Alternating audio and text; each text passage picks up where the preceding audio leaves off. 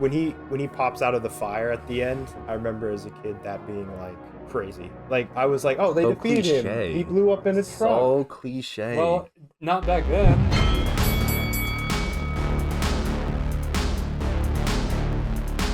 Let them fight. Welcome to Film Fights, where we don't just talk about movies, we make them fight. That's a work in progress. We're gonna change it. Today we're here for an episode of our first officially branded episode of Classic Clash, where we, as I wrote here, take two films with a comparable quality and make them battle it out for cinema supremacy. Today we're talking about RoboCop versus Terminator. We have the Film Fights triumvirate here today. We got Tay and cousin Kyle, our unofficial third podcast host. So to run through our criteria, we basically have 5 categories that we're going to be focusing on. The first one is story, which is plot structure, beginning, middle, and end. We have characters, which there's plenty of. We have the aesthetics, the settings, visuals, and musics. We have action, which is pretty crucial for action movies. And lastly, we have themes. We're also going to be ranking these movies in each category with a 10-point system. So once we kind of are wrapped up our thoughts on each category, we're going to write down a score between 0 and 10 for each category, meaning a total of 40 points for each of us. And then we're going to combine all of our points at the end to see which one we liked the best overall. And without any further ado, let's get started. RoboCop 1987 is directed by Paul Verhoeven and written by Edward Neumeier and Michael Myers. My Halloween instincts are taking over there. It is set in a crime-ridden Detroit where police officer Alex Murphy, played by Peter Weller, is brutally attacked and left for dead. OCP, a powerful corporation, transforms him into a cyborg law enforcement officer known as RoboCop. As he navigates his new existence, RoboCop uncovers corruption within the police force and battles against crime, while also grappling with the remnants of his human memories. The film explores themes of identity, justice, and corporate influence in a dystopian future. The Terminator 1984 is written and directed by legendary filmmaker James Cameron and co-written by Gail Ann Hurd and William Wisher. It stars Arnold Schwarzenegger as the Terminator, a cyborg assassin sent from a post-apocalyptic future to the 1980s with a mission to kill Sarah Connor, played by Linda Hamilton, who is the mother of the future resistance leader John Connor. Kyle Reese, played by Michael Bean, is a soldier from the future sent back to protect Sarah. This unlikely pair is forced to work together not only to survive the unstoppable and oppressive Terminator that's tracking them down, but the impending doom of a dark tomorrow. I think what RoboCop does exceptionally well is being an action-packed, campy, but also somewhat serious story that follows Alex Murphy dying and then regaining his humanity. That is the core of the story. And everything, the aesthetics, the action, this is all the characters. They're all in service of helping Alex Murphy get to that point. I think what I like about it is that it shows through a lot of the commercials, which the fact that it's satirical, so you can laugh at it because it's funny, but it's also funny because it's true. When I talked to my parents, they were like, oh, I mean, this is exactly like how it was back in our time. Just how a lot of those commercials, even though they were silly, they would fit right in. So like Nukem and yeah. I want to play that. Buy that for $1. We had to say it. I'd buy that for $1. I've been saying it all week. Yeah, I think that sort of idea is carried well throughout the movie. I mean, the action scenes are serious moments because it's usually a matter of life or death, one way or the other. But there's also funny stuff happening. The guy gets shot in the crotch, like, it's funny. It's funny, but it's not like taking you out of the experience like, oh, that could never happen necessarily. It's still like in service of itself. RoboCop's tonal balance is pretty close to perfect. That too. I especially rewatching it, I was focusing on that a lot, and it balances the tone super well. It's not going like right from a serious dire moment right into one of the silly commercials usually. That's typically like put in a moment where maybe you're getting some development, but it's not like a matter of life or death right before and after.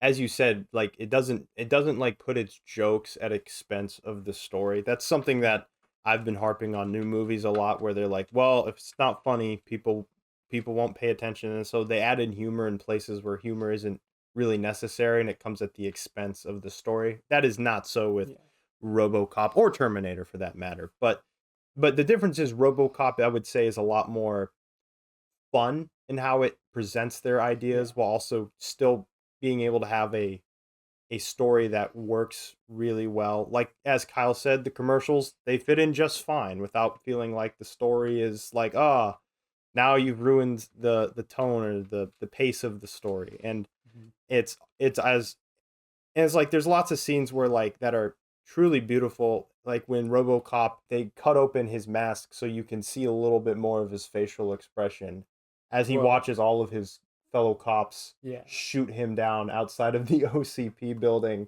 How much damage he takes, him just trying to survive. It's like it's really sort of like Frankenstein against the mob of people with torches. Exactly. It was such a powerful moment.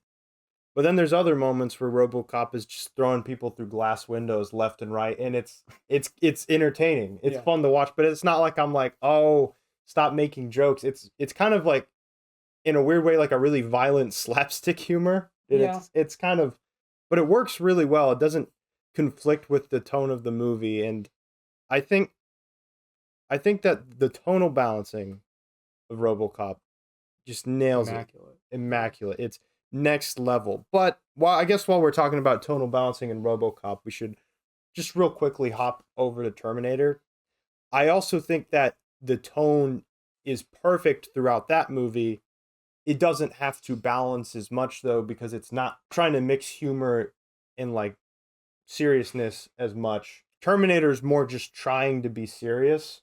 And his Terminator isn't really too much of a satire of anything, I don't think. In comparison. They're both kind of action movies based off like a sort of robotic person. Yeah. But then, RoboCop is that person as the protagonist, Terminator is that person as the villain, and then RoboCop is more of the satire, has that element, and then Terminator has more of the slasher element. Yes. Yeah, I agree. And so Terminator takes itself a lot more seriously. There are some jokes in the movie, like Terminator having a list of responses to reply to, or like when he's walking down the hall with his big gun, and then that guy's like they have a lot of funny moments in the Terminator, but it's not nearly at the level of like a RoboCop where you see Ed 209 malfunctioning and it's hilarious of just getting brutally like shot down, like just how perfectly wrong. So unnecessary. It's overall just a more serious tone, but it sticks to that tone perfectly. It doesn't, there's not like moments in it where I'm like, oh, that's distracting. Like, but you could almost argue that it's more impressive that RoboCop is able to balance what it balances, because when you're trying to balance humor and tension, it can be very difficult. Yeah, and so especially when you only have so much time. Yeah, and when you move as fast as the movie does. But exactly, and doing that all in like an hour and 40-minute runtime is really impressive. But Terminator's tone feels a little bit more believable in a lot of ways, and that doesn't necessarily mean it's better. In Terminator? Yeah, I'm not saying this is necessarily a bad thing, but because Terminator takes itself more seriously, it had an easier time handling its tone well. Yeah, and so, but I think it does that well. Where RoboCop, you have like these funny little commercials that are interesting satire. It does make the tone like a little bit more comic booky, but I mean, comic books are good. It's a different vibe. I'm saying with Terminator, I fully buy into the story a little bit better because of the very consistent tone. I believe very much that Kyle Reese would be this kind of no-nonsense, awkward guy with no social skills that would fall in love with a picture, pretty much, because that's how bleak his future was. I buy into Sarah Connor being just initially very startled by everything, initially not wanting that responsibility, that when she was like, man, I'm probably disappointing to you, Kyle, and not you, but Kyle Reese, and he's like, not at all. You were super strong. She's like, no, I'm not. But by the time you get to the end of the movie, you kind of see the beginning seeds of what she might become. in the future being that person that ends up raising a John Connor. They lay the groundwork for that subtle character arc really well. It's not as in your face as RoboCop, which isn't super in your face. It's not like bad. It's a very subtle metamorphosis that Sarah Connor goes on that feels very realistic. At the same time, while Kyle Reese is from this future comprised of robots, you see the humanity kind of slowly coming out of him by the time he gets to the end of the movie, where he is more tender with her and he is more like loving with her, and he ends up being the father of John Connor, which is just ties the movie together in so many ways too, which I think full circle brings it all back. Him basically making Sarah Connor into the mother that she needs to be for John Connor. Well, is she kind of turned him into just more of a human father character. And their relationship isn't like a typical romance per se, but I think how Terminator handles it handles it so well. There's never going to be an easy way to explain time travel, and essentially what happened with Terminator at the end the way it did. Yeah. There's never going to be a good explanation for that, and I don't really expect that from movies nowadays. All I can say is that I think I like what they went with, and it was still directed well. I do still think of it as a little bit contrived, what they went with. Oh, I agree with you. Like, especially how you explained it and then seeing it and thinking about it, I think they still pulled it off mostly. Just not what I prefer generally. I think there were maybe better ways to do it still. And yeah, as when I finished the movie with the fob, he was like, "That was so dumb." I'll come around on it a bit from then. I can see that initially. At first, I was like, "Yeah, it was basically." Whenever it's time travel, it's always going to be a little dumb. Yeah. Obviously, everything in the movie should have changed after they time traveled. Well, and I think, and it's like, is it a loop? Does this happen for the rest of the time? Kyle Reese keeps coming back. Get into sequels and well, blah, blah, blah, blah. And this isn't, and like I said, this isn't the Terminator film theory episodes, but like I think that it's really fun to talk to people about the ending of Terminator 1, because like there's different interpretations for how the time theory works, and they don't immediately spell it out for you, and I think that works. I think it works better the less you explain a lot of times, because when you have these movies that are like, yeah, which has happened in like every time travel movie, every multiverse movie, they're like, it's not how it is in the movies.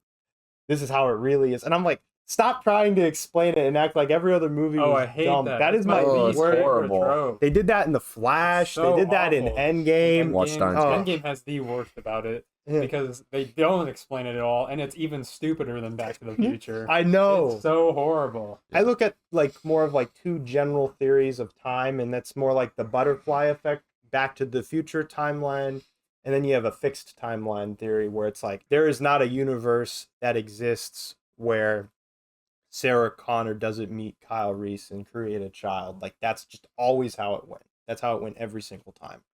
And so the future keeps moving forward, but it only moves forward because it was ensured by them going to the past. There's no branching timeline. There's one timeline. Based off only watching the first Terminator movie, that's what my only problem is that it's a little dumb, because it's like, how does it happen in the first place? Because there is no Kyle Reese. For the very first time the timeline goes through, there is no Kyle Reese, right? Like, well, it's kind of like how you look at the thing with those is, or the thing with that interpretation is always, how could it have possibly even started? Exactly. Yeah, it can't start because... But I'm saying the first time it always, that's kind of the paradox, is if you look at time as something that moves infinitely forward and backwards, that the time is set. True. I mean, if that's how you look at that's the, what I'm, if that's how the fixed timeline works. That's how you look. Yeah. That's how you have to look at it for the Terminator. Yeah, and that's how I would look at it for the Terminator theory of time. And in a vacuum, I can sort of make it make sense for that. Now, other movies, I think, conflict with that a lot later in the franchise, but this is about Terminator 1. But Terminator 1, that's kind of how I look at it. It's how I like to look at it. Let's real quick, I want to talk about Bob Morton. That's also something I love about RoboCop, is Bob Morton, would you call him like a good character? Because he made a product that worked. He made a product that worked, and he put RoboCop in the world who is out doing good. You might be like, who's Bob Morton? He's basically an up-and-coming board member of OCP that's kind of trying to... He's trying to take the position of vice president. Yeah, vice president, and he's competing with Dick Jones, who's basically the main corporate douchebag who made Ed 209s, which are like these big mechs, but they don't work that great. And he's the guy the younger guy that's promoting the RoboCop program, so to speak. I actually love Bob's character. It's really hard not to love his character, but I think it's I think it's pretty realistic to where even if you're technically doing good things, a lot of the time people will be doing good things for their own selfish reasons. Yes. And also, like, you can argue that they have a lot of flaws and are maybe even bad people otherwise. Like, if there was... I just love that. I love that in stories. It's sort of empty and gone now. Like, where you have characters who...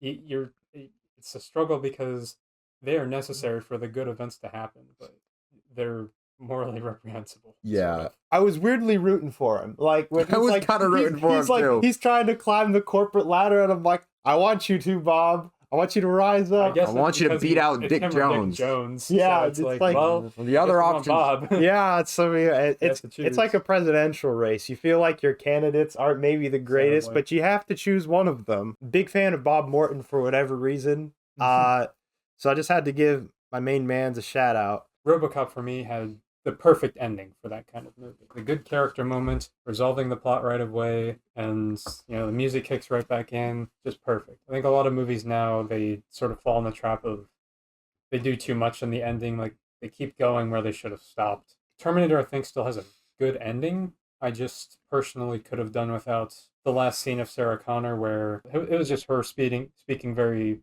metaphorically and about things, and it didn't hold much weight, I feel. And then I didn't need to see how the picture got taken. That took me out a little bit, and I think just starting her on that path by having her kill the Terminator was a more proper way to end. Yeah, I'd agree. For me. I actually disagree. Oh, I actually like the ending of Terminator more than the ending of RoboCop. Like I said, love both these movies, so that's not a diss, because I think both endings are great. But what I like so much about the ending of Terminator is I think it allows the story to breathe. Like with RoboCop, the fact that it kind of ends just sort of abruptly. It's like his character arc's finished. He said, I'm Alex Murphy. He's regained his humanity. It's perfect. Works perfectly for this action-packed movie. But I think with Terminator, where it's just tension on tension on tension on tension on tension, right? And then she kills the Terminator. I think it's good that you get somewhat of a release. Having one moment with Sarah Connor to breathe where you see she is pregnant now. Kyle Reese kind of is the father, and you do get that picture. I do think that does kind of... I just don't think that the scene was necessary to portray that. I think we could have assumed that she was pregnant from what we saw with John Connor. Me, I feel that works. It's just that's something that's... It's a little redundant. I guess this just has to do with taste personally, but yeah, that's a good realization on maybe a rewatch or thinking it over later. And personally, I like it. I don't think that was talking down to the audience. I think it was maybe breaking it down for the audience, whereas I like to sit on the thoughts of movies more and come to that realization on my own. Well, what I like about it so much, there's a scene around maybe the middle or near the end of the second act of the movie where Kyle's talking about that picture of her, and he's basically saying, I always wondered what she was thinking in that moment. I always wonder, like, if she looked kind of, she's like, not she like sad, but like kind of sad, and I kind of wondered what she was thinking. I actually think it's really cool that you literally get to hear what she was thinking. For me, it's somewhat of a cathartic moment, and I also think that last shot of her riding off into these mountains where a storm is coming is such a great visual ending for one of Terminator's themes, which is just this impending doom that you can never escape. So I can understand why you would think it drags, and especially comparing to RoboCop, which is like no filler, no, it's like, I don't think it's the fact that it drags, because I agree with you that it's good to give it time to end. Yeah. I think what you've unconvinced me on is how just having it be a literal storm to me doesn't tie in as well. Yeah, but I think if it as a piece of art, I think that the metaphorical storm still works perfectly fine.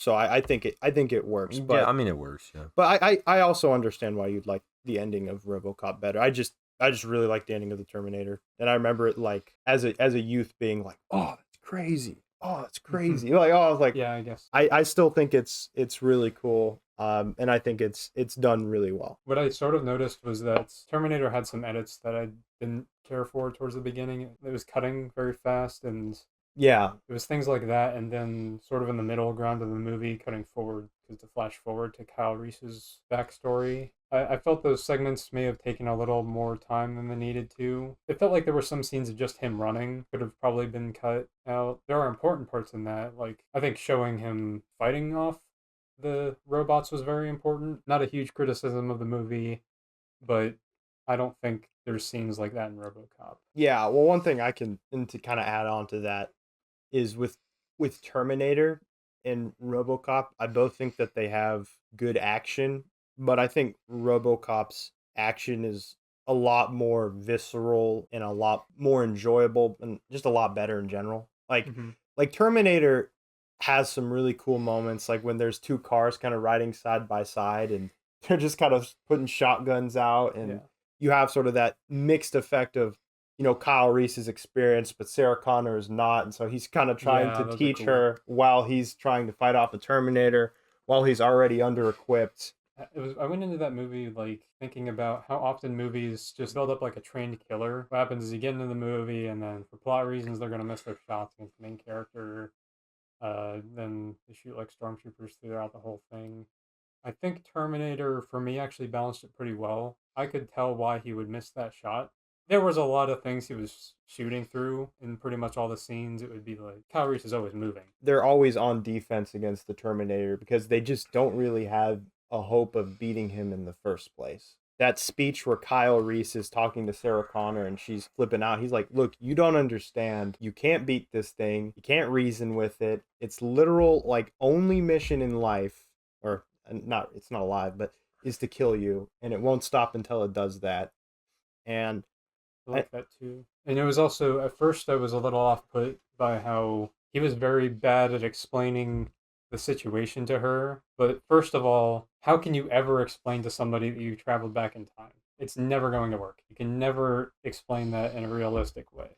well, Where that someone yeah. in the 80s especially will believe it. I think it also fit with Kyle Reese's character where he's a bit of an out of touch soldier, doesn't know how to properly convey things well to people. He doesn't have the best communication skills, and I think that helped in service of his childhood. So I actually think it became a good thing in the movie. Terminator rightfully shows what would happen if, under a normal circumstance, you tried to explain that to somebody with him talking to that psychiatrist. And he's like, "Yeah, this guy's crazy. He's got one of the best paranoid delusions of all time, Yeah, but the guy's crazy." I like that a lot. And I think that it's really cool that like Sarah, like it's almost like she doesn't want to believe it. She doesn't want to believe that she's the mother of the future or so called, or she doesn't want to believe that there's this, oh, it's just a guy. And a lot of times when we're in moments or some where it's not something we like in our life, we almost want to believe the best outcome to kind of just avoid it. And then you see that reality come crashing in when Terminator murders this whole police department. And I think the police department scene was definitely my favorite action sequence in the movie. Probably It's very good. between both movies. Really? I can see that. I really liked it. Yeah, I would say a comparable scene in RoboCop is him when he's breaks into like the cocaine. Was that what it was? Or I forgot about I that don't scene know. actually. That was really some good. sort of powdered It was drug, it was we'll say. it was a cocaine factory. But yeah, I think that that's a comparable action scene, and I don't think it's as good as the Terminator murdering everyone in the police department. There's one thing I feel like we should really talk about though. Literally RoboCop versus literally Terminator. Like as a cyborg, who do you like better design wise? Oh, that's tough. Yeah. I mean, they both work for what they are. I think they both work really well for what they're meant for. If RoboCop had a Terminator design, it wouldn't work nearly as well, and if Terminator had a RoboCop design, it wouldn't work at all. I guess in that regard, there's nothing about Terminator that I can really nitpick, it feels like, because they show you a lot of the design, and I like that they're not afraid to show you very intricate details on it. RoboCop, I mean, somehow they never shoot him in the mouth area. Yeah. and he doesn't have any protection. Yeah, that actually kind of bothered me too. I didn't say anything about it, but it was like because it wasn't really at all like it's the same thing with I like just think if we have to Batman compare when he's them wearing a directly, bulletproof suit, yeah. but like yeah. I just think if we have to compare them directly, then that might be the deal breaker for me. Otherwise, I actually love RoboCop's costume. I'll just say what I like about both of their suits in more detail. What I like about the Terminator is he literally starts off as only human, and then he And ends then up. over time, he goes down to Yeah. just the bare skeleton. Yes, that is just It's so really cool. cool. That is so cool. I think he's a great physical representation of impending doom, which is present throughout the movie, and I think he does that immaculately. Yeah. Pretty much flawlessly. Also, just I remember when I first saw Arnold, he looked inhumanly large. Yeah. Like he looks big in other things too, but like he looked really, really big. And Especially compared to everybody else Yes. that he goes against, none of them Like- hold a candle to him. like Kyle Reese, like in theory, he's actually not that skinny. He actually is in great shape. But next to the Terminator, he looks like a teeny little stick. So, as a physical presence and the symbolic representation of the impending doom that's coming for them, I think he works perfectly. Last thing I just want to say about like the Terminator is just when he pops out of the fire at the end. I remember as a kid that being like crazy. Like I was like, oh, they So defeated cliche. him. He blew up in a truck. So cliche. Well, not back then. I guess yeah, maybe it's it like made if the you've cliche. never Yeah, I seen guess it- if it's made the cliche, it can't be cliche. But It's Yeah. just like it's like they Well, basically that have also is better explained than other slashers. well Is and Terminator the best slasher movie? yeah, Make a video about Terminator's that. actually the it's best. Terminator. slasher. It kind of is. It's better than any Friday the 13th movie. So It makes sense why it happens. better than Halloween. And yeah, I don't know that I mentioned it yet. That shot of the truck explosion and just the pure visuals and how that movie looks at that point, so beautiful. It's awesome. Well, and It's so cool. I think you mentioned that like some of the cuts look a little jarring at times, but like when it actually like holds on certain shots, there's a lot of shots that just look really cool in the Terminator. It's true. I thought it was really cool when they had RoboCop walking through the police department for the first time, being Well, I didn't introduced. realize until I rewatched that they don't really show him much. Yeah, so it was like a really cool unveiling almost. Everyone was talking about it in the police department. I thought that was pretty cool. Well, and the first time he moves, you see like kind of like the side of him through like a CRT TV. I was like, oh, Yeah. I like that. face. It's really cool. The build up to RoboCop is really, really well done. Like Mhm. basically perfect. They both have great aesthetics, but overall, I think Terminator has better aesthetics and than RoboCop. and definitely I think I also agree that I like Terminator's overall aesthetics, but there's one aspect of the aesthetics of RoboCop that I really like. Basically any of like the costume work or special or like effects, not effects, but like makeup, the guy who got thrown into the radioactive waste. Oh, They I'd went- forgotten about that part, and I rewatched it, and I was like, "That's horrifying." No, it was Oh. worse than I remembered it being. And I was like, that is really impressive. And then he gets Yeah. bulldozed by a car. Like that guy got it the worst out of everyone. Oh yeah, by far. I'm looking at my aesthetic scores, and I don't think I'm meaning to change them. I think what puts RoboCop that gives it the edge for me is that it describes its setting very well all the time when they're at OCP. They do a great job conveying the corporate feel of the building. Very cool visuals showing how tall it is and everything. I think they convey the time period it's set in very well. Looks very Detroit. Really makes you feel like you're in Detroit. No, it's just that That's a good it conveys a city that is under siege by crime. You know, I think Terminator at times could have done better putting me in the 80s. I'll say this about Terminator. It doesn't only have the task of putting you in the 80s, it has the task of putting you in the future as well. And I Yes, actually think and putting it in the future, I think, did very well. I actually think it did really well both times. And I can give a couple of examples.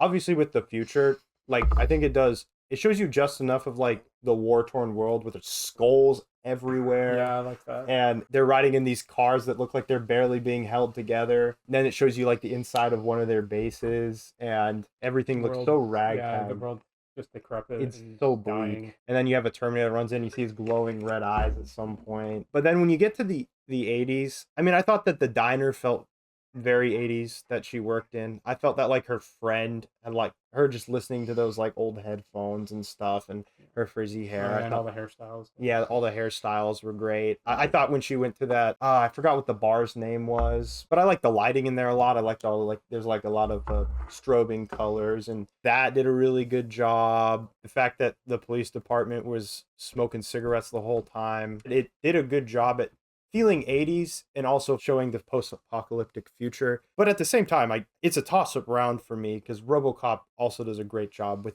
like The big key thing that I like about RoboCop's aesthetics in terms of setting is that it conveys not only the 80s, but an 80s Detroit transformed by crime and OCP's influence. Police Precinct was done very, very well. it was. And there's a lot of good details in it, like how the men and women are just changing right in front of each other, which Yeah. I don't know what that decision was. Maybe it was It just was so it that was they could cool have it. though. Yeah. But it was also like I liked it because the men weren't focusing on the woman changing too heavily, and Yeah. the direction didn't focus on it too much either, which to me that symbolizes that everyone is aware that they have bigger things going on, much more Yeah. important things, and it's like, okay, I actually really like details like that that make it a more convincing world, I think. I agree. I think that RoboCop did that super well. And like to me, like setting is a toss up. I think that like if you're looking at the settings part of aesthetic, yeah, I think that for sure can be a toss up, and I might even lean RoboCop. Did we talk on recording about special effects? I don't know if we did. I'll say with the Terminator, they did a good job of not relying on the stop motion effects too much. That's true. Like Ed 209, you almost every time you see him, if every time you see him is it's stop motion. Yeah. Where the Terminator, when they cut back to those close-ups of him where they using puppetry, I actually think that still holds up and looks really good. That I do think. And I think for me, what the tiebreaker is the music. I think the Terminator just has slightly better music. I mean, Really? yeah, I was gonna say that I think the Terminator has very good and fitting music, but I think that music to me was only great at conveying the one tone of tension, whereas I but it think does that so well. it does it very well. I just think that RoboCop's themes or the music in RoboCop conveys like the heroic aspect of him going in and fighting crime very well, the emotional moments of him remembering his past and being fired on by the SWAT and just trying to regain his own humanity. Yeah, and I To can me, it has just such a wide range that it nailed perfectly.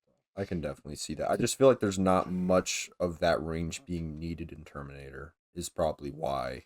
I think it does a serviceable job when Kyle Reese and Sarah get together and when they just have those emotional moments talking together. And I think there's a different goal when you're trying to go for a more muted tone. Yeah. That works. I just think RoboCop then went the extra mile and did very well. Yeah, that's fair. I think to give my thoughts on the music, initially I thought it was going to be a wash for like I thought Terminator was going to destroy RoboCop, but then I listened to the soundtracks and I'm like, RoboCop's got a really good theme. Yeah, it's Kinda pretty hits. close. And I was like, that's And the fact that a movie like when he first goes out at RoboCop and Yeah. plays that theme, and then Mm. the way it ends is so perfect. Yeah, because it starts at just the right And- time. and it's like Nailed it. I'll say this about the RoboCop soundtrack is RoboCop conveys heroism and justice so well. Is so cinematic, and the way that the music floats and flies and is bombastic is so perfect for the movie. And Well, I think On that, I also think the way Terminator's music just like shows impending doom and nothing you can do to stop it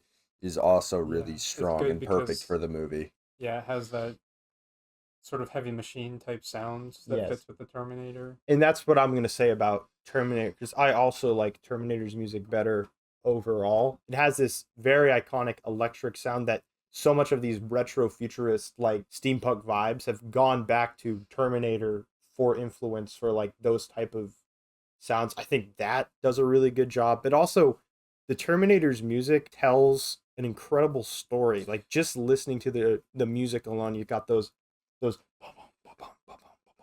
like Yeah. and then these like synth like lines through it. and they play that every time the Terminator's on screen. But then you have this little synth interlude that's kind of a beautiful piece between like the da da da da da da, and it's like this Yeah. through line of it's the humans trying to run away from these drums, these dark drums, these like distorted drums, and they play. And I remember the most human moment in the movie is right before Kyle Reese and Sarah Connor conceive a child. It's like one of the only times you hear a piano, and it's that interlude, that theme, no drums, nothing else, just that. And I think the Terminator theme is like one of my favorite movie score themes of all time. That being said, still really like RoboCop. Still think it's great. I think it sounds more cinematic in a lot of I ways. can agree with all of that. All of this is tough because, I mean, for all these categories, it's scoring pretty good. Both of them are scoring Mine are very only well, like 1 point difference or like the same. pretty much. It's just Yeah. I'm having to split hairs here. Yes. For, like, directly. Well, And that's why if you're like RoboCop, I'm like, you idiot, Kyle. Yeah. How dare you choose RoboCop's music? So I mean, I could see like RoboCop or Terminator winning for everything except for feel like one we haven't category. talked about themes much yet.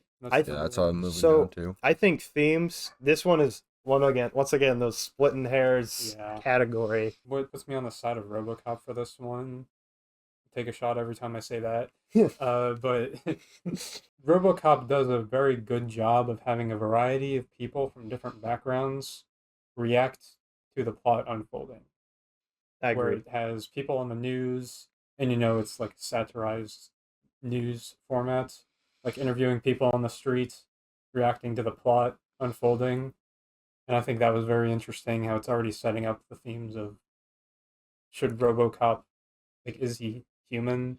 And should he be doing all of these things? And Terminator does perfectly fine with the characters it has reacting to the situation. Thinking about it now and even thinking about it then while watching it, I was more interested in seeing how the situation affected the world as a whole. And I feel like we mostly only got to see how it affected some individual people, the police precinct, and then the main characters.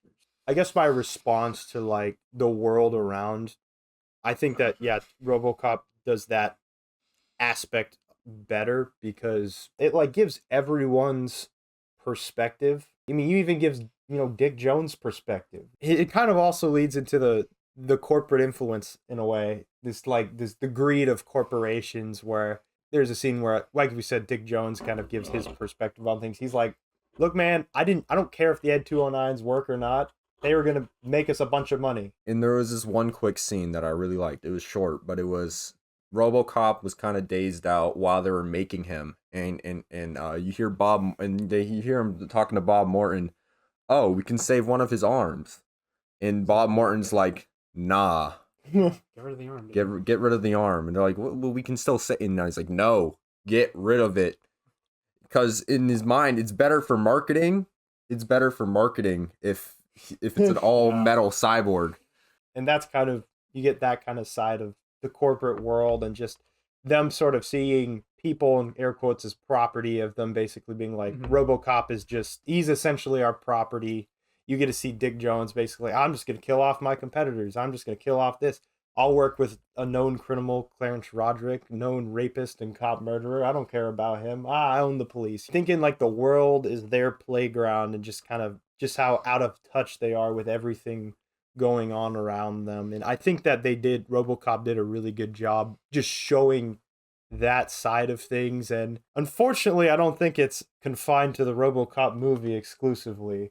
Maybe not. And so RoboCop may it's have been a little too telling. exactly. And so there's a lot of corporate greed now. Very, very well. And so I think that was super well done. What do you guys think RoboCop has to say about technology? I actually think it's sort of the perfect, maybe not the perfect, but I really click with its idea on technology, because the idea that things are always getting worse, even as we make progress technologically.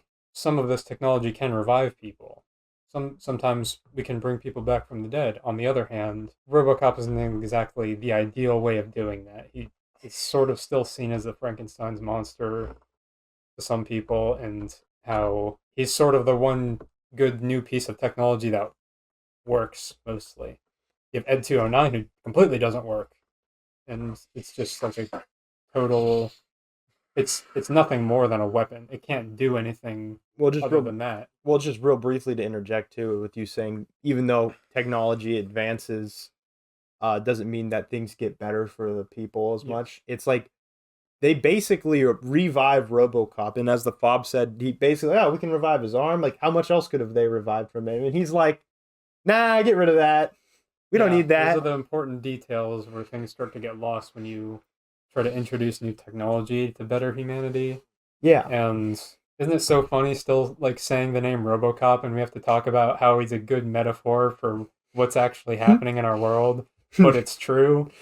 It's just that he's a very good symbol for how you need to balance the new technology that's coming one way or the other and trying to retain your humanity. I think that's the key part of the movie is that staying in touch with your humanity is the most important thing to do in regards to the evolution of technology.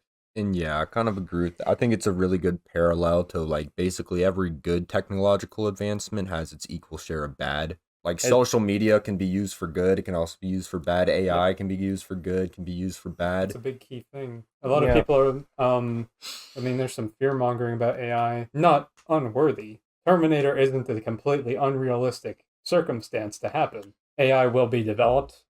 There will always be people who want to develop AI. And I think the take that I've seen some people have that I really like is that you just need to adjust to the world and try to use it the right way. Yeah, better. I agree.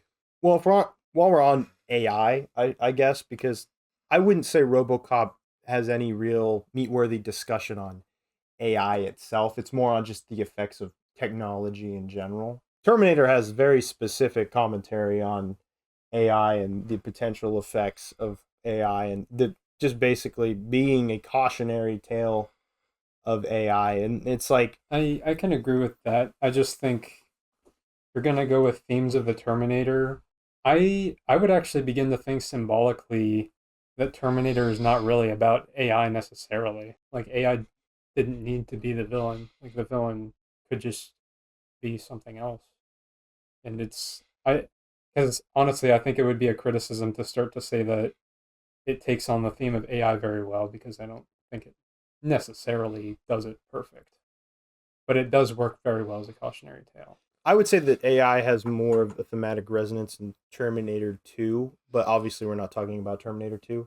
I think as in the first one, although it might not have this deep symbolic weight like you're basically saying, I think it being a cautionary tale of the dangers will always keep it very relevant in popular discussion as something that could go seriously wrong and people just didn't think that it would as much and it was too late once it got out of hand. That is super relevant right now. That's something that Elon Musk has been talking about like everywhere pretty much. This could be the end game if we're not careful. I think that the threat of nuclear war is also something that is like being on the brink of nuclear war, wiping out humanity. Yeah, I can agree with that. And then I think for me, what Terminator needs to really round that out is the idea of AI to have been starting in the 80s and people reacting to it. I think to do that theme exactly right, it needed to have people be complacent when AI is growing. And it doesn't show that at all. It only tells you. I still think it is effective without doing that. Like, yeah, that would have been great. And like I said, Terminator 2 does more of that. But I think that it works okay because it's showing you that before and after, showing the contrast between the carelessness of like the 80s and the like simple like, oh, my date canceled on me, that's so sad, you know. And then Yeah, it's I like guess so. and then I showing didn't think about that. and then showing the we're trying to survive and this out of touch Kyle Reese, just our problems seem comparably minor compared to the problems of the future. Maybe slightly. And I think that's something that is a really interesting idea, how it's like they're basically struggling for food, they're struggling for water, they're struggling to just survive the onslaught of attacking robots. And you could make that in case like if you wanted to compare it to like, I don't know, wars in the Middle East right now, you know, which is a hot topic, like just how my problems personally seem relatively minor to the people that are struggling over there. And because Kyle's right when he says like themes of AI specifically aren't as impactful as much when it just focuses on AI as a symbolic force. It's more of a physical presence in the movie. But I think the themes that come from that are still relevant and they're still impactful. I do think you hit the nail on the head with how our problems seem so small compared to other people, even now on different parts of the world, but especially what the problems could be in the future. As you said, I think it nails that. I think the human condition is, I think, another interesting thing that Terminator tackles, in the sense that now someone like Sarah Connor, who is this unassuming normal person, when she's faced with the problems of the future, can be hardened, even with all the nukes going off, even with all the hardships. It's like humans find a way to just hold on a little bit longer, even when they're in these dire circumstances. And I think that itself is interesting. I think that the idea that love can sort of live on, even with things being so dire, and there's still always a place for that. I think Terminator does that really well. I just think Terminator thematically has got a ton of substance, as does RoboCop, though. So to me, I think Terminator's a little bit more impactful for me personally, based off of just all of the themes that I've brought to light. Let's get to scoring. We'll start with the Fob, then we'll go to Kyle, and we'll go to me. All right. So let's start with the story. RoboCop's on a story of 10, and we got Terminator on a story of 7. I just wasn't a huge fan of how the time travel played out. And then next is characters, I believe. RoboCop's a 9, Terminator's a 9. Both of these scores were changed from the opinions from outsiders. The Sarah Connor Reese hype got to me a bit, because the Lewis degrading kind of got to me too. Aesthetics, I had RoboCop on 9 and Terminator on 10. Both really good. I just think Terminator had a slight edge. And then for themes, RoboCop on 10, Terminator on 9. Yeah, I think the themes were done better in RoboCop. Terminator might be an 8, but we'll give it a 9 for now. And then action, RoboCop's 10 and Terminator's a 9. Pretty self-explanatory. And then total for RoboCop was 48, and the total for Terminator is 44. So, my final tallies for story, I have RoboCop at a 10. I think it was perfect, and I wouldn't change anything. Terminator, I have it at a 9. For much reasons I already stated, already still one of the best 80s stories. Characters, I have both at a 9. I think both actually, now after our discussion, convinced me were much better than I thought. Aesthetics, I have both at a 9. RoboCop would have gotten the edge, I think. Again, I just wanted to see like more OCP aesthetic influence. Themes, RoboCop is at a 10 and Terminator is at a 9. Very, very close though. And action, I have both at an 8. So my final tallies, RoboCop is at 46 and Terminator is at 44. I think mine's the highest overall for both, actually. I gave the story for RoboCop a 9 because it's super good. Just a couple little things that bothered me, but overall, perfect. Terminator, I gave a 10 because the story just works for me on almost every level. Characters, I gave RoboCop a 9. Peter Weller gave a spectacular performance. Terminator, I gave a 10 only because I don't Terminator's a great dislike anyone, and I think Sarah Connor is great. I think Kyle Reese is great, and as a presence, I think the Terminator works great as well. I also really like the aesthetics in both of these movies. I gave RoboCop a 10. Terminator also gave a 10 though, because I think the aesthetics are perfect in that movie as well. Action, I gave RoboCop a 10 because it is pure 80s awesomeness. I gave Terminator a 9. Lastly, for themes, I gave RoboCop a 9. Just because, screw it, actually. I have no problems with RoboCop themes. They're getting... He had nothing. I was thinking about, why did I give it a 9? Nothing. It's actually a 10. RoboCop gets a 10, baby, on themes. You get to go to work on time. And Terminator gets a 10 on themes because they're both... That's what we saw. Yeah. They are both spectacular commentaries, which means, I don't have to pull out the calculator for this one. RoboCop gets up to 1 point, meaning that RoboCop gets 48, and then Terminator gets a 49. Our final total numbers You good? is Terminator at an average of 45.6 and RoboCop at an average of 47.3, with the raw numbers being 137 for Terminator and 142 for RoboCop. So, our big winner today, RoboCop! Yay! The ultimate victor. We won this film fight. And once again, I take all of the L's. You got Spider-Man 3 to number 2. But it's not complaining. Thank you so much for watching this episode of Film Fights or Classic Clash. Which of these movies do you like better, RoboCop or Terminator? Let me know down in the comments below. Thank you so much for watching, and I will see you later. And I think it's great that she finally has the bravery to sort of face her fears. Whereas with Dutch, this man basically figured out how to have an invisibility cloak and escape whenever he wanted. There was not a moment of hesitation. It's like, it didn't even cross his mind. He's like, well, I guess I'm going to have to destroy the Predator.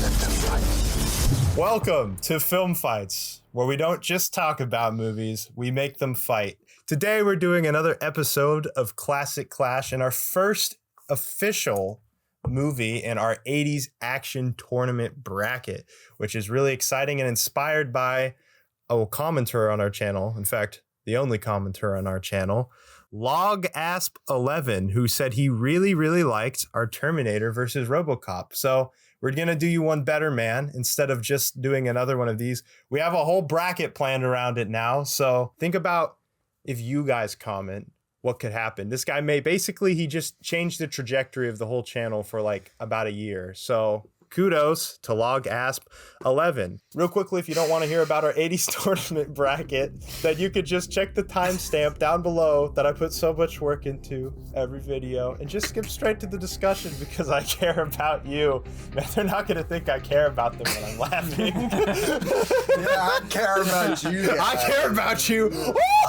At the Film Fights podcast, Cousin Kyle, the Fob, and I are excited to announce what we believe to be a first-of-its-kind 80s action movie tournament, pitting the best action movies against each other until we determine the greatest action movie of the 1980s. We have sorted through various online greatest lists and determined the top 16 action movies from that decade. Now, there are a few criteria that you need to be aware of. These are action films, not necessarily adventure films. So while sci-fi action films like Aliens and RoboCop are included, sci-fi adventure films like Empire Strikes Back and Star Trek II: The Wrath of Khan are not. For movies that are part of a franchise like the Lethal Weapon series, Indiana Jones movies, and the Rambo movies, we've selected the highest regarded film in the franchise. For our first round, we will be evaluating these films on a variety of categories: narrative and pacing, characters, action sequences and choreography, cinematography and special effects, music and sound design, and lastly, themes and motifs. Each category has a different maximum point total, based on how important we deem the category to be. The movie with the highest score will advance to the next round. We are really looking forward to this tournament, but we need your help. We have two different models of tournament bracket to choose from, and we would like you to vote on which one you think is best. Bracket A is a classic seeded tournament. Our crack staff spent hours correlating the rankings from multiple greatest lists, aggregating the rankings using a complex process to pre-rank each movie. This approach would protect the highly ranked movies from facing off with each other early on in the tournament.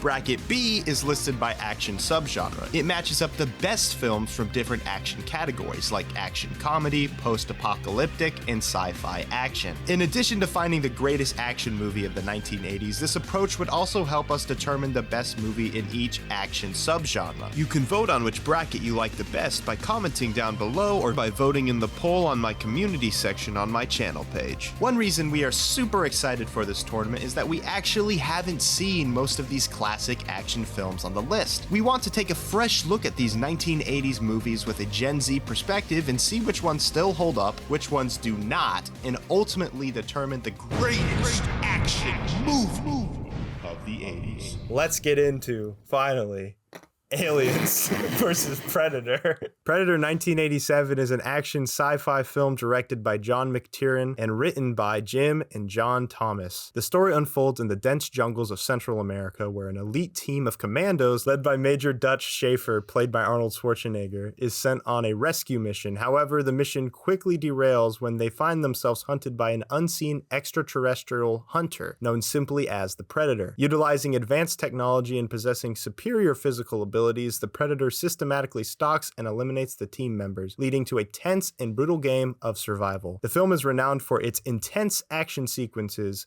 groundbreaking special effects, and iconic portrayal of the Predator, making it a classic in the sci-fi and action genres. Aliens 1986 is a critically acclaimed science fiction action film directed by James Cameron and written by Cameron alongside a story credit to David Giller and Walter Hill. It serves as the sequel to the 1979 film Alien, directed by Ridley Scott. Set 57 years after the events of the first film, Aliens follows Ellen Ripley, played by Sigourney Weaver, as she returns to the alien-infested world of LV-426. This time with a heavily armed contingent of colonial marines. Ripley's initial mission of extermination turns into a desperate rescue operation as they encounter a survivor Newt and face the overwhelming forces of the xenomorphs. The film is celebrated for its intense action sequences, emotional depth, technological innovations, and Weaver's powerful performance, expanding the franchise's lore and setting new benchmarks for the science fiction and action genres. All right, for round one, we have our first section, narrative and pacing, which is worth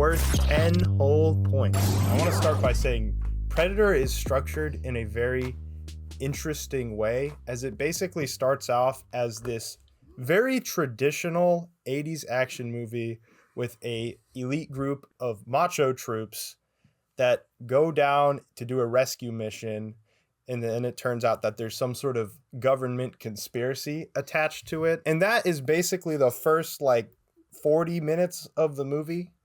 And then randomly, it throws in this slasher element with the alien, which is teased by a spaceship at the beginning.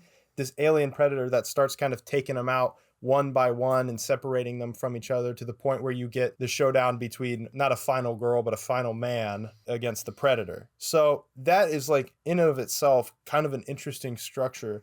But one thing that I would like to compliment Predator on is its pacing, because I was never bored watching the movie, and despite the weird sort of structure of it, things move along very quickly, and it adds a nice flavor to the movie, as it makes sense that they're not just going to fight this predator, they're on their own mission. They're doing their own thing. That is a well-developed enough story, and it really shows and brings out the team camaraderie and showing how they work as a unit and how they've been working as a unit for a while, and it establishes the dynamics really well. When you see them starting to get taked out, it's almost a little bit jarring that they're getting taken out so fast, I should say. There were a couple times I felt it was kind of slow. It begins, with all the setup, good stuff, like all the character work at the beginning.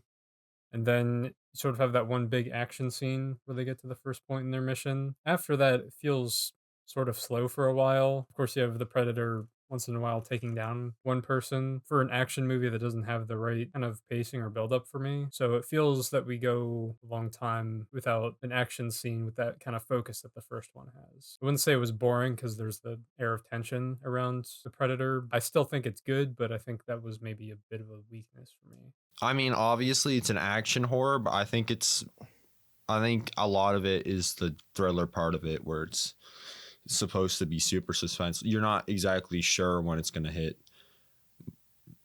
until it does, right? So I personally don't have a problem with how they paced it, and you're always kind of on your toes. But and I think I can agree with Kyle a little bit, but when we get to the action section of this, maybe more, because as a narrative and as it was paced, it's interesting, it's unique, and I was invested the whole time. I didn't feel that there was many dull moments in Predator, and that could also be because it's shorter than Alien. Going into Aliens, I think that the movie has a very action-packed second half. yeah, And so I think when you get to that second half, it's very rewarding, because the first little bit over a third, I would say, is pretty slow. It's a lot of building up to the big action scene. It's not like Predator where they're there for a completely different reason. From the beginning of Aliens, they know why they're going down there, and they just weren't as equipped for the job as they had initially thought, because they were just a little bit in over their heads. They bit off a little more than they could chew. The build up is, well, I didn't mind it. I did think it was a tad bit slow, and it could have gotten to the point.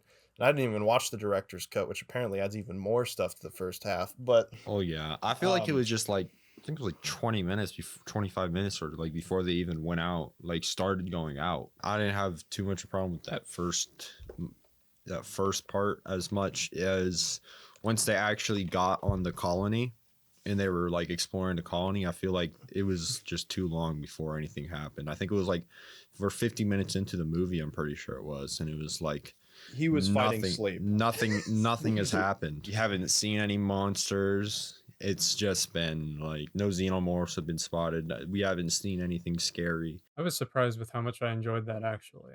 What I like is that it shows a lot of effort that went into preparing the setting for the story. They care about what's happening in sort of the lore. I think it ties in well to the idea of people don't really get it when they weren't there. And I think it's aged very well, because I think if one person came back from a mission and just made up this crazy story, probably nobody would believe them. And I think all the characters do a good job of approaching that, how it completely breaks down when they see the full reality of it. And to your point, well, I didn't mind that personally. Like, I wasn't like, can we get a move on? And it's like I could kind of understand the what you're movie talking is about. just too long. Like they could have cut out like at least 10 minutes or 15 minutes. I wouldn't say 10. I would say maybe like 5. I feel like you could have trimmed 5 minutes, but like when you're only talking about like a 5 minutes, I don't hold it too much against the movie. Going into sort of the setting aspect of this, I think that for Aliens particularly, it was very important to spend time at the beginning establishing a world that is foreign to us, whereas in Predator, it doesn't need to establish the jungle. It's a jungle. We know what a jungle looks like. They did a good enough job just with the atmosphere of the jungle, because we've all been in that setting before, and Predator kind of has that built-in thing going for it, whereas Alien doesn't, which is why it's important that it really spends time fleshing out its world, making that world come to life. And I think the set design in Aliens by proxy is just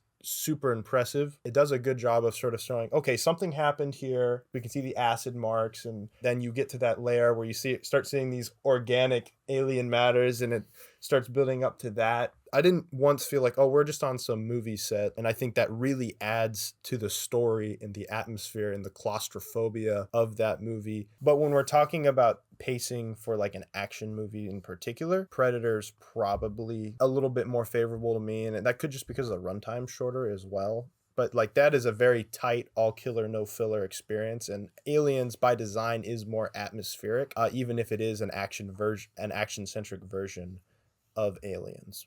Here's what I'll say then. I think that's a valid point to make against Aliens, but I think it actually applies more so to Predator, because what you have is one very long action scene at the beginning, and then I would say for an action scene where one party is fighting another, you don't get that for a very long time. You get some cool action where it's the Predator assassinating somebody, but I think for that kind of fully fledged action scene, there's less distance and time in Aliens between that to keep the audience entertained in that way. Yeah, I can see that. I guess my one last offense for Predator before we kind of go into the scoring of things for this round in particular is that it's not maybe action in the traditional sense where there's That's just like what I was trying to say. Where yeah. I don't I don't think we should judge it as like a just straight action movie. And Alien's definitely more of that than Predator is. I just think it's still action, but it's very tension built right to the action. And it's almost like a jump scare, but instead of like something pops out, it's like action pops out. And so and it's still like action. You get Carl Weathers' character Dylan with his arms getting like exploded off and he's trying to get him. And so I think they do stuff like that enough throughout the movie before you get to the climax, which I guess we should talk about a little bit. Maybe not the action of it, but just the fact that you get to this climax, Arnold's character Dutch, and then the Predator. One thing I really like about that from a narrative perspective, they set it up so perfectly. And if you don't really think about it, you might not notice it, but it goes from the Predator can see them, but they can't see the Predator, to the Predator can't see Arnold, but he can see the Predator. It goes from Arnold and all his men shooting into the abyss, not knowing where anything is, just blindly hoping to hit something, to the Predator just blindly shooting everywhere, trying to hit something, but not knowing where Arnold is. There's a very nice role reversal there that makes the ending very satisfying. I want to talk about Aliens' climax. It's tense, it's gripping, it's really cool when you see Ripley go down into that dungeon. I think it's a great moment for her character, which we'll get into later. of her finally facing her fears, getting down there, rescuing Newt, fighting the mother xenomorph, I guess we'll call it, then going into that mech thing to fight the xenomorph that we seen her use before, so it's kind of set up, which I always like little things like that. They didn't need to, but they did that, so I appreciate it. Well, they set up that they had wondered what was making the eggs, and then they also set up what she was going to use to fight it. Exactly. And so from a narrative perspective, that's very satisfying. The sort of her like using the airlock to pump it out, which isn't that what she did sort of in the first movie as well? Or I can't remember. I haven't seen it in a while. It's a nice full circle moment, not just Ripley as a character, but for the movie as well. Does it stretch believability that she didn't get sucked through this airlock? Maybe. She was climbing up a ladder against the pressure. That's something I thought was silly, but I'm going to apply that to action scenes. Yeah, it's a little goofy, but there's stuff that you could make against Predator as well, to be fair. So like I'm not gonna fully hold that against it. I did feel like I was going into Transformers territory all of a sudden with the mech coming out. It was still cool, but I was like, oh, we're doing this. What I really appreciated was that it's something that you expressed, I think, before the podcast. Aliens is a movie that can understand what you're thinking and it'll immediately have an answer to it. Yes. So when I was watching Ripley fight the alien queen, is that what it is, or the xenomorph queen? Yeah, something like Mama that. Xenomorph. We'll call her Mama Xenomorph. I'm not calling it that. So when she was fighting the alien queen, I didn't feel like there was something it could do about the suit that it just wasn't doing. Felt like it was trying to do everything it could to try to kill her. It was like, yep, it's reasonable that it gets stuck under the suit, and then, I mean, it's not going to stay on forever, so then it falls out. So I think that final climax scene, more so than even the rest of the movie, had a lot of good logic applied to it. Thematically, I think it worked very, very well. All right, we're gonna do Predator first, so everyone write your scores down. Yeah, say what it is. 9.5. 9.5.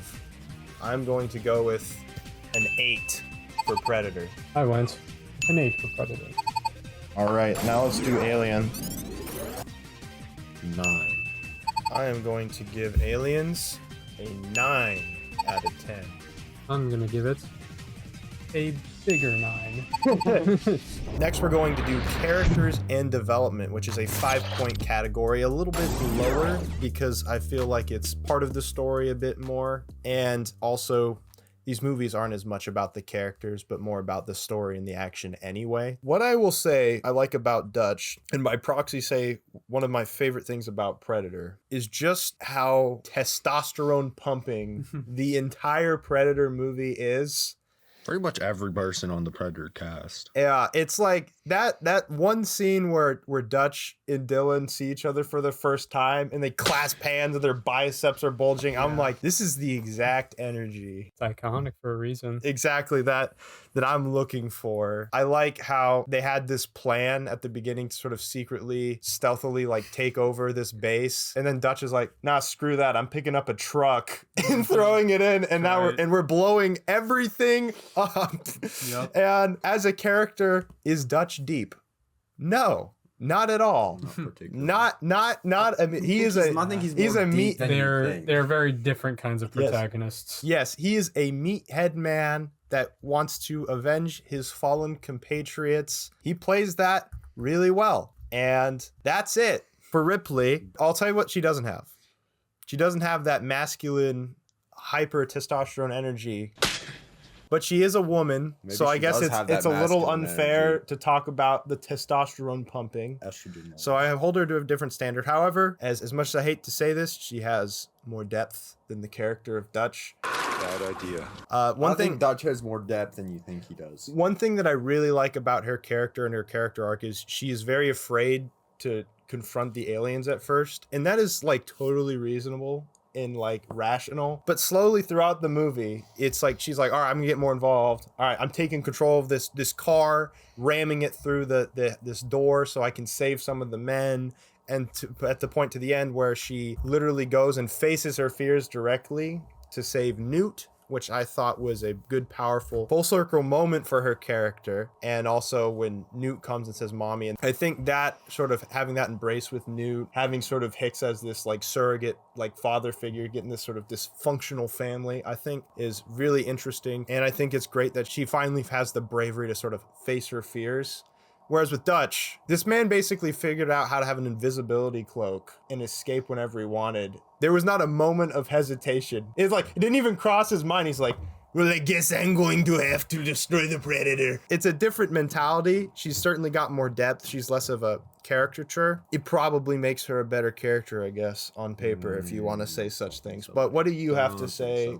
No, I still consider them about even, actually. You have to consider the scope of what they can accomplish. So with a movie like Predator, Arnold accomplishes all he can. He does have legitimate good character moments. He has a great chemistry with Carl Weathers' character. He is shown to be a good leader and knows how to assign his people to positions well, shown that he cares about them very much, and that he was always willing to do whatever it took to avenge them. And like you said, it was a good moment at the end where he looks back at the smoke and thinks about all of them. I mean, it does not have to be particularly deep to be especially strong. I will say one Probably thing just good to save time. about Alien. Now that we're done with the main characters, I think I was pretty invested in the side characters in Alien, whether I liked them or not. I hated Burke, as most people would, but I was invested in his character. You can't say he's a bad true. character. He accomplished being hateable. I felt a lot more emotion towards the supporting characters in Aliens. Yeah, I'd have Not to only agree. like knowing that some of them could make it out and really wanting them to make it out, but knowing that some of them could make it out and I really don't want them to. Yeah, literally. So that definitely invested me in the movie a lot, and the supporting characters of Aliens played a super significant role in investing me in that story. The supporting characters in Predator, not Not as quite good. that strong, but still very good and like above passable for movie standards, I think. Yeah, well, what I think both movies do really well with its supporting characters is having them be very different and have different sort of skill sets and different personalities. I'll talk on the Predator side since it didn't get much focus yet. I really liked Dylan, Carl Weathers' character. Yeah. In fact, I actually think he's a better character than Burke, only because Burke was such an a-hole businessman through the end that it just felt incomprehensibly illogical, to the point where it's like, your goal should be to survive at this point, and with everything you've seen, you're still thinking about money. And you could say, well, that shows to like the immunity that rich people or businessmen feel that they have till the very end, and if you want to go that route, that's fine. But I think it wasn't that. It Yeah. was more like eventually that mentality becomes, I can either live and get a lot of money or I'll just die and it won't matter. That I understood. It really made me hate him. And Dylan provides a different goal. He wasn't betraying them. He lured Dutch in with false pretenses. yeah, And I think his character succeeded at making that feel a little more within reason. yes, exactly. It's like he sort of lost his close friends on the real mission that he sent them down to do first, and then they got skinned, and it's like, well, Dutch is the only guy that's better that I know can pull off this job, but he won't do it if I tell him the truth. And so there's a little bit of conflict there, and you can tell he feels kind of bad about it. And then to the point where when he sees the Predator for the first time, he's like, all right, bro, I feel bad, I'm gonna go try to kill this thing now. When it comes to Burke versus that character individually, I vastly prefer Carl Weathers' character, and that doesn't mean Burke's bad, because he serves his purpose for the story. I think Mac was good because I liked how much you could tell he cared about Blaine, who was like the testosterone sexual tyrannosaurus guy. That guy was awesome. You're bleeding, man. I ain't got time to bleed. There was a lot of very quotable lines in Predator. Billy was great. I like how when they asked him, he's just like, We're all gonna die. Want to be Hudson so bad. well, I'll get to husband soon. I really liked Billy. I liked his purpose in the story. I liked Mac. I really liked Blaine. I think that the real thing making it competitive is Hudson, because Hudson is just such an enigmatic presence where everything he says is just like pure gold, and I love it. Kind of agree with everything he says. He's like, That's it, man. Game over, man. It's game over. that was really good, and I think he's by far the best side character in all of these movies combined. But when it actually comes to the overall cast, I'm a little bit split. I actually like Billy a lot, Blaine a lot, Mac a lot, and the other people I can really kind of just take it or leave it, except for Hudson, who I think is really awesome. I wanted to real quickly talk about just the villains slash antagonists, which is, the Predator Yeah, that's important. and the aliens. Because we already kind of touched on it in our narrative section, but the Predator is a very interesting character because he's not just like your random mindless monster. He's not like a Jason Voorhees or a Michael Myers. He's actually got this code of honor and chivalry. They build up to that very nicely where they didn't kill the girl because she wasn't armed. It shows, okay, he's doing this for sport. Some of the people he just skinned and left there at the beginning because they weren't worth the trophies. Whereas these people that actually gave him problems and shot him, he's like, all right, I'm collecting their skulls because they gave me a little bit more of a challenge. I think another moment that was good with the Predator, you have the dynamic of seeing him get injured and like sort of do alien first aid on himself, but just having that moment makes him feel more akin to the regular soldiers. Yes. Make him seem, oh, well, he's not so different. Yeah, I mean, like, if you think about it as like he's just a hunter and it's like he's trying to do this for the sport, for the challenge. There's actually an interesting contrast between him and Dutch where the Predator, he could be like, oh, well, these guys are a little more than I can handle, so I'm going to skedaddle back to my planet. But he doesn't do that. He goes back in, and the same thing happens to Dutch where he could have been like, oh, well, now that I'm invisible and I can escape, I could just skedaddle back to the chopper. He doesn't do that, and it doesn't even cross both of their minds. Maybe I should leave. No, they want to stay. They want to fight. That's what they're there for. They're warriors. I feel like it's kind of hard to compare the two, obviously, because the aliens are going to be, they're like more entities. Yeah, they're like bugs, so they don't have... Yeah, they're more like bugs. They don't have an opinion on existence or anything. Smart Like, bugs, but... How I would describe it is that I really appreciate that the aliens work in a very consistent way. The aliens are introduced as this kind of survivor species, and they do everything they can to survive and dominate everything that's around them and their environment and everything. I thought it was really cool that they have that consistent logic with how they work. They have a consistent time on how long it takes for a human to cocoon, and then how long it takes for one of the aliens, once they burst out of somebody, how long it takes for that to become a fully fledged xenomorph. Without further, I think we can get into the scoring now. Yeah. 4.5. We'll give it a 5 out of 5. I also gave it a 5. I don't see what it could do better. I got 4. A 4 for aliens. 4 for aliens. Mine was gonna be a 4 for aliens, actually. And then our discussion changed it to a 5.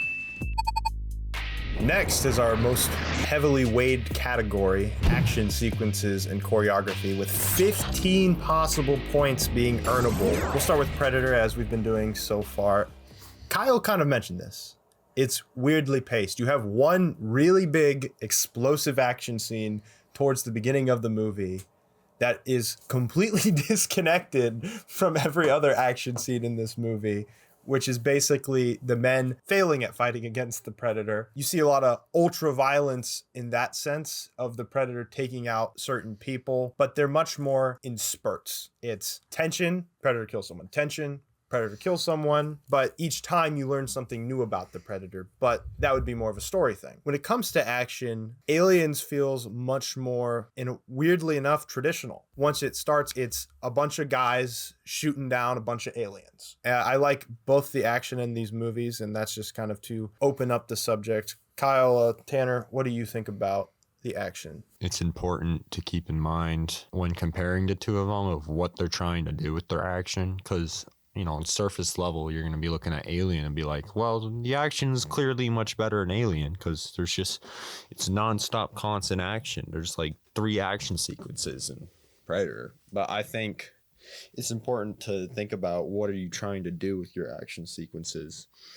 And Predator is clearly trying to keep it more concentrated and trying to keep you in suspense. So they're not going to be as much. Well, after the suspense for Alien, it's going to be less suspense. It's more going to be more constant, but then it's suspense in Predator, something happens, then it's suspense again. So there's just always going to be suspense even after something big happens. They're structured differently. It's a different structure, so. I agree with you mostly, but I'll say that I wouldn't say even the latter half of Aliens is constant action. It definitely has more than at the beginning, and it builds up to that.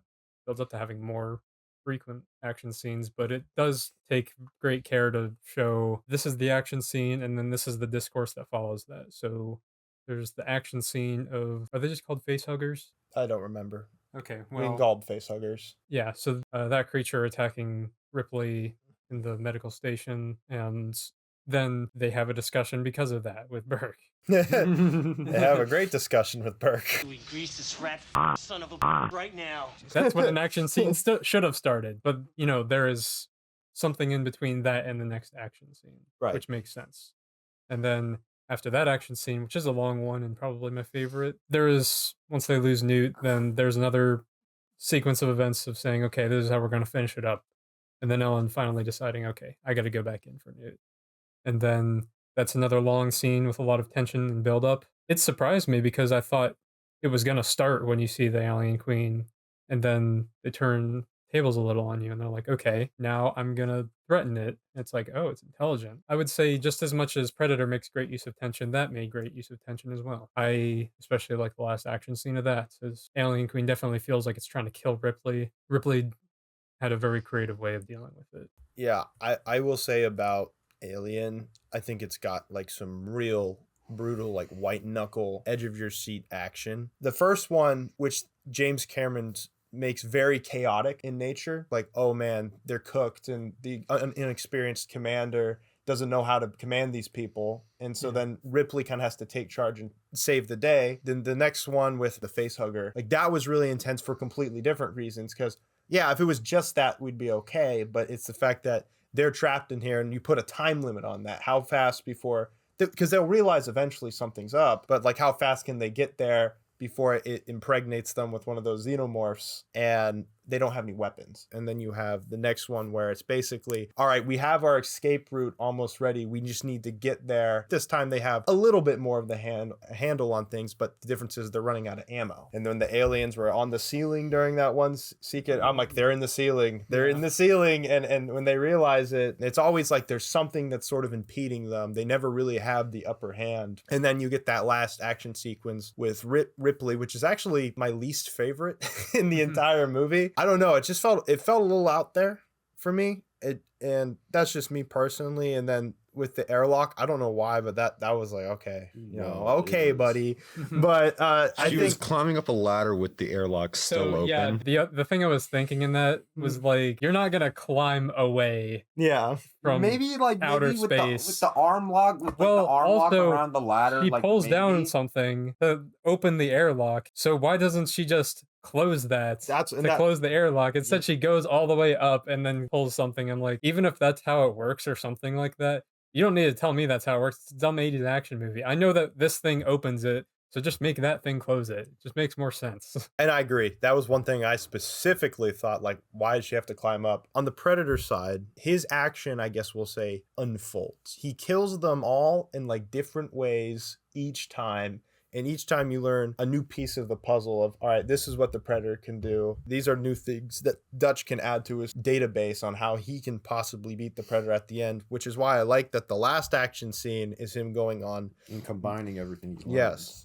Combining all of his knowledge so far. It feels like this is the test. In concept, I probably like how Predator does it better. However, in execution, once you get to that scene with the Predator hand fighting with aliens, it's just him going, Yeah, They didn't have martial arts training when wherever planet. Predator's last action scene didn't age too well.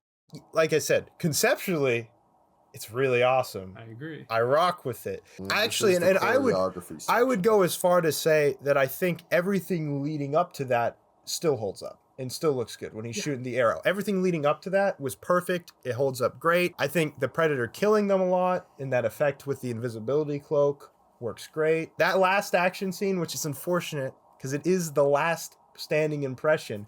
I know I complained about the last action scene in Alien, but like this was worse. I feel the same because it was like Alien. I have one thing that I really didn't like. Predator, it's like sort of waiting for the next part to happen. It's just Arnold getting smacked around after we've seen this alien can move so fast and just fly all over the place. The only thing I can really give credence is he just loves playing with his food. His version of monologuing, because he doesn't really talk, and he just thinks, oh, I got Arnold. That's the only way I can see it. But even still, if I would have liked to see him beating up Arnold without just psh, psh. The 80s choreography really kicked in for that last action scene. Alrighty, let's get Predator. 14 for Predator. I'm going 13 out of 15 for Predator. Mostly because of that last action scene. Descending order, I went 12 out of 15. All right. Aliens, 12. Alrighty. Aliens, 14. Aliens, 14. Category 4, we have cinematography and special effects, which is our last heavily weighted category with 10 points on the line. I think I'll start, buddy. Oh, Step aside. Okay, I'll. First of all, I think Predator has really great shots, and I'm like, the like POV type things with the Predator, so cool, like evil, kind of Evil Dead vibes a little bit, but I don't know. I thought it was awesome, and I really liked how like Great slasher vibes. very good slasher vibe. I think Predator is the best slasher to ever exist. I'm gonna say it now. Ooh, you just said that on this podcast. Have you seen Terminator? The cinematography is amazing. The special effects are overall pretty freaking good, except for that one spaceship scene. But it's not really like they were cooking with the one in Aliens either. Well, a spaceship scene looks better in Predator. They just only have one. Yeah, I think the Predators look held up good enough in full view, and I thought the laser beam was pretty cool too. In some regards, I do think it holds up better than Aliens because it doesn't have to do as much. Aliens has to craft an entire fictional world and planet with spaceships all over the place. It's kind of that It's like a jungle. you run into that yeah, like that Predator. that Terminator thing where it's like, wow, that looks really great for 84, but it's 84. And so and you get into the same thing with Aliens where you're like, wow, that looks pretty good for 86, but it's 86. There are things that I still think look very impressive, but Predator takes place in the jungle. The real special effect is just the thermal vision and then the cloaking. And then you have a lot of practical effects with Dylan's arms getting like blown off, like chests being blown out, and some like laser beams, which do look kind of dated, but I like Star Wars, so it's almost like my brain doesn't recognize dated laser beams. Yeah, me too. The alien is literally just a guy in a suit. So it's a 7. It does look really good. It's a 7 foot tall Kevin Peter Hall in a suit, but he's still a guy in a suit. So it's more convincing because it has to do less for me. Aliens has a much bigger job. The mother alien, you had to have a bunch of puppeteers, cranes, wires, everything just to make it move convincingly. And it moved pretty convincingly. Like, I prefer how the mother alien looks to like modern CGI, because modern CGI is also noticeable. I was gripped by it, and I could tell this maybe isn't literally alive, but it was so tangible. I didn't know how they did it. I could tell, like, there's some practical things going on. James Cameron did a blood ritual, like He sacrificed newborn babies. Oh, that's my bad. So I like that we use the comparison to our RoboCop and Terminator video, because in that I say that I actually really like the special effects in Terminator, and even mostly preferred it to how things look now. That's how I feel about the Predator. So his costume design and everything about that, and his face once it's revealed, 100%, I love it. Looks amazing. The thing is, this is put up against Aliens. Yeah. And Aliens, I'm like, okay, this is now setting a new bar. they looked pretty real. They looked pretty real, and I don't know how they looked pretty real. Like, the only bad special effects in Aliens Is the spaceship. is the spaceships. Wow. I even like that. I'm saying like I could, like, the movie could be made if like it was just a higher res. If the movie was like higher res, made it in like you told me it was made in 2010 with the alien scene. I would probably believe it. Well, this is the test I do. Would this look better as modern CGI or the practical effects in this movie, or whatever effects they use? When I look at the spaceships, I think this would have looked better with modern CGI. When I look at the Queen Xenomorph, if this was with modern CGI, it would look like... So I was like, I'm so glad that the practical effects from the 80s were at its peak, because this is so gripping. I was looking into how they did things. For the smaller aliens, they just had like like dancers and ballerinas in suits. And then like with the big alien, they had like obviously a lot of cranes. The way that they did that looked so good. And then just even little things like how there's this exploding background. The environment was so convincing to the point where like there's times you forget I'm watching this movie from 1986. And so there are more moments that stick out to me as that hasn't like aged the best special effects wise because they have to do so much more. And we're just talking about like special effects right now. Yeah. We're not even talking about overall cinematography. Predator looks good. Aliens, it's just at a different level. The contrast, the style. James Cameron basically, apparently someone was trying to light it more like a traditional 80s movie. Got that guy fired and hired a new guy to light it the way Awesome. yeah, you can tell that James Cameron, and you can't, whether you like his movies or you don't like some of his movies, is a man with a vision and purpose, and he knows what he's looking for. And he nailed it. I can't imagine him doing a better job in 1986. It's hard to imagine filmmakers doing a little bit better than that now for the most part, with the practical effects being that main standing and just also the way he lights it. They don't light movies the way they used to sometimes. Some of the scenes cut too much in both movies. I think both actually, for cinematography specifically, could have done a little bit better. Otherwise, I'm like, the special effects part of this is revolutionary. I just wanted to say that because I think it's significant. So for Predator, I got it at 8.5. I'm giving Predator a generous 9. I went with an 8. So for Aliens, I got it at a 10. Aliens is definitely a 10. I think revolutionary enough special effects have awarded it a 10. Yes. All right, we're all in agreement. Yeah. Right, basically. We're gonna go into our 5th category, which is only a 5-point category, but that is music and sound design, which is very important for a movie. 20-point category.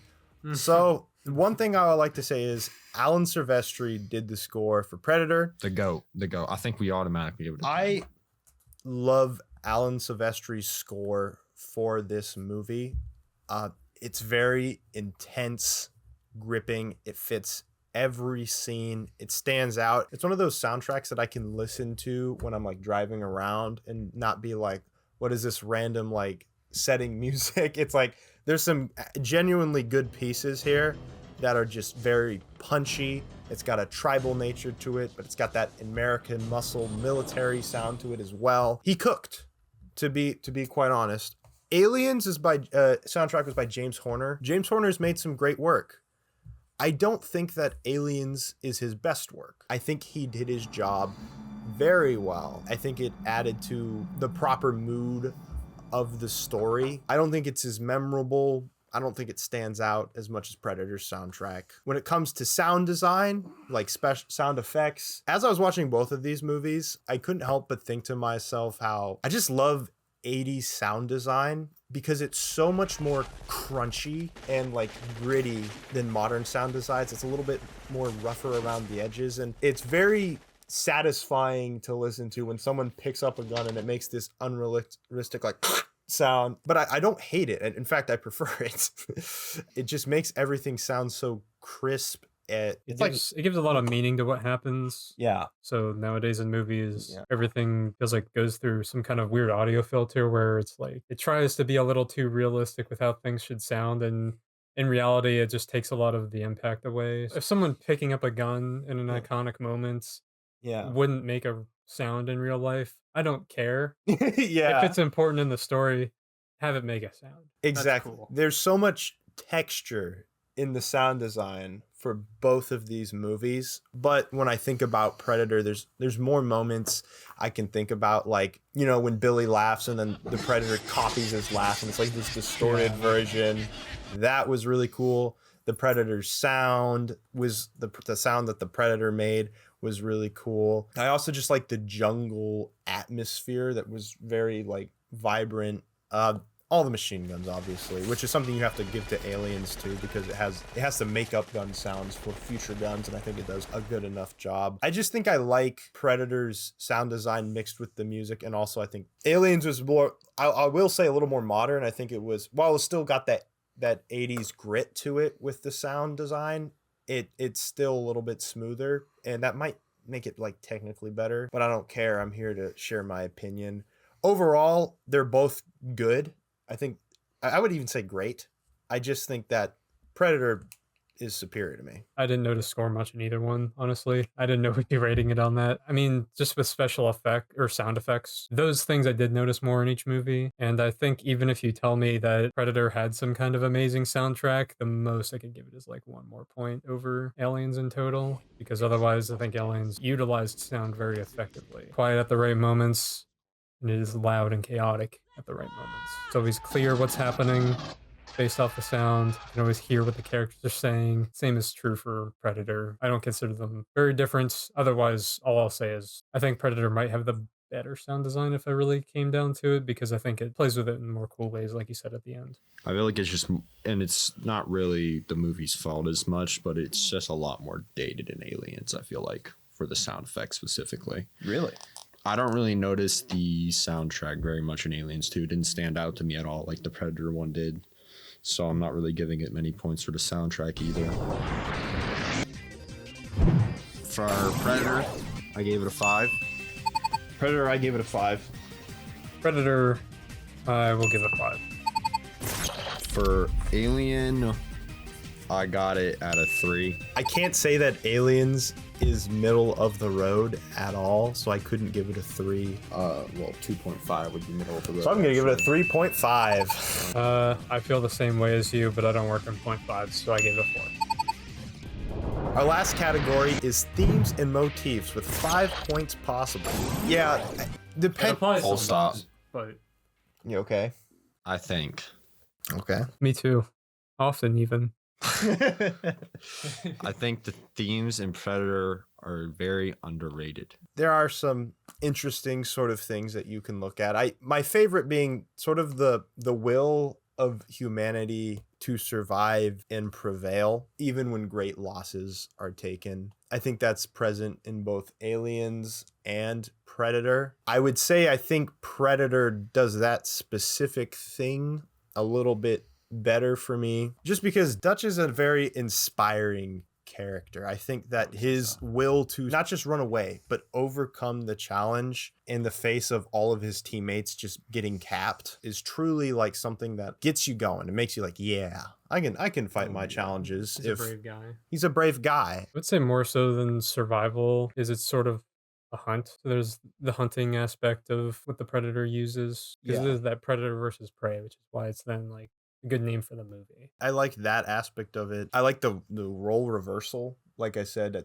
at the end, Dutch sort of becomes the Predator himself. I just like how brave Dutch is. Well, I guess I can go into masculinity a little bit. How he has a role to fill. His role is as a warrior that is going to do his duty. And I think when it comes to masculinity, that is one of the core tenets: responsibility, doing what you need to do, even if it's hard. It would have been convenient for Dutch to run away, but he's just so ridiculously masculine. Like I said, didn't even cross his mind. And I think that contrasts wonderfully with the femininity of Ellen Ripley, which she has obviously traditionally considered masculine elements of courage and facing her fears, but it shows how compassionate she is and how she sort of connects with people and she cares for people, caring for Newt so much that her care for Newt is what really made her go down and face those fears and go straight into the nest. That motherly instinct within her is so strong. It's an innate feminine trait, just like Dutch is like this pillar of masculinity. Yeah. And so it ignites something in me that I is sometimes dormant. You know, it's just like one of those movies you watch. I'm going to do some push-ups once I'm done. Yeah. Start doing some working out and pumping iron. I just really like how both movies play with that. Humans versus aliens is, I guess, technically a thing that is here for both movies. Sort of. But I think Yeah. what's nice is that Predator doesn't fill the same role that Alien does. No. Because he isn't that otherworldly alien entirely, or he is at first. The point of that is that you learn that he's actually not so different. He's pretty human. There's commonality amongst cultures. Not so different as in you should feel sympathy, but in an interesting dynamic way. There's innate factors within living intelligent organisms, even across the planes, wherever it may be, isn't that different than who you are. and you all sort of have commonalities amongst each other. Also, one other thing that is in both movies, the idea that you have to manipulate people to do what you want them to do, because both Dylan and Burke basically said, oh, this is the mission, this is what you're doing, and then we're like, psych, this was for something else. Also, just another thing is, I think it shows that it's never too late for a redemption, because Dylan got himself a redemption last minute where he's like, okay, I screwed up, I'm gonna try my best to make up for it. He gave his life to make up for it. Yeah, Burke had a great redemption too. And then it shows that, you know, sometimes it is too late. Sometimes people are just evil. And sometimes people are just evil. I think there's a lot of like little interesting ideas that aren't like big, like blow your brain, wow. They're very simple themes, very simple motifs. It's always fun to watch humanity survive and everything, but I think that these films have enough in there to give it some depth. I can look a little bit beyond the surface of just the action and the fun story and think about the movie just a little bit. We ready to score? Yes. I got, for what it is, 5. For what it is, 4. I thought for what it is, I put Predator at a 5. For Alien, I got 3. For what it is. For Alien, I also have 3. For Aliens, because that's the movie we're judging, I have it as a 4.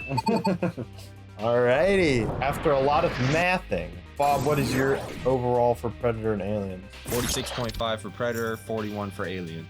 I have 44 for Predator and 43.5 for Alien. I have 43 for Predator and 46 for Aliens. Which leads to the grand total of 133.5 for Predator and 130.5 for Aliens, meaning that Predator is the winner of today's episode. Shocking upset. Honestly, I did not think Predator was going to win, but hey, I guess going through the categories is what we decided. Hey man, you rated it over Aliens. I don't know how it's going to do on the next one, but I guess we'll find out. Thank you all so much for watching. Remember to comment down below bracket A, bracket B, or go to my community on my channel and vote on the poll. Thank you all so much for watching, and I will see you later. I didn't go into this movie expecting to see maybe Sylvester Stallone's best scene in cinema. All of that just culminated in this great product. Then I'm introduced to Commando, and then the stupid marimba starts playing. It doesn't stop for the rest of the movie.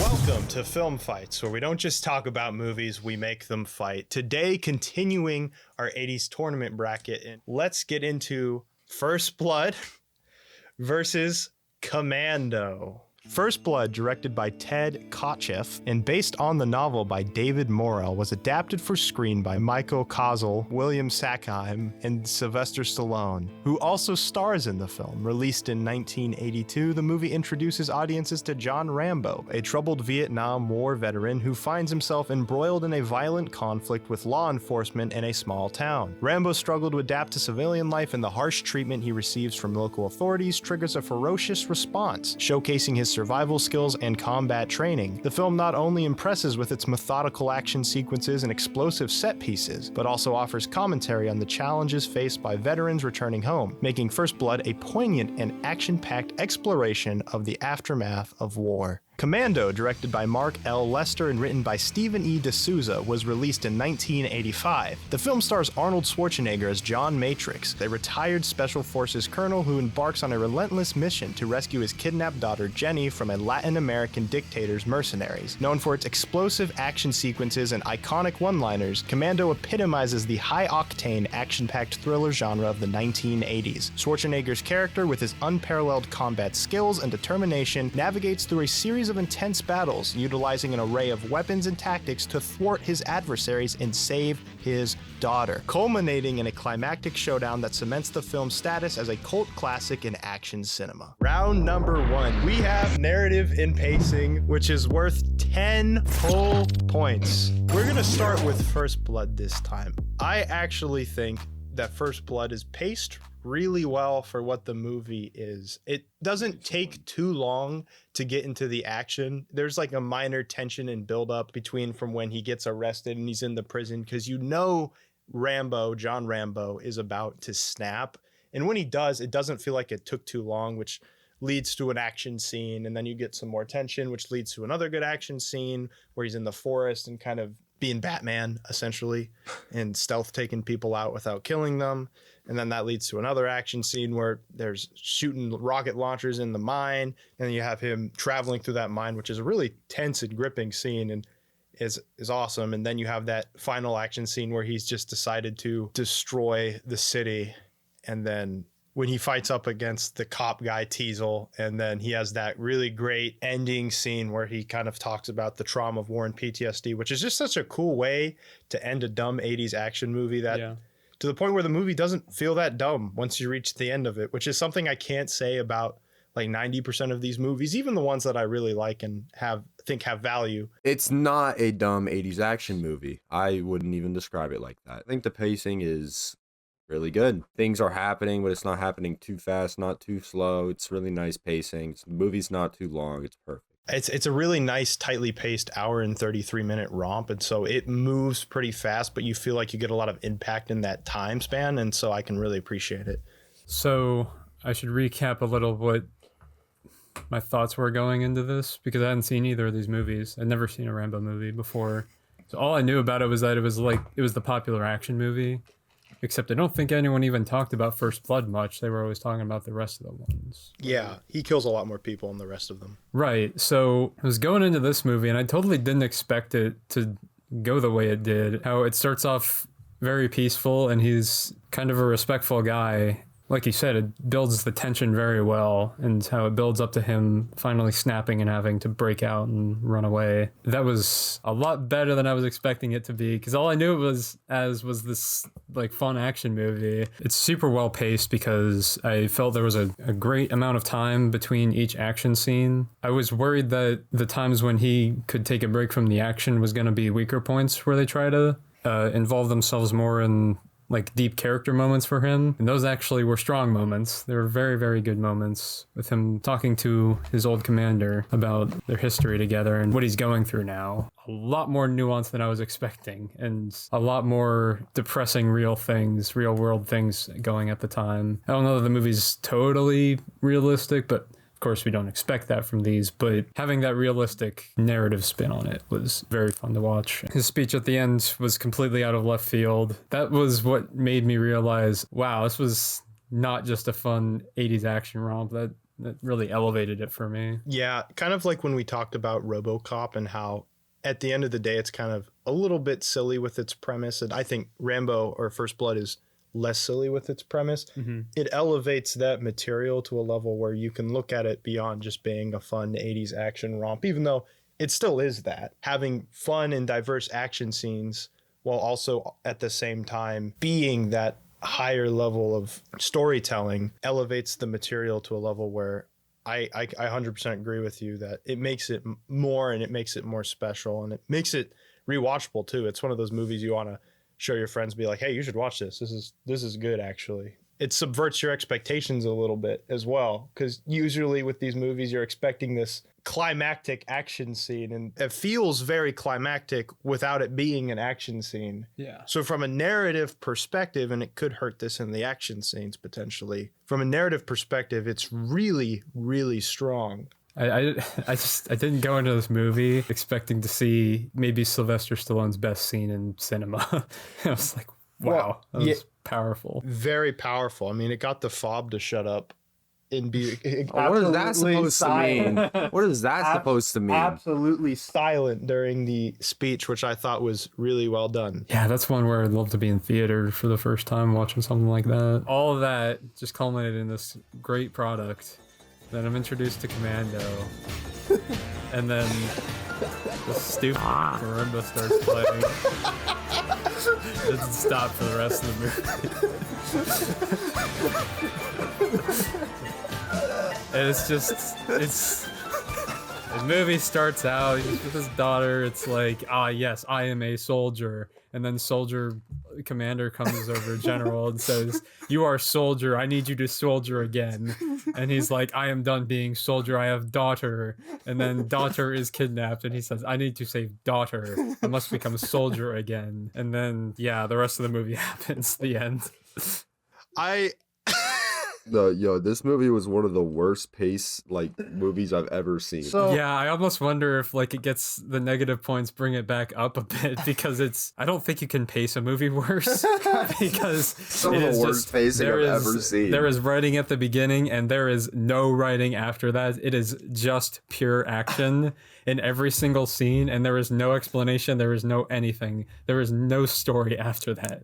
And it's just action scenes. If you space out for half a second and you look back, you'll be like, where am I? It's true. I told you, I had one part of the movie where I think he gets arrested. I had to rewind it, and I'm like, okay, I'll still pay attention to the movie. So I rewound it, and then I still didn't understand it. So I rewound it again, I think a little further back, and I still didn't understand what was happening. I'm like, wait, this doesn't make any sense. I watched it, a big section of it all the way through again, and I'm like, no, this still doesn't make any sense. This movie throws so much crap at you so fast at such a rate that you just feel confused. Pure high octane. It is pure high octane. Just to walk you through the events. It's total nonsense. I thought for sure I was missing something. I was missing a scene. I'm like, no, it just kept going. On a higher level, it makes you think it's going to be a bunch of different types of movies. It starts off with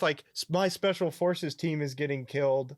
And then it's like, hey, now you got to do this espionage thing in Venezuela or something and overthrow this government. And then he's like, nah, screw that. I'm not doing that. Yeah, I was wondering where that plot line went. It went nowhere. And then he jumps off of a moving plane going 300 miles per hour into a 3-foot swamp. And he just stands up yeah, I'm fine. Oh, you just roll out of it, dude. It's parkour. You just hit that part in your back and you just roll out of it. And dude. My last thoughts on Commando, I'll just say, is that everyone is right. It's complete nonsense. It's absurd. I will give it some points because the through line is him saving his daughter. I guess it's serviceable enough. And there's a lot of really funny moments in this movie, some of which to this day, I'm not sure whether they were intentionally funny or not. But hey, I laughed more in this movie than I did I don't think I laughed in Rambo. I always say this: if a movie's boring, it sucks. If you're just bored and uninterested, then your movie sucks. I was still interested in this movie. This is an hour and 30 minutes. It's not going to take up too much of your time. And I think that this, like Rambo, is a movie that I would love to show a group of friends for completely different reasons. I texted Kyle after, I cannot believe that this is a real movie that really exists in reality. And I just watched it. And it's one of my favorite things you've said. It's one of my favorite takes of yours on movies. Yes. I can't believe this movie is a real thing. But that in and of itself is an accomplishment. I will be giving it a couple extra points for that, but only a couple. All right, so what are we doing today? All right, let's get to scoring. We're going to start with First Blood. First Blood gets a 10 out of 10 for its pacing and narrative. I am giving First Blood a 10 out of 10 for great pacing and a narrative that elevates the material of 80s action movies. Across the board, then. I'm also giving it a 10. I don't know what could be improved in narrative and pacing in particular, and that was the part of it that engaged me the most. Now, let's move on to Commando. I gave Commando a 2 out of 10 for pacing and narrative because it, once again, one of the worst paced movies I've ever seen. I am giving Commando a 5 because while on paper it is the worst narrative and pacing possible, I loved it anyway. So, because I was so thoroughly entertained. Because Commando has not only some of the worst narrative and pacing that will probably be on this whole bracket, but that maybe for pacing, maybe the worst I've ever seen. It was going to be a 0, but because it's so not boring that it gets itself 2 whole points. It's pretty impressive if you ask. Because it at least has that going for it, and I don't know where else to apply it. Is because Madam Web exists. There's worse out there. Tune in for that. Moving on to round 2, we have characters, which is a 5-point category. John Rambo as a character is actually very in-depth, which is something I cannot say about most protagonists from the 80s. On one hand, he's actually very polite at the beginning, but when he's pressed by that cop who, at the end of the day, wasn't, like, I would say he was being an a-hole, but, like, not, like, wasn't, like, beating him. He gave him a ride, but he made it clear that, like, yeah, you're not welcome here. You see that moment where he looks at the, oh, I could just keep walking, and he chooses war. Rambo is a warrior. He doesn't know anything else, and he makes that very clear at the end of this film with his beautiful monologue. I wanted to specifically wait to talk about this here, but I hear a lot of crap about how Sylvester Stallone is a bad actor, and between his performance in Rocky and as Rambo in this movie, I cannot agree. I'm sure he's had bad performances, but his monologue at the end is so powerful. It's something that really, really resonated with me. I remember I had an acting class when I was in college, and they had us choose one scene. That exemplary performance is what it was. And I actually chose that scene because I thought it was one of the most powerful scenes in cinema that I'd ever watched. And it's also so unexpected. And Sylvester Stallone killed it, showing that he has these violent tendencies, but he almost doesn't want to hurt anyone at the same time. And it's this interesting duality between not wanting to kill people, but also being so inherently violent and suffering from PTSD. Makes him a very nuanced and in-depth character where he's not perfect for sure. He's just one of the most in-depth characters of a regular 80s action movie. Like you say, I like that dynamic of him just kind of choosing that he's not going to stand up for discrimination anymore, and he's going to go back and he's going to play it out. I love the buildup of him with his PTSD and the flashbacks to war and everything, where you just feel for him the whole time, is because it is an exploration of just that torturous life and situation he's going through. And I think in that way, it was extremely solid. I also think the villain, Officer Teasel, I didn't like him at first because it was like, this just feels unrealistic at this point, what he's doing. But then I thought about it, and I'm like, would a cop do all this? Maybe. I think someone in the position of authority having that kind of an ego over it, like convincing himself so hard that he is the good guy and trying to do all the kinds of mental gymnastics to keep himself in the right and being completely stubborn about it, that actually made me appreciate him a lot more. Yeah, I think the side characters in Rambo, while they're not necessarily like super deep, they do feel very realistic and kind of nuanced. I mean, there's that one cop that's just evil. You don't buy this thing, right? I swear to God, I'll kill you. I would say he was the most exaggerated character. But I don't even think he was that exaggerated. Like, I could see an actual cop doing that. And that's the thing. You can really see that there's people out there like that. Maybe watched one too many Westerns and they live in this small town and they're looking for action and they're looking to they think they're the sheriff. Yes. And they're going all Commando, if you would.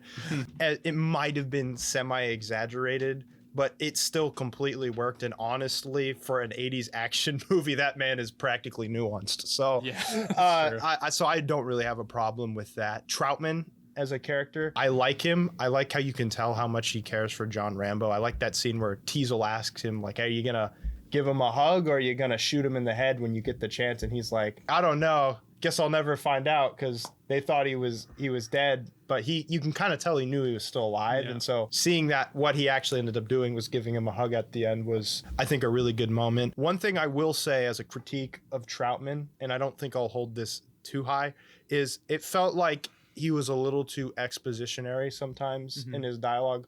Well, I like him as a hype man for Rambo, saying, hey, these are all the things Rambo can do, and the things that we see him do in later entries. It felt a little bit like, well, Rambo's not actually going to kill anyone in this movie because he doesn't. So we have to let him know that he could very easily. And so it felt sometimes, just for me, a little bit forced, but I get his purpose is to hype up Rambo and make him seem like, yeah, he is this sort of unstoppable force. What I like especially is that, because with exposition, the one thing you never want to do is say, as you know. You want a character to give exposition by telling another character something they already know. Since he is technically still on his side, he's giving Teasel important information about Rando and giving him the idea of just how dangerous this guy is. And he was kind of right, because they didn't beat him. Yes. They did not win. And that's why overall, I don't think I would dock any points for it, but it is something I just wanted to mention because I did actively have that thought when I was watching this movie for like the third or fourth time. I disagree with the exposition. I thought I liked the exposition from Drummond. I guess I watched a lot of anime though, so I think all the characters in Rambo are great. Rambo probably the best written character other than maybe like two others on this entire bracket, maybe one other. The cops most of them aren't that in depth, but the main cop, the Teasel, I like his character a lot. Well, one thing I'll say is I find them enjoyable. Like they all feel like they have different personalities, and I like how that they very much stress that this isn't like their only job. Like one dude's got to go back to the drugstore the next day. This is a small town, and their rapport is really good. You have like the redheaded guy who's like, "Hey man, maybe we should dip. I don't like this." Then you have Game over, man. Exactly. And then you have this guy who looks strangely like Tucker Carlson, but he was like more gung-ho, but then when he gets caught, he's like, all right, time to go. And I think that the rapport amongst side characters, while their role's very small in the movie, it worked pretty well. Yeah, Sorry, continue. I do like that there's only a few characters, but they explore those characters very deeply. Yes. I like that kind of. Yeah. And so that's for that. I think we should talk about, Commando's characters though. Go ahead, buddy. So, there's the main character of Commando is also named John Matrix instead of Rambo, unfortunately. Really. It's very hard to make a character with that little depth. But they found a way. Like, I feel like you'd actually have to try to make a character with that little depth. But at the end of the day, it's a fun action movie. But yeah, there's not really any characters in that movie, I feel like, that really have any depth at all. The most in-depth character is like an obese version of Freddie Mercury who wears chainmail to protect himself from guns, I guess. I forgot about that. Why did he have chainmail? I don't know. I don't know. Wearing gay leather pants. At night. And the only depth to his character is that he didn't really like John Matrix because he kicked him off his combat squad for being too violent. Ever since you had me thrown out of your unit, I've waited to pay you back. Like 30 years ago. So Bro looks straight out of an episode of Regular Show. He does. No, he really does. like the D&D guy in Regular Show. He does look like the D&D guy in Regular Show. And that's what I mean. There's not really much depth to any of the characters, but they had some fake country, I'm pretty sure. I don't think that was a real country, but I can't remember. I look, that plot was moving. and he was like, he wanted to be the prime minister or something, and then so you're thinking he's gonna be the final boss. Then he just gets shot in the head or something by Matrix, and like 1 second after being spotted. And then it turns out that Fat Freddie Mercury is actually the real main villain. Dude, that movie. You've ruined this movie. It is exactly a Regular Show episode. It really is, random man. things happening. It really is. No, it is. It's insane. I will say that I have to talk about John Matrix, who I'm just going to refer to as Arnold Schwarzenegger, because that's who he is in his soul. He's Arnold. His acting is trash. I don't get to her soon, they'll kill her. True. I was gonna say, should we put acting in this category? Because I think with characters and character arcs, we're gonna also be like acting. Acting is the supporting role of that. It will help differentiate this from narrative as well a little bit.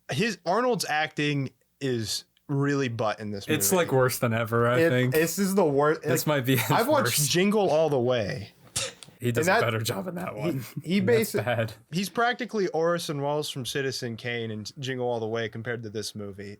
I think Kyle said this, like 50% of his dialogue is one-liners. I think you said that actually. Oh, did I? And when he has to act, he says every single line the exact same tone. way. We were going to make a normal life here. You're a funny guy, Sully. I like you.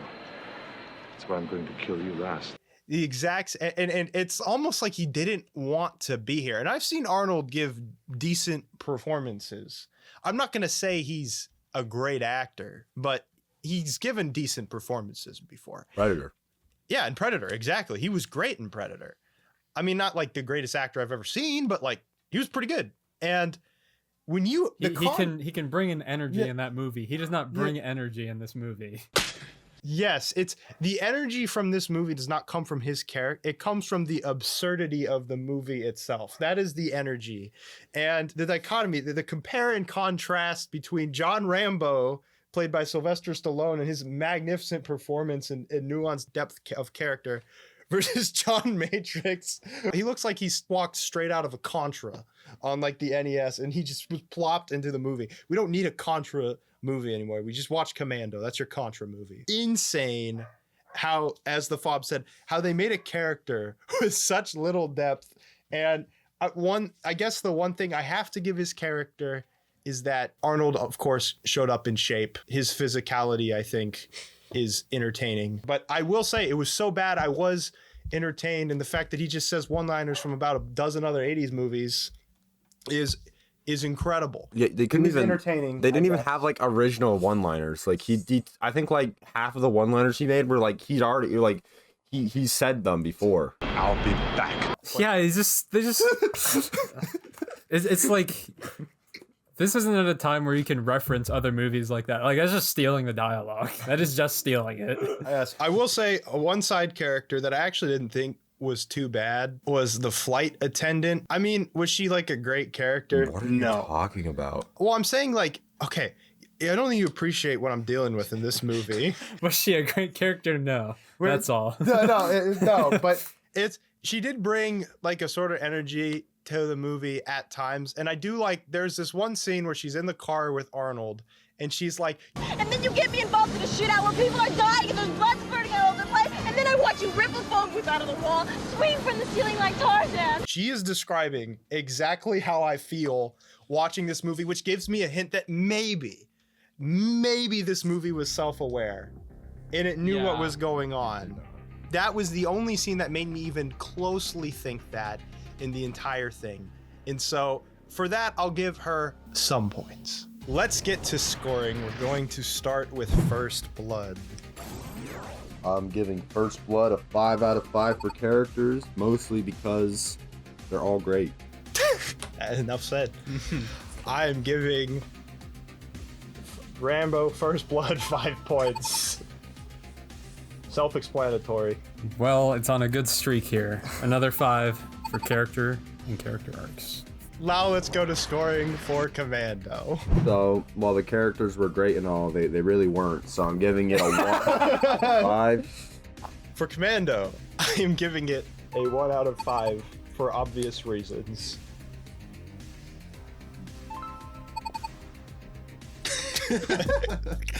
Round number 3 is our highest point category of 15 points, and that is action and choreography. I'm going to start off with First Blood, as we have been doing. This movie has a great balance of story mixed in with action scenes, and because of that, the action scenes are also more impactful when they happen. They intersplice him being tortured in all of his PTSD from war with what's going on. It's so beautifully executed that you could really feel why someone in his scenario would just freak out and start beating people up. And it's also satisfying because these cops have been very mean to him. It does have a little bit of 80s choreography to him fighting people, and I can't deny that. But that leads to this actually really engaging motorcycle car chase scene, like seeing him jump this gap and then like over like a railroad, and then seeing the police car do the same thing, and seeing a motorcycle go through like fields and then the police car like chasing him. I believe the fob, you said it was like GTA cops. That one leads to him hanging off of a cliff and then him throwing a rock when obviously there's this guy who's trying to kill him when they doesn't want to kill him, and then they chase him into the woods, and like I said, he prepares for them and he's like Batman. He's stealth taking him out and being like, don't push it. And then obviously there's that scene in the mine where they're shooting rocket launchers, and that's less of an action scene and more of a set piece, I would say. But I mean, it is worth mentioning. And then him just destroying the town. It's subtle but effective action. Him just going in and Officer Teasel knowing he's cooked and him just shooting up there through the ceiling. And then that leads to that obvious powerful moment. And so I just think overall, well balanced, lots of great stuff. And I don't have any complaints. Kyle, what do you think? Oh man, you just made me love this movie more. Also, I'm getting huge whiplash from how we talk about these movies. What are you talking about? Nothing. They're both awesome. I especially like the action scenes in this movie. I was often thinking to myself, is this getting too ridiculous for what this movie is? And I'm like, no, it's just where I want it to be. It's just right. These are unusual situations, but I don't think they're totally ridiculous. I don't think anyone's doing something completely out of left field or something that's completely unrealistic. Never Fast and Furious in this place. Not quite. I think what you made me appreciate is that later in the movie, you see how he is just a pure warrior and how he was completely able to adapt to his environment. So he was able to fight as like one of the best soldiers ever in an actual jungle. And then when he moved into the city, he made that his new battleground and he made that his environment. Yes. And he was able to use that all to his advantage and adapt to it. It also builds up how he was becoming more violent and destructive. He's still not killing, but he's now destroying a bunch of things around the city. So that lends himself more to the title of a terrorist. He's a pretty terrifying force. Yes. To be reckoned with. And yeah, I love how methodical every action scene is in this movie and the care that they put into making it all very well choreographed and everything. So 100% agree. Yeah. Fob, what did you think about the action in First Blood? Peak. But seriously, I agree. True. You're not wrong. Yeah, I think every single action scene was executed very well. My favorite action scene is when he was just shooting the M60 through the roof. When he was fighting Teasel. Now that would be a great way to deal with that. So I thought that was cool. That's probably my favorite scene. It's either that or the scene where the cops were first coming after him and jumped. Well, actually, that's the problem. I can't even choose because I like so many different of them. Things I like about all of them. They're all really well done. Moving on to Commando. One thing I will say going to First Blood is that the terrain is mostly the same. It's urban, and then it's sometimes in the woods. It's pretty much the same. What I will give Commando, and this is the first time I'm not just going to completely make fun of the movie, is that it actually does have decent variety. From a spectacle standpoint, you have the home invasion aspects, and then there's this car chase that leads to. Then you have him escaping an airplane. I mean, from a high octane standpoint, it's pretty high octane. I think. Yeah, I just seen First Blood, and then when we watched this movie, I saw him just like kind of elbow the guy and it knocked him out, right? And I was like, oh, it's gonna be this kind of action movie. Yes. Which I'm applying that standard to it, like not taking this movie super seriously. Yes. Because it's fun 80s action. I mean, in fairness, that guy was dead tired. And do me a favor. Don't disturb my friend. He's dead tired. You also get to a mall. I like mall action scenes, whether it's in John Wick or other things. I like slightly better than John Wick. But yes, it's okay. You also get a little bit of like a hotel brawl in there with this one guy, which okay, I'm sorry, I don't know if this will make the episode, but just quick complaint. They built up this random black guy at the beginning of the movie. I was thinking about that, but I was like, get killed off at some random spot. Like, I was assuming he was gonna be the main. I thought he was like the main. They should have had Chainmail Guy doing all the killing at the beginning. Yeah, it's like they changed their mind, and then you obviously have that very climactic ending, which is thankfully the best action scene in the movie, in my opinion. Yeah. You get Arnold with a bunch of different weapons, blowing through people, rocket launchers, and then just it is very entertaining, and it's actually what I was expecting from this movie more. It is cheesy, but it's the type of cheese that I wanted watching Commando. And I think that that's really good. And it all culminates and leads to this grand finale with, well, why don't you talk about the grand finale, bud? So he's been basically just murdering everybody with no effort. Even the main bad guys, like the main crew, like they haven't really been fighting back at all. Venezuelan dictator or whatever. He gets one shot. So the only guy he has any struggle with in the entire movie, and he has a lot of struggle with him, is this overweight guy wearing chainmail.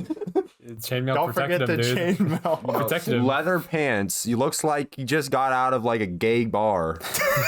and then this is the guy. This is the guy who he's like having a full on fist fight with. I just think it's funny. I'm not even upset about it. I forgot about that scene until you reminded me. I'm like, and then at the end, and how he finishes it off is there's like a steam tank behind him. And the guys with the chainmail is about to shoot him, and he grabs a pipe. He grabs a giant pipe. It's probably like 100 pounds from the wall, and throws it at him, and it impales him into the steam tank Through the chainmail. Twice. through Metal pipe is stronger than chainmail. through both sides of the chainmail. I guess the chainmail didn't work, and so he's impaled into the steam tank. Steam starts coming out of the pipe through the guy's body, through like the cavity in his chest. And then at the very end, after he finally's just conked out dead with the steam coming out of the pipe, Arnold looks at him with his daughter right there and says, Let off some steam, Bennett. I got chills when he said that.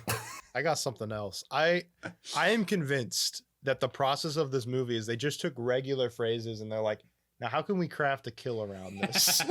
Let off some steam. Man. How can we? What if Arnold chucked a pipe through this guy? I guarantee Kill him with steam. Nah, it's stupid. Kill him with a steam pipe. Oh yeah. It was ridiculous, and that's not the only ridiculous. It's like the one thing the chainmail should work against. There's so many moments throughout this entire movie.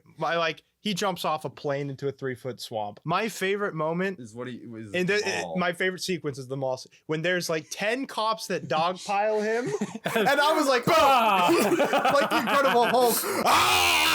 And then like you see all 10 cops flying like different directions, and I'm like, right after that, he cuts a balloon and swings down like Tarzan, and I'm like, this movie was real. That's when I sent you that text. I was like, what? I can't believe this. What is happening? Man, that was that early when you said that. It only got worse from there. But at the same time, I do love this movie's action. Man, I can't believe there's one you guys aren't bringing up.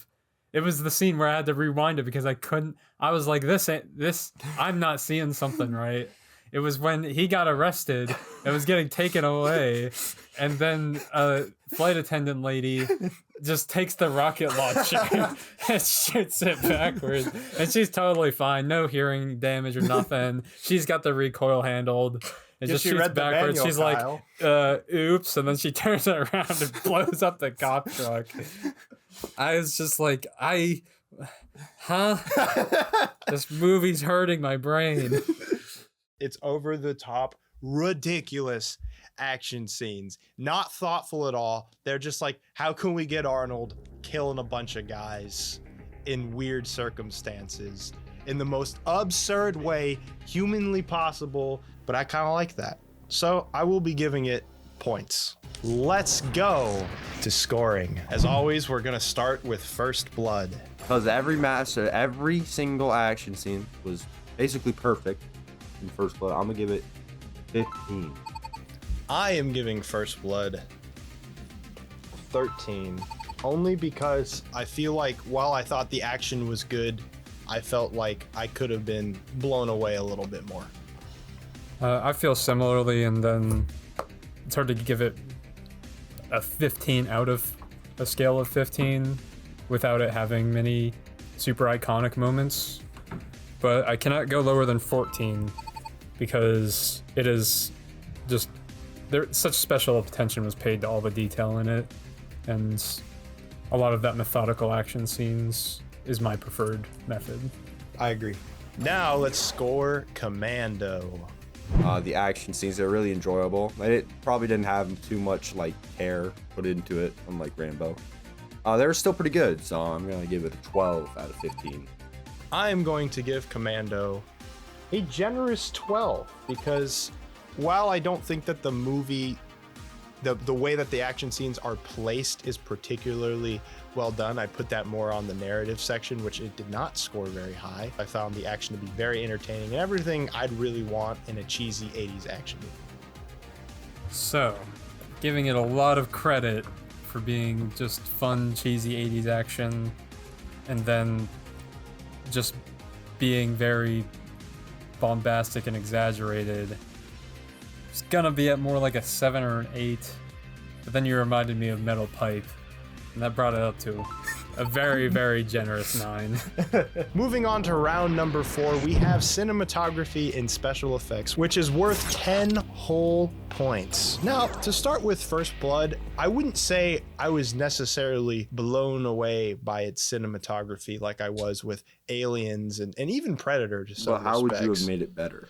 And that's where I'm really gonna be very generous to the movie, probably, is that I think that it does its job very well, and I just love the 80s, the lenses they used to use back in the day. On the special effects side, and this is kind of a little bit bleeding into action, I think that there's a lot of cool practical stunt work. Them driving the cars, that car scene, him falling off of a cliff into a tree. I think there's times when he was falling, like they cut a little bit too much, but I get they can't have the same capabilities as maybe now. That's one thing I can say. There was never any like green screen distracting effects like there might have been in like a Predator or an Aliens. Everything felt in camera and realistic.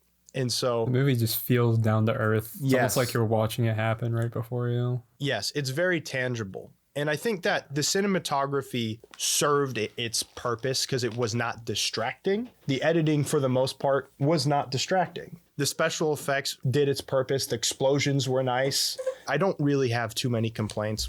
At the same time, I don't have too much to say. The grade was good. I think everything was solid around the board. You got it. Nail on the head. Yep. Commando. The editing is terrible. Yep. Really, really bad. It's actually, but the way that they have to Really bad. move the cinematography. camera in ways and adjust it in ways to where what you're looking at makes sense, even though it still doesn't. The film is too bright as well. It's oddly bright. The grading is not great either. The framing isn't particularly good. Special effects, I'll give it a little bit of a pass. I mean, seeing Arnold jumping out of a plane, I guess, is kind of cool. And well, I think it looked a little bit better in First Blood. It wasn't like that much better. At the end of the day, I thought it was serviceable enough, but the editing is just bad. It's too bright. I don't really have much else to say other than it wasn't very visually appealing from a cinematography standpoint, and it didn't feel like narratively purposeful, probably because there's not much of a narrative to begin with. Let's get to scoring, starting with First Blood. For First Blood, I think the special effects and cinematography is literally as good as it possibly could have been, and I don't think they could have made it any better. So I'm going to go with First Blood as a 10. For First Blood, I am giving it a 7. Really solid, but I feel like it could have done more. For First Blood, I give it a 9. It's even, I was actually gonna maybe give it lower, but you reminded me of very iconic moments in it and scenes that were just very pretty. All right, moving on to Commando. I thought there was the explosions were sort of cool sometimes, I guess. So it's 2 out of 10. I am going to give Commando a very generous 3. I don't think it did anything too atrocious outside of the editing, but it's definitely below passing. I'm gonna give Commando a 2. It's really ugly. Scenes don't look like they make sense, and it gets points for showing up, I guess. Moving on to maybe our most anticipated category of the day, we have music and sound design with 5 points available. I actually think First Blood has really good sound design. I think the score by Jerry Goldsmith was very punchy. It was very powerful when it needed to be. It had a lot of bravado to it. And there's scenes when Rambo's scaling a cliff and that soundtrack kicks in. I wouldn't say that it's necessarily super memorable for me, but it's very brash, very bold, very orchestral. And for the 80s, orchestral music really took a backseat to a lot of synth. And so when I get that reminder of that orchestral flavor, I really appreciate this. And the music in Rambo did the job, and it did it well. As for this actual like 80s sound design, you know me, I'm a big fan, very crunchy, but it had great atmosphere. I think the atmospheric sounds of the forest or being by a waterfall, really well done. And it all came together with a perfect package that I really don't have much to complain about at all. Soundtrack, really good. Not too overbearing or anything. Just really, really solid soundtrack. The sound design was awesome. I don't know if you talked about it, but the attention to detail was really good. Yeah. There was a scene where he was fighting the Teasel, right? And you could hear the buildings burning in the background. And I was just like, wow. And yeah, I just really think it's awesome. All right, Kyle, what's your thoughts on the sound design? Pretty much what you guys said. Sound design being the stronger portion of it than the music, but the music was never in the way. Exciting at the exciting moments, it was quiet at the quiet moments. It served a supporting role, and it did that supporting role very well. I prefer it to, well, It's time. maybe we get into this. I do need to pay more attention to music and sound design when we watch these movies. The benefit of Commando is that I did not need to pay attention to the music and sound design. That came after me.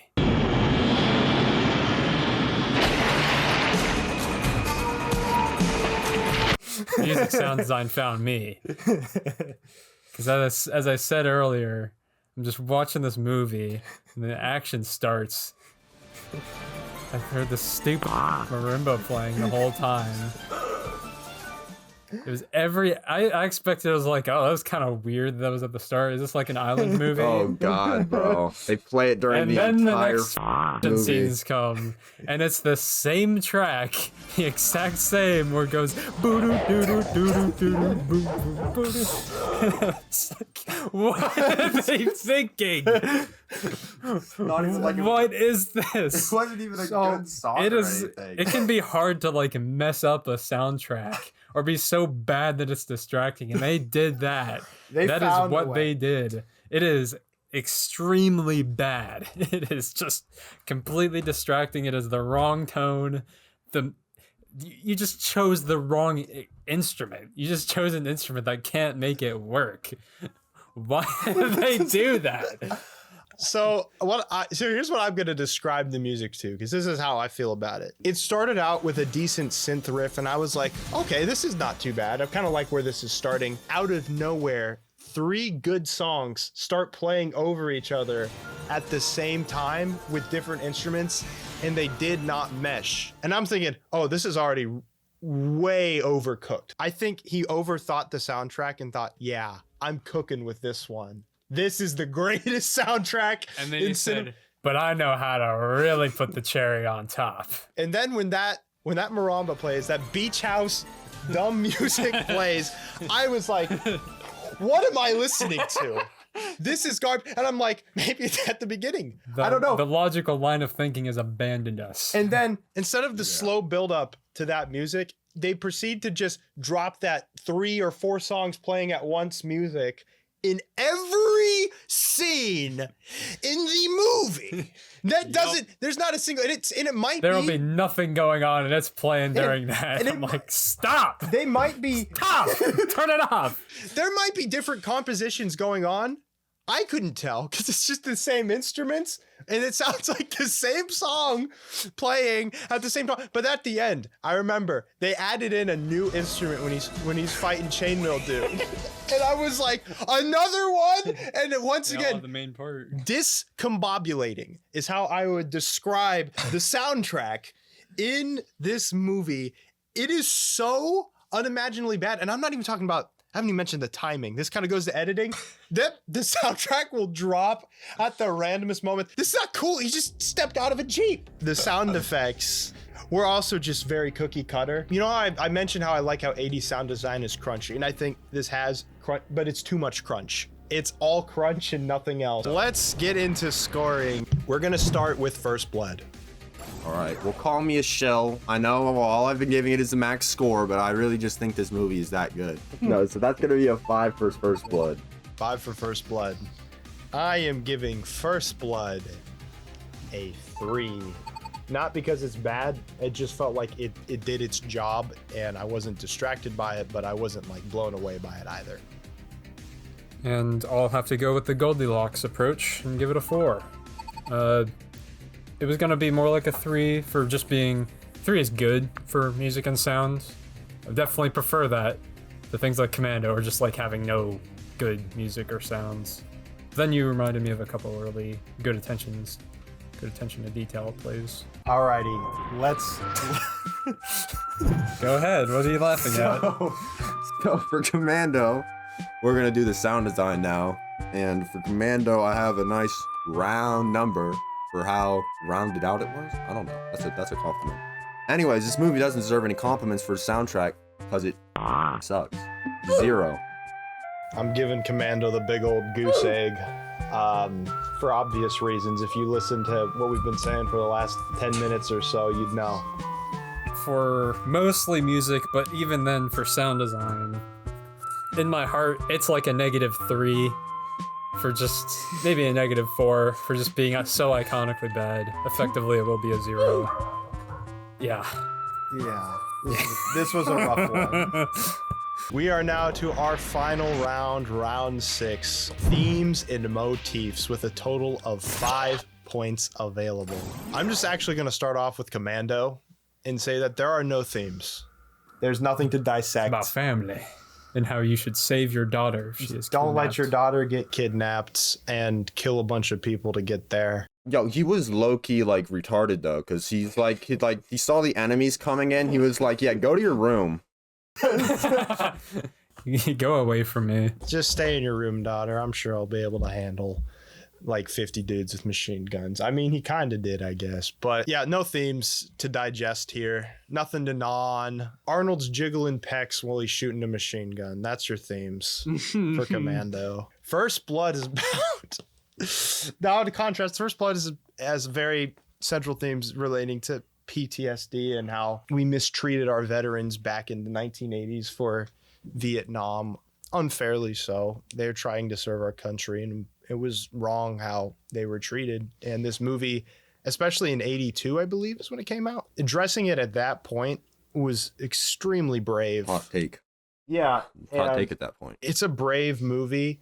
And Sylvester Stallone, once again, that final monologue, I know we keep coming back to it, but there's a reason. It's really good. It really drives home the themes of the movie in a way that you'd think it's beating you over the head with its themes, but it feels so authentic that it doesn't feel like, oh, okay, you're forcing this message down my throat. It feels natural, and I always love when a movie can give you a message, give you an idea, and it can be overt but not feel like it's forced. And I come back to the world, and I see all those maggots at the airport protesting me, spitting, calling me baby killer and all kinds of vile crap. And the movie built up to that moment throughout its entire runtime. And the way that it delved into that, the traumas he dealt, like his friend, he said his friend's body was all over him. He's laying there, he's screaming, there's pieces of him all over me, just like this, and I'm trying to pull him off, you know, and it's my friend that's all over me. That's horrifying, and I can't even imagine how that would feel. And it's such a powerful moment. I think one of the most surprising things about this movie to me was just the first scene.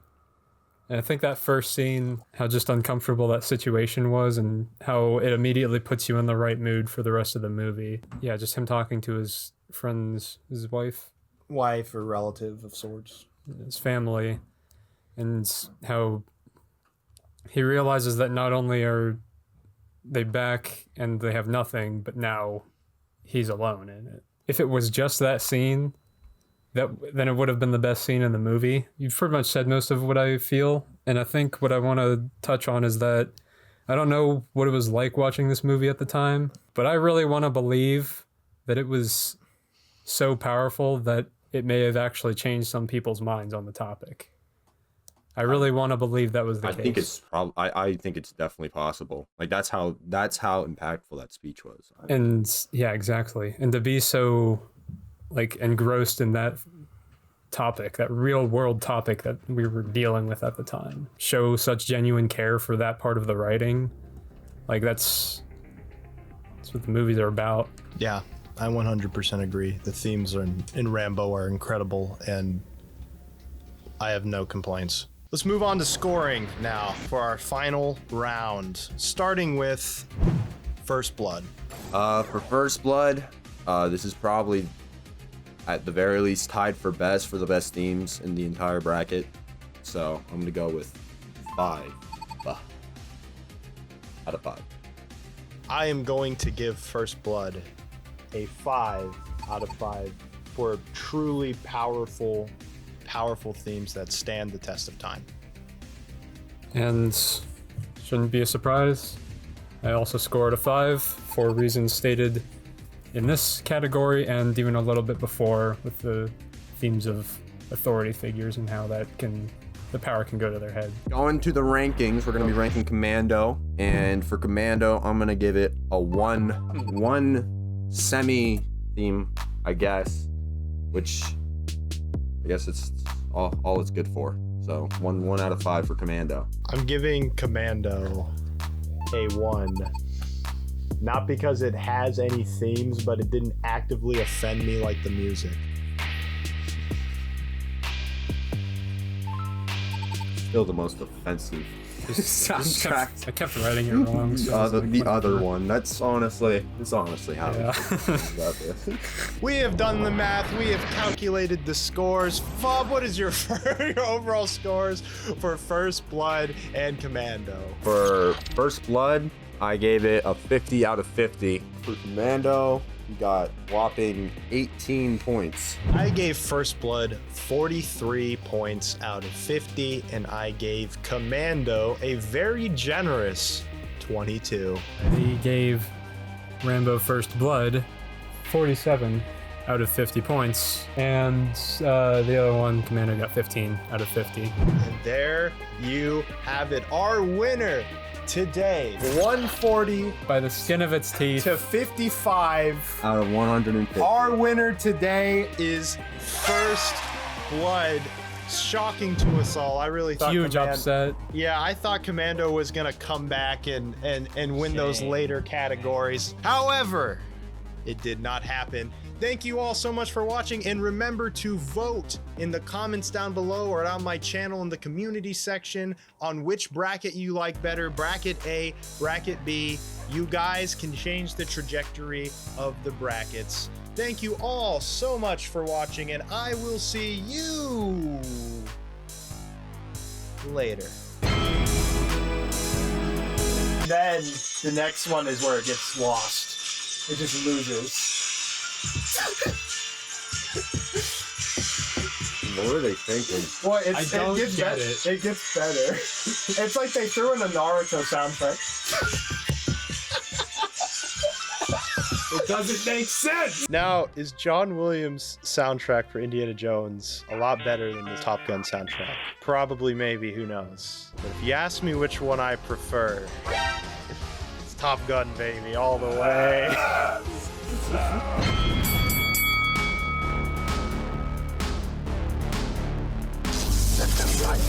Welcome to Film Fights, where we don't just talk about movies, we make them fight.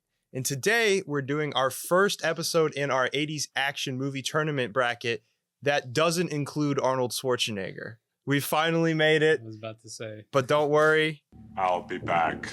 I got a couple of announcements that I have to say before we get into Indiana Jones Raiders Lost Ark versus Top Gun. But if you don't care about that, you want to get right into the discussion, I get it. Have timestamps down below. Go to where you need to go. However, if you're a fan of the channel, stick around. First order of business, we have finally decided, or you have finally decided which bracket we're going to be going with for our 80s action movie tournament. We are going with bracket B, the action subgenre bracket. Basically, we're going with the bracket where we're doing more of an apples to apples comparison with different types of action movies in a particular genre. The benefit of this is that we can determine which movie is the best movie in each action subcategory before we determine the greatest action movie of the 1980s.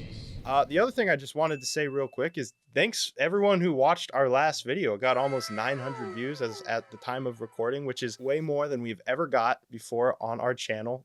That means a lot to me. And we also almost doubled our subscriber account, which is pretty impressive considering that most of our subscribers are my family members. So that's really cool too. Thank you all so much. I would really enjoy if you guys commented down below and liked the video and subscribed. It really helps us because we're a small channel and I would like to do this for as long as I possibly could. And your comments mean the world. I always love reading them and I'll always respond to them. That's a fact. That's the things I wanted to say real quick. Now let's get in to Indiana Jones, Raiders of the Lost Ark versus Top Gun.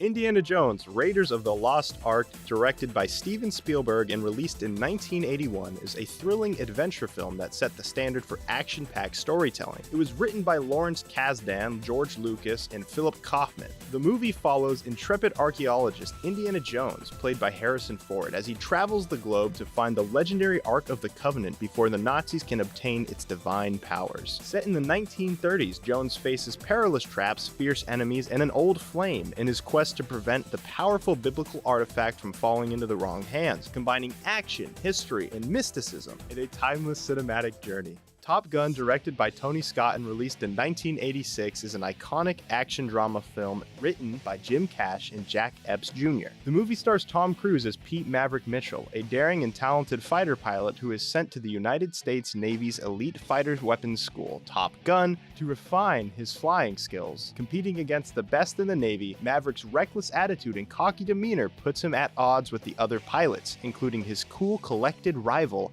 Iceman. Amid intense aerial dogfights and high-speed flight training, Maverick must confront his deepest fears and personal demons, spurred by a tragic loss and his developing romance with his astrophysics instructor. Top Gun captures the adrenaline and excitement of naval aviation, set to a memorable soundtrack that underscores the film's themes of courage, rivalry, and redemption.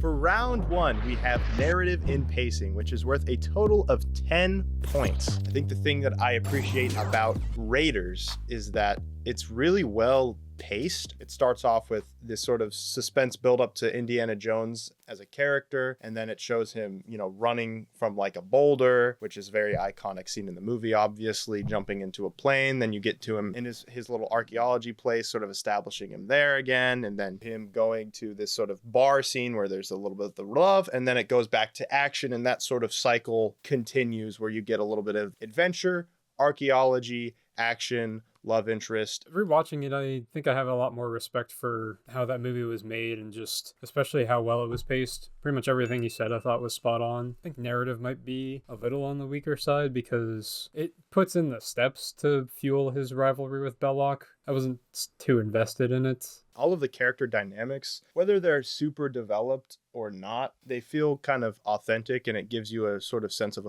a lived-in world that Indiana Jones has been doing this for a long time. This is not his first rodeo. He's been around the block. He's been with Marion before. Everything feels like there's this history without me feeling like, hey, I missed a movie or there's some sort of prequel that they need to make. No, I know everything I need to know. Another thing that I have to say about this movie is that in tone, it's a lot goofier that I remembered. I was gonna say the same thing. I didn't go back into this movie realizing it's sort of a comedy movie most of the time. We'll probably get more into that in action, but every action scene is comedic. Yeah, it's a goofier adventure romp, but the other thing that I can really say is the adventuring aspect of this movie, more so than even the action, is, I would say, its strongest point. There's few franchises out there that capture the adventuring spirit more than Indiana Jones. Raiders of the Lost Ark's got pretty good pacing. I like it. I thought it was engaging, and narrative's pretty good. He's got to stop the Nazis from taking over the world. This crazy relic. I just think it's pretty cool. I found that I really liked the ending of that movie. It embodies that kind of just crazy attitude towards storytelling that doesn't happen anymore. I love when they open the Ark and it finally comes time to do that, just how completely unhinged it is. It goes crazy. People's faces are melting off. It shows wild. First of all, it depicts angels, so it does that depiction. That turns them into ghosts, basically, with this terrifying visage. And then, they keep melting, and they get struck by lightning. Them getting struck by lightning it feels like it's straight out of the Bible. It reminds me a lot of this one Greek myth where there's the guy who tried to steal the fire from the gods. And, since he got to see the fire of the gods or whatever, he ended up suffering for that. He's trying to obtain something that isn't meant for him. And you see that a lot at the ending of Indiana Jones, where Indy realizes, hey, whatever's going on is not for us as mortal beings. We're not supposed to see this. We need to resist that. From just a narrative perspective, maybe you can enlighten me. Because this is one thing I was confused about. Do we know why, like, Indiana Jones knew to close his eyes, or is that just like a hunch? I was like, how does he know how to do that? And I'm like, I guess he just knows. I was gonna ask you the same thing. Because I rewinded. I don't know. I rewinded and I tried to watch it back, and I'm like, he just knew. He's like, yeah, I don't know how he knew. Like, it's like, is he just see machines walking out? And he's like, it's possible I missed something. Yeah. I'll give it that much credit. Hey guys, in the comments, if you know why Indiana Jones closed his eyes, he knew to do that, and to the point where he's like telling Marion, you need to close your eyes. Like, he was sure. He's like, this is the solution. He's got it. He worked out. It could be that he's just wrong and they didn't kill him because he's not a Nazi. I also like the very, very ending. It shows them putting the Ark in probably Area 51 or something equivalent, and you just pans out and you see just these hundreds and thousands of other artifacts that the government has that they've taken. Well, and that does actually touch on another thing, and that, and just also the movie itself. Up until the point at the end, there really was nothing supernatural. It's a realistic movie mostly, aside from being ridiculous. Comedic. Yeah. But it's like, oh, it's all plausible. It could happen. Yeah. The end, I like that it took a stance. I know people that watch that movie and they're like, whoa, this is too out there. Because I grew up with it, it's like I've never seen it any other way. I just remember it being, there's a supernatural thing that happens at the end, and I never remember thinking anything of it. So I think it's a valid criticism if you feel like it's just crazy out of left field, but that in and of itself, I don't have a problem with.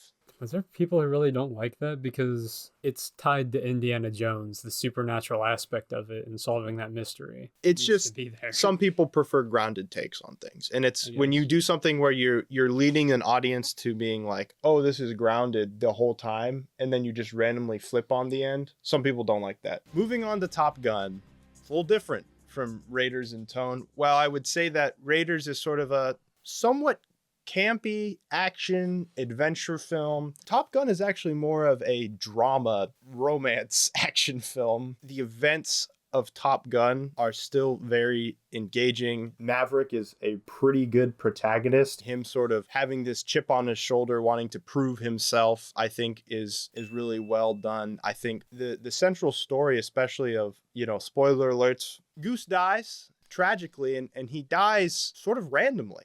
Some sort of accident happened in training and he died, and Maverick's upset about it. It shakes him through the rest of the movie, and it being like this curveball out of nowhere is actually pretty interesting to just the nature of life and how something like that can just happen in a blink of an eye. One thing that I remembered when I watched this movie when I was very young as a child is when Goose died, I was like, but why? Why'd he die? Like, that's not fair. It was a tough lesson. It's probably why I didn't like it as a kid, is life's not fair and things happen, especially when you're doing this type of dangerous work. And I think that they were able to tie that event to what ends up actually happening with Maverick's dad, where, his dad ended up dying, and then Viper kind of had to deal with that. And it's the idea that you're going to lose people that not only in life, but especially in the military. And you have to find a way to sort of push past that and move on. And I think that worked really well. I would say my biggest complaint with the Top Gun story, the relationship was a little bit undercooked and potentially problematic. The fact that he's sleeping with his teacher, it's a little bit yes, kind of sus. It is entirely problematic. Yes, that extra points. I don't know. Like, I'm just saying, if you Hunter, how is he gonna win So, Top Gun I without believe a real that- advantage? I don't think it loses points for me necessarily, because It's realistic. no, No, that's not what I was that's gonna not- say at all. I've seen it happen. Well, it has happened, but I just mean that it's okay to make movies and write stories about these things and these kinds of relationships to just show that kind of perspective. But yeah, I mean, at the end of the day, it's an inappropriate workplace relationship because if you sleep with the teacher, they'll give you good grades. So Yeah, and that's not a good thing because he's fighting to defend our nation. yeah. So Slightly problematic. I think it does hurt the narrative because I don't know what their relationship does to support the narrative much. I don't know what much Charlie was doing to actually help him get past everything. Sleeping with him to take his mind off. I guess. Because that's all I got. There was a scene. There was a scene before she left forever where Goose had died, and she was like, "Yo, you're a loser if you quit." I guess I think the only problem with that, which I can agree with you, is that So she did do something. like a couple people told him that already, and so it didn't necessarily. Well, need not to be as her. not as like not as laid out as she. But did. that's true. I can grant that. I think her purpose I would give her is that she's very attractive. People like to see attractive people together, and they kind of incorporate her in the narrative, so it makes sense. And it does lead to some admittedly funny moments, like when he sees her for the first time as the teacher, and he's like, "Oh, no!" And then, but it also kind of shows to the confidence of Maverick, where even though he knows she's the teacher and he could just be embarrassed, he doesn't back down because that's the type of person he is. He's like, "No, I'm doubling down. I'm going for her now." And then her being like, "Come to my house after," and then he's like, "I'm busy, woman," and then he just goes off like, I'm flying here. Exactly. Yeah, the girl, it was just there as like, it felt more like the reward, the cherry on top for Maverick. But other than that, like, I don't really have too much of a problem with it. And once again, that last action scene where he's flying and he's saving Iceman from certain doom, and he's kind of overcoming his lack of confidence, and he's like, "Talk to me, Goose," holding the dog tags or whatever. I thought that was a very powerful scene, and it was the best action scene in the movie, probably because it's the only action scene in the movie, really.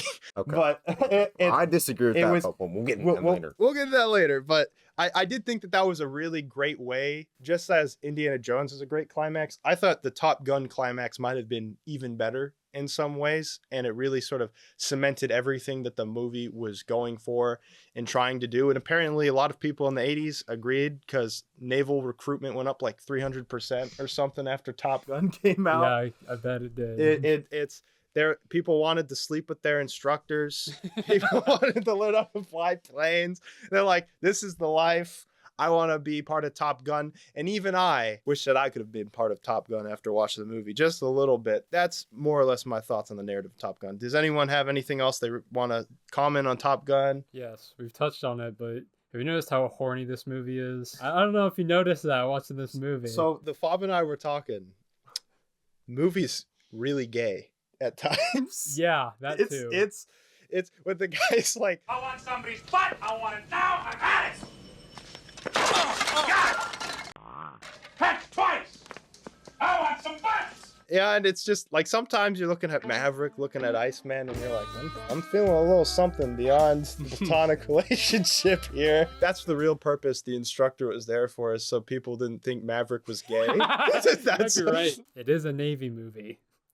You want to know the only difference? Is the Navy in real life is 200% more horny. There you go. I guess I can't agree. I would know you. That's more of your field, I would say.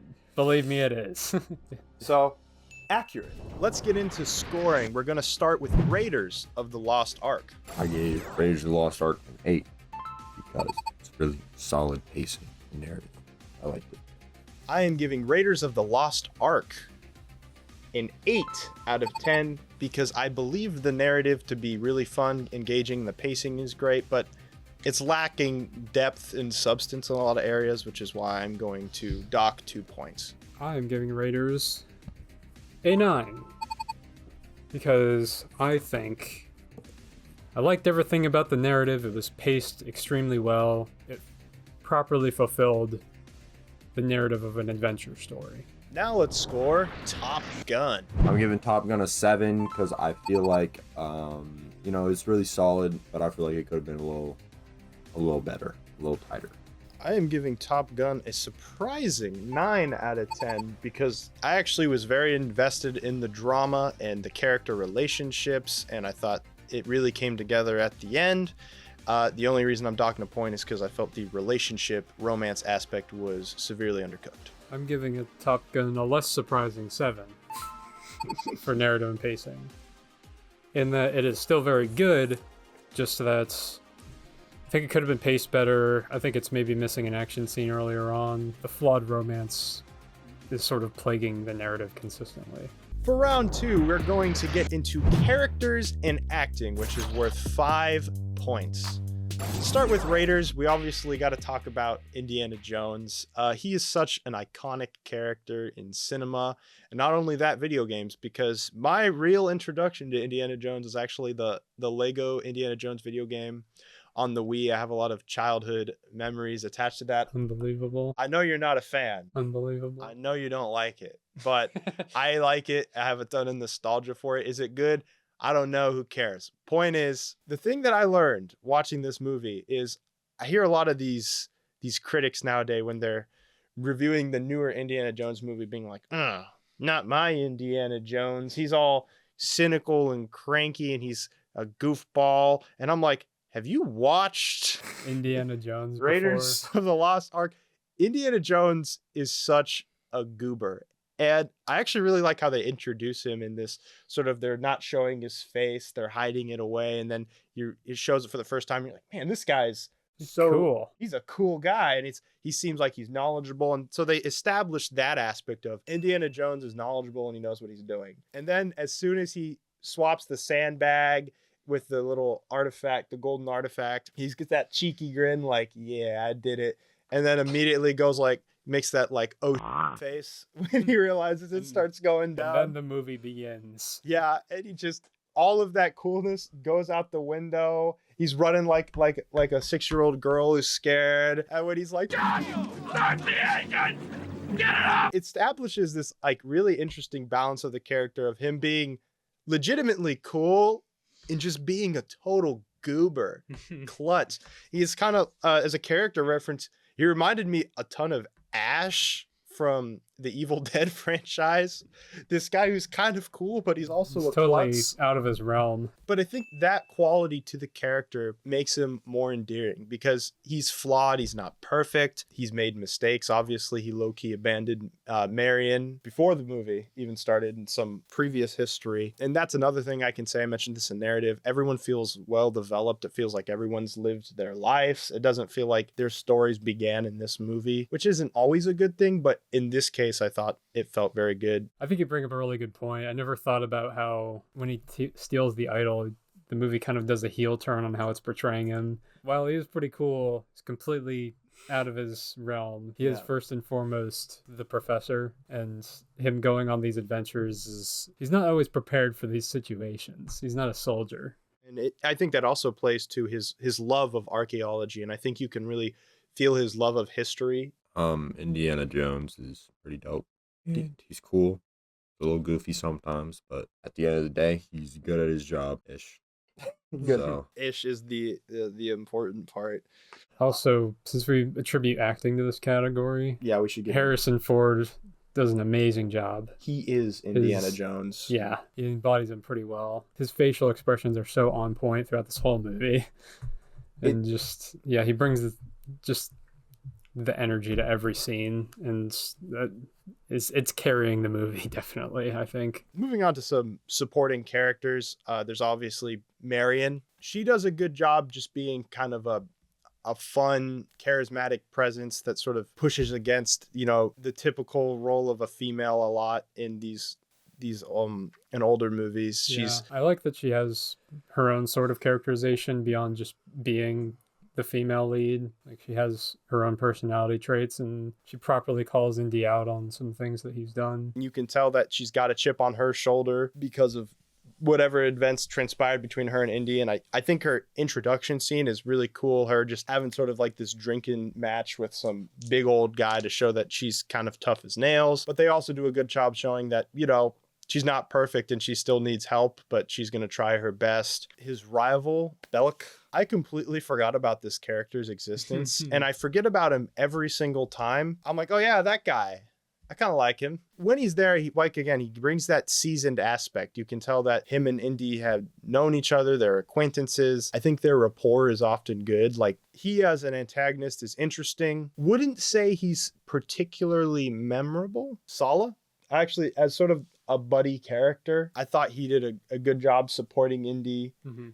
His rapport with Indy was really funny. Moving on to Top Gun, once again, Maverick is a really great protagonist. Him sort of being really confident, always keeping an eye on Goose, caring about his people, but pushing the boundaries. It brings a rebellious nature that I think is infectious for most young men, especially. That flyby, he does it twice. The guy spills coffee on him or something. Like, that was so great. And just see him like cracking a smile the whole time. He does an amazing job as the character of Maverick, him sort of losing his lifelong friend Goose and having to contend with that, overcoming that. I think that was really powerful. The ending really cements his character, finding a way to move past death and trauma, which is something that's going to affect us all at some point to some degree. However, this is one of Tom Cruise's early movies. I don't think Tom Cruise gave a bad performance at all, but you can tell that he's still learning the trade. He's not quite there yet. There was a couple lines that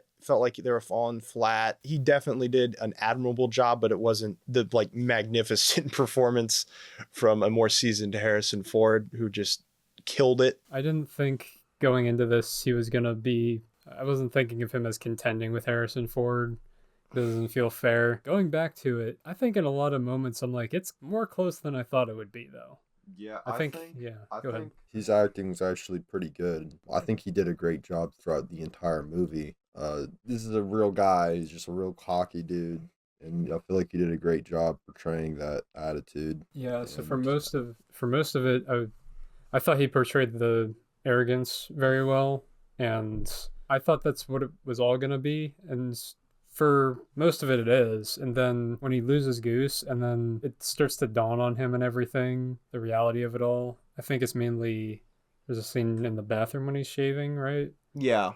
Yeah, I think that scene is when he did a much better job acting with his face, and it was a different aspect of the character, broadening out that performance, and I thought that part was very, very good. At that point in the movie, he's just continues to do a great job of playing this character who used to be at the top of the world, and now he's just hit the bottom of the barrel. He doesn't know what to do, and he's scared for the first time. And I can agree with that. I want to clarify, I did not think he gave a bad performance. I think he gave a great performance. I'm probably looking at this with, you know, from a hindsight perspective of I've seen Tom give really, really good performances, where I like with Harrison Ford, I can't imagine him doing a better performance than Indiana Jones, because that was one of his greatest performances. Tom Cruise, I can just tell, is a little younger here, and he's not quite as good as he is now. That doesn't mean he gave a bad performance.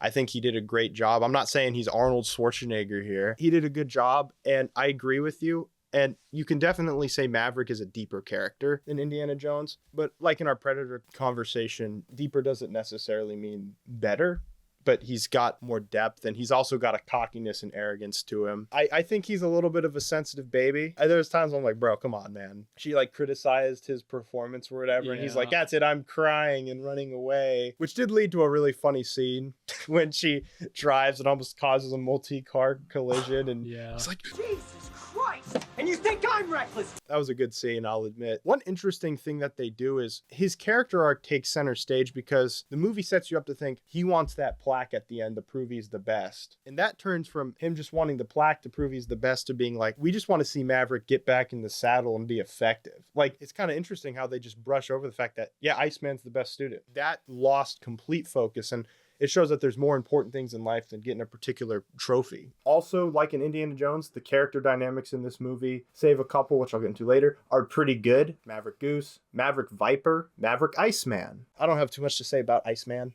He's a cool kind of rival. I like a lot of the things he says to Maverick. The thing that I liked, especially rewatching it, is he doesn't actually seem to hold any malice in his heart towards Maverick. It's just he genuinely believes what he's doing is dangerous because of how much he pushes the rules. And you can really see that when he talks to him, he's almost doing it from a mentorish state, but he's also young and brash. So he's, you know, a little bit arrogant as well. So I like that about Iceman. Underrated character, I think, that I'd completely forgotten about was Viper, the more seasoned veteran who flew with his dad. You can see that he has a soft spot for Maverick and that he wants to help him, but he's also stern with him when he needs to be. And when he decides to reveal classified information to Maverick to tell him what happened to his dad, help turn him around, but he's also like, I'm here to just tell you the truth and hope you can do the right thing. And as a sort of fatherly role, especially when you see that Maverick sort of missing that, I think he fills that void in an interesting way. Goose is a good character. Great foil to Maverick. He's tall and lanky. Tom Cruise is short and more stout. They're both very friendly, but he's got the family life. You know, Maverick's sort of a wanderer, kind of sleeping with multiple women until this movie. I think Goose is a really great foil, and he's so likable and lovable that when he dies, it's so sad. You're like, oh, he's gone. That aspect is played up really well. And then the last thing I want to talk about is the love interest. She's mid. Not a very developed character at all. And it feels like she was thrown in not to complement the story itself, but just to get butts in seats because audiences like romances. And I think they integrated her well enough into the story. When you really peel back the layers, there's nothing to her characters other than she's just enthralled with Maverick and, you know, attached to him and a unhealthy relationship between student and teacher. So that's all I have to say about her. Yeah, I mean, at first in the first meeting, she has that kind of subtle attitude towards it, and she's good at enticing him in that way. Once they meet up in the class and has that reveal, that side of her just kind of dies out. After that, she doesn't have that tact anymore, and she doesn't have, I hate to say, but she doesn't really have many personality traits. Yeah. Aside from just having the whole focus be on Maverick. And when you're doing a romance, that's only one side of it, and they're not building to the other side at all. Like, he's not supporting her in any ways. So... yeah, it just felt like it had, like, the depth of, like a plot. And unfortunately, that's not enough for me to... give her a pass. I know you. I feel like that says more about Maverick's character, though. He doesn't really treat her as an equal almost, because at the end of the day, he just wants her because she's attractive, she's beautiful. Even though it's like a little kind of forbidden, the relationship, you could say, forbidden for, you know, he's going for it because he's like, I'm gonna finish what I started. He sees her as more of a prize. Yeah, she's more of a prize than like a actual love interest, in my opinion. You see, I think what you're actually saying is that there is something there in the sense that Maverick sort of seeing her as a prize. Well, then he starts getting more into her. But then he realizes she's maybe more than that. And I think that is an interesting avenue. I don't think that the movie really, like I said, undercooked. They didn't really develop that angle. You can sort of try to read into that and find it if you try hard enough. And I think it's impressive that you did that. Well, I don't think everything has to be on a surface level. Yeah, but it felt more like that's not really what they were going for.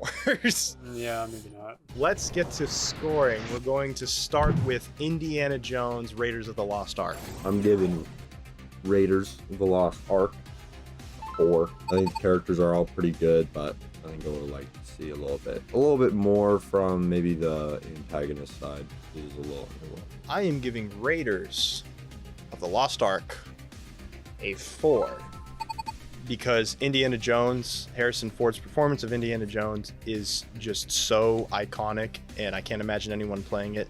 However, the side characters do leave something to be desired overall. In characters and acting, I will give Raiders a 4 across the board. Harrison Ford definitely had an iconic and outstanding performance. Previously stated, I think the villains could have used a combination of a little bit more convincing acting and then a stronger dynamic or character motivation, maybe. Now let's score Top Gun. I'm giving it a 5. I think all the characters pretty much are great. I am giving Top Gun a 4. While I think that Indiana Jones is more iconic and gives a better performance than Tom Cruise did as Maverick, I still really like Maverick. He's a more in-depth character, and Overall, I like the side characters a little bit more in Top Gun, so I'm going to have it balance out. I feel the same, so I also gave Top Gun a 4.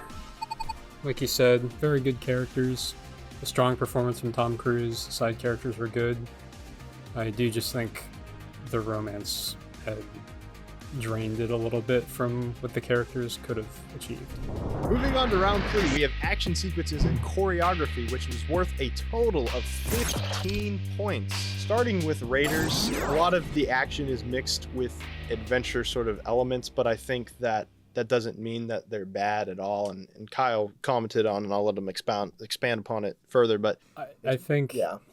Going back to this movie, I remember there were some funny things that happened in this movie. I didn't remember every action scene being funny, but every action scene is funny in some way. I think that actually adds to the movie because it keeps up the fun energy, definitely. Pretty much once he finds them carrying the Ark and Marion, that's pretty serious, and then beyond that, it's 100% serious.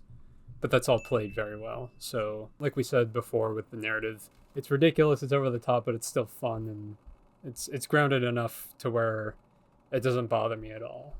But every action scene was very fun. Like, it had something very enjoyable about it. There's a great energy to all of the scenes where, action sequences in this movie. I mean, him running away from the boulder and jumping through cobwebs, and then he looks up and there's this whole army surrounding him. Such a great moment. He's fighting all these guys in that desert that one time, and then like this big old dude shows up and he's like, give me a second, okay? He's like, I'm coming. Like, that was really, really funny. This is the scene that I've had to analyze more than once in my film classes in college. The scene where he's on the horse and he's chasing down the trucks, and he has to like whip it to like stay, and he like goes under the truck and dragged and everything. Yeah, that super iconic sequence and really well choreographed. It's probably the best one. It is the best one, I agree. And one thing I will say as a little bit of a knock is this movie unfortunately suffers from 80s action choreography. No one is safe in this tournament.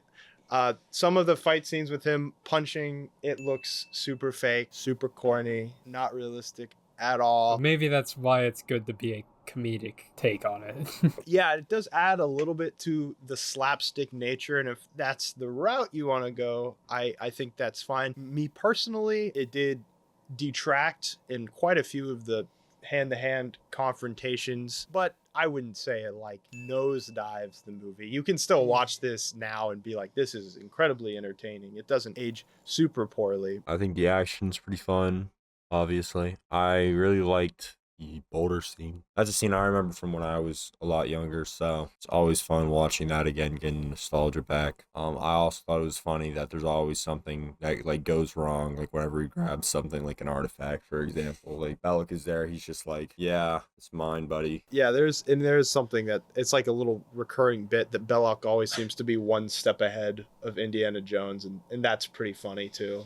Just like every time you think he's on like top, Indiana it's Jones is collecting artifacts for him, basically, and just personally handing it to him. The stunt work is super good. I never found myself being like, oh, that's not Harrison Ford, and there's times where I could see they're like not showing his face. I'm like, well, it's probably not him if I was really, really paying attention, but it never distracted. And if I wasn't analyzing it the way I was trying to, I would have been fine with it. Moving on to Top Gun. It's really, really hard to rank this one in particular because realistic choreography is like planes. Yes. How do I planes? I think I consider the training sequences action scenes personally. And I think if you want to go that route, I can agree. But I will say the good news about Top Gun is it actually, I know I just said no one's safe from the 80s choreography. Top Gun is safe. Because it doesn't even try. There's not even like a bar fight to speak of. And so in that sense, I can say that Top Gun is actually aged pretty good in its action sequences. It's all practical. The choreography aspect of it is actually more editing related, I would say, because all of the jets they use, at least to my knowledge, look like real jets. I never saw something that was like, oh, that's crappy green screen. You can tell that they were taking a lot of jets footage and kind of combining it, create a cohesive action scene with jet footage. And really did a good job. Most of the time it's a little hard to follow for me. Not a planes guy. Yeah. But I think the last scene especially did a good job of engrossing me and then making me aware of what is going on and where they are. I was following it a lot better then. I think that was a lot better choreographed. Yes, and especially because when it needed to be choreographed better and edited well, I think it actually did the job pretty good, just because that last action scene, which is really the only true action scene, is incredibly gripping, even though I kind of knew what happened. Uh-oh, At the beginning of the movie, there was also an actual encounter with the enemy. So I don't think we should be brushing that off. There's a couple enemy planes that show up. Well, one of their pilot friends, they basically get locked on by missiles. Introduces Maverick's cocky character. He does he goes inverted so he can give the middle finger to the enemy pilot while they're flying through the cockpit window. After that, you're like, the guy is basically about to crash because he's so shaken up, and then Maverick goes out of his way to, even though he's on low fuel, to help the guy. This scene's also important into introducing how they get into Top Gun, because the best pilot had to retire because he was so shaken up. Maverick and Goose were the next best team, right? Which I also just realized is great foreshadowing what could potentially happen to Maverick, him losing the edge. Yeah, I think that's a great scene. I completely spaced on it, so I'm glad that you brought it up. Like I said, the action scenes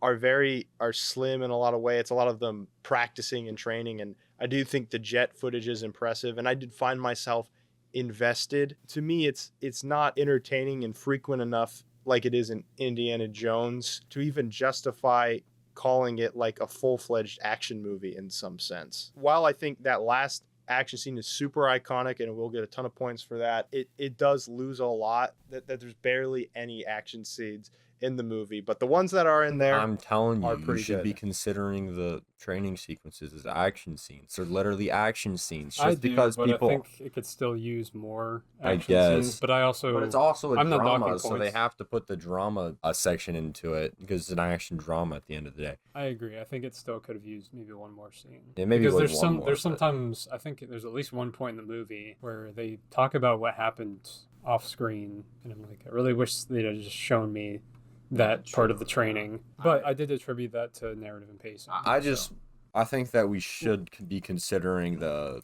training sequences of action scenes, because I don't know why you wouldn't.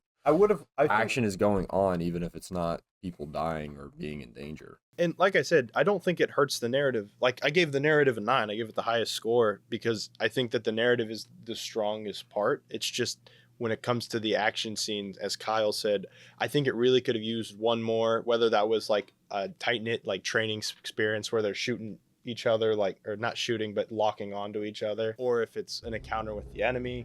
Either way, one more would have been good. I think that would have made me feel a little bit better. Still not terrible. It left me a little bit lacking. However, the jet stuff, super cool. Liked it a lot. Let's move on to scoring. We're going to start with Raiders of the Lost Ark. For Raiders of the Lost Ark, I'm giving it an 11. It is a bit low, but I wasn't the biggest fan of how the action scenes were executed. While I did really like some of them, that's where most of the points are coming out. I felt a lot of them were just a little too unrealistic, goofy, maybe, I don't know. I'm going to give Raiders a 13 out of 15 because I think there's a lot of great stuff, a lot of spectacle added to it. Choreography kind of brings it down a peg, and it is more on the adventure side, so it is lacking a distinct amount of traditional action.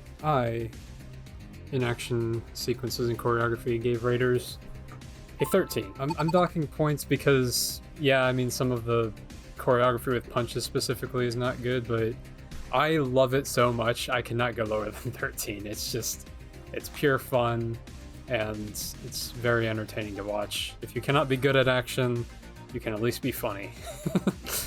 Alright, so Top Gun, I'm giving it a 13. Mainly just because I was always really invested in the plane scenes. I am giving Top Gun a 9 out of 15. He's giving you the evil eye. For action. Simply because while the action scenes that were in it were really well executed, there's like 2. And more than 2 action scenes. And they're very, very infrequent Bro. to the point where it's borderline not even. Bro, there's more than 2 action scenes. However, bro. Hey, we're not in the debate section anymore. You. Well, in action sequences, despite being very different from Raiders, I gave Top Gun a 13.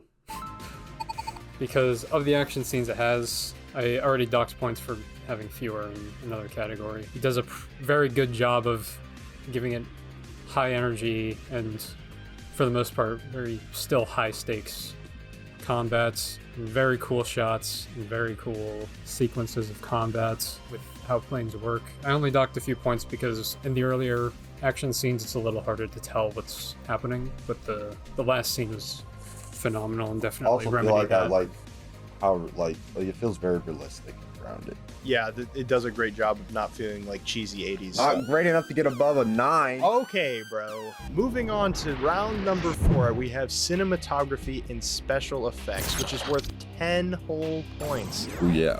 I'm going to start with Raiders, as we've been doing so far. While I can commend its ambition for 1981, a lot of the stuff that they were trying to do does not hold up. Kyle and I were talking before the podcast. It goes from this actually really great shot where it's a silhouette of Indiana Jones and this orange background to the most obviously fake background that maybe I've seen in one of these movies in this bracket. It was really bad. The end scene, while I think actually is still cool, there are some times where you can tell I'm like, those effects don't hold up maybe as well. There's a random plane at some point where I was like, wow, that is a fake plane. That is not a real plane in the sky. And that's especially tough comparing it to Top Gun, where they use real planes, which is not a fair comparison. The practical effects, on the other hand, really solid. The scene at the end where the people's faces are like melting off is iconic for a reason, and it still holds up to me. I really wish Hollywood can bring back some practical effects. In overall cinematography, not too much to say other than the framing was really good in this movie. The color grading was really well done. It's so perfect. It's like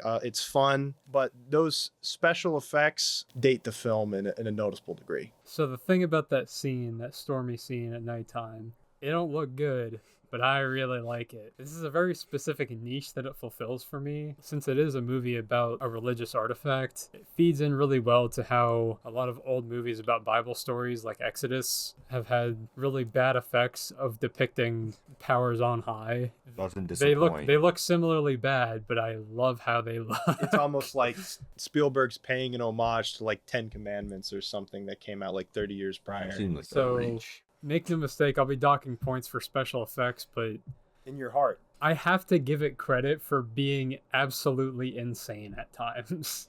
And just for the stylistic approach of like killing the Nazis with this streak of lightning. I think a better looking version of this fulfills that image of what it's going for. Conceptually, it's really cool. Exactly. The cinematography's real good. The angles, the editing's actually pretty good, but the special effects are god awful. To be fair, it's made in the 80s, but 81 to be precise. I mean, precise. Aliens was also made in the 80s, and the special effects were pretty good for the most part, other than like 2 scenes. I think the practical effects are pretty good. The blood did seem a little unrealistic, but yeah, the blood did have a ketchup-like quality to it at times. Moving on to the cinematography and special effects in Top Gun. This, I'm going to tell you right now, it's going to clean house. Yeah, this is the Top Gun category. The cinematography in Top Gun is once again just on another level. I think Top Gun looks really good, and the fact that it's an 80s movie that doesn't have any bad special effects or choreography, impressive. The jets is actually amazing. The fact that they have it flying up there, it looks realistic because it is realistic, and you have to give Top Gun all of the credit in the world for doing that. But even outside of the jet stuff, the grading is really good. They got a lot of nice color usage without it feeling like over the top. Like when we're in that like blue and red room, that looks really cool. And I don't know if that's how they actually look, but I didn't care and I was believing in it. So it had a lot of visual variety. And when I said the framing was good in Indiana Jones, it was even better in Top Gun. I have absolutely no complaints on Top Gun cinematography. Not even like one little nitpick. I could say editing, but it's That's what I was thinking. editing at times, but that's really just for the jet sequences, and It's not really that bad. And it's really not bad. I wouldn't dock any points for editing. Cinematography in Top Gun, obviously phenomenal, very iconic shots for good reason. Special effects, it's so weird calling them special effects. They're not really special It's effects. just real. That's just real. They attached a camera to a jet and flew the jets. Real life scenarios is what those were.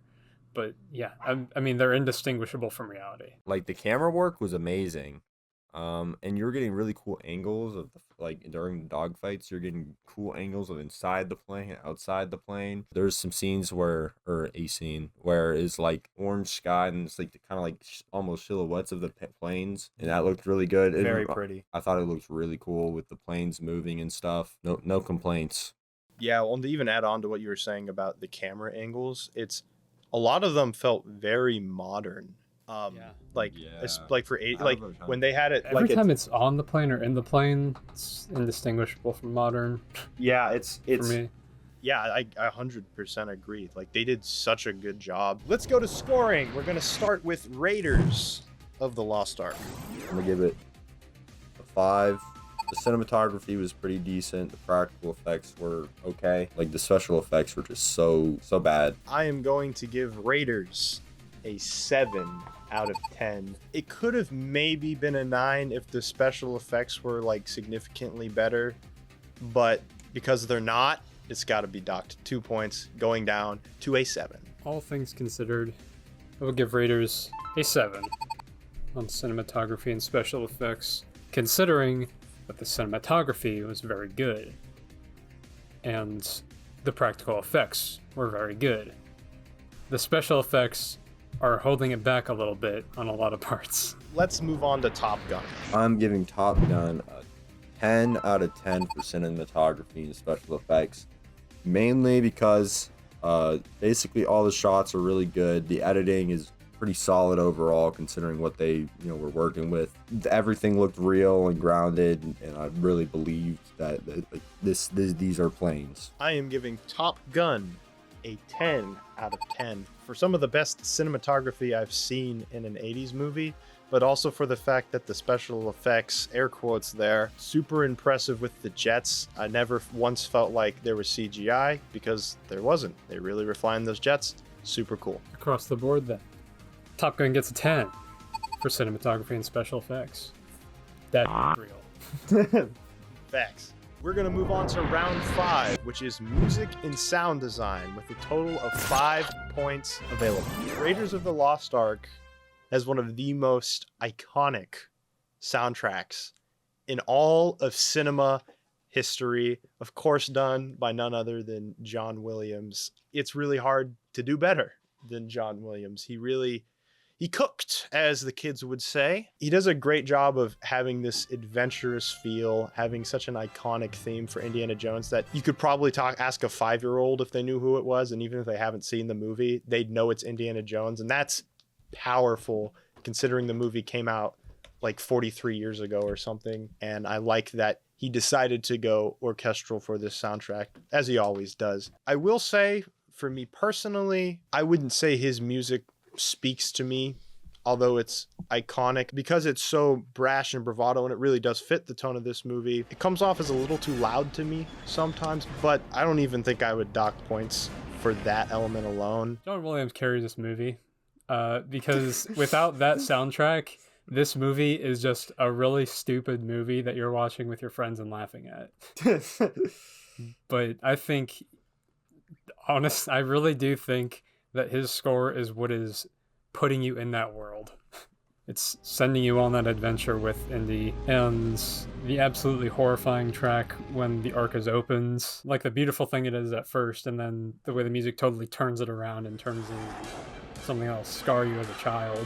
Yeah, I certainly was. It completely elevates what's happening. Every point in the movie, this soundtrack is elevating what is happening. I'll touch on sound design too, because I think this is important since we the standard we applied to Predator was that sometimes certain things shouldn't make a noise, but it's good that they make a noise because it's fun. That happens a lot in this movie. Yes. Just fun little sound effects, but I think doesn't really take away from the experience for me. I mean, that whip sound effect is so iconic. It's so satisfying, and like yes, and once again has that 80s crunch that I love so much. And as you said, there's plenty of other sounds in the movie that have that 80s crunch, that 80s bite, and I love it to death. I just feel like a lot of times it's a little too much for me with like the cheesy sound effects, but it's not that bad. Once again, because it is like a goofy movie, so it kind of fits the tone. Now time to talk about. Let me move on to Top Gun.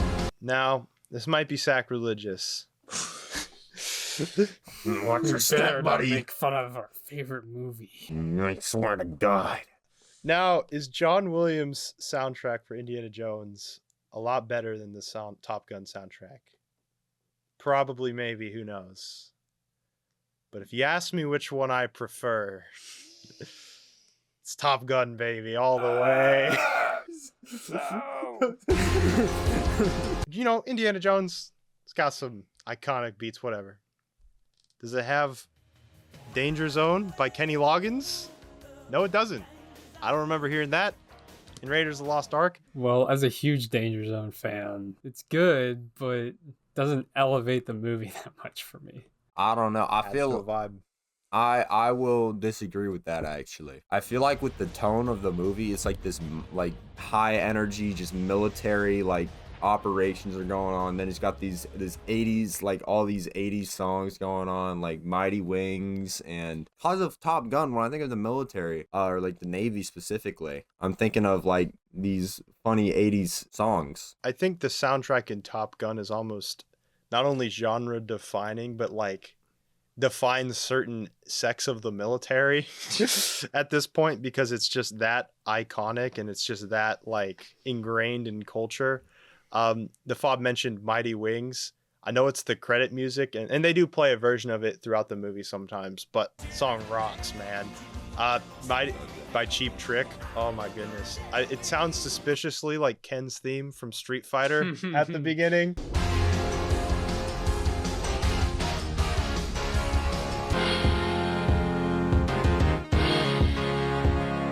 But you're not ready for that conversation. We're not there yet, all right? Take My Breath Away by, I think, Berlin, won an Oscar. That's funny. I don't remember Raiders of the Lost Ark winning any Oscars for music. That's strange. Must not be a good soundtrack. Yeah. Kind of interesting. The soundtrack in Top Gun just elicits a vibe of like, you know, for lack of a better word, coolness. And it just gets you in the right mood. Do they play Danger Zone one too many times?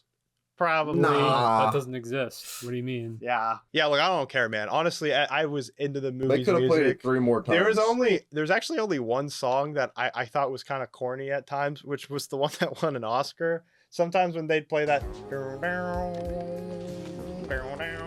I was like, okay. Hey, buddy. Honestly, this movie's. How about 80s you to win the an max. Oscar? Yeah. I'm working on it. Even more impressive to me is actually the sound design.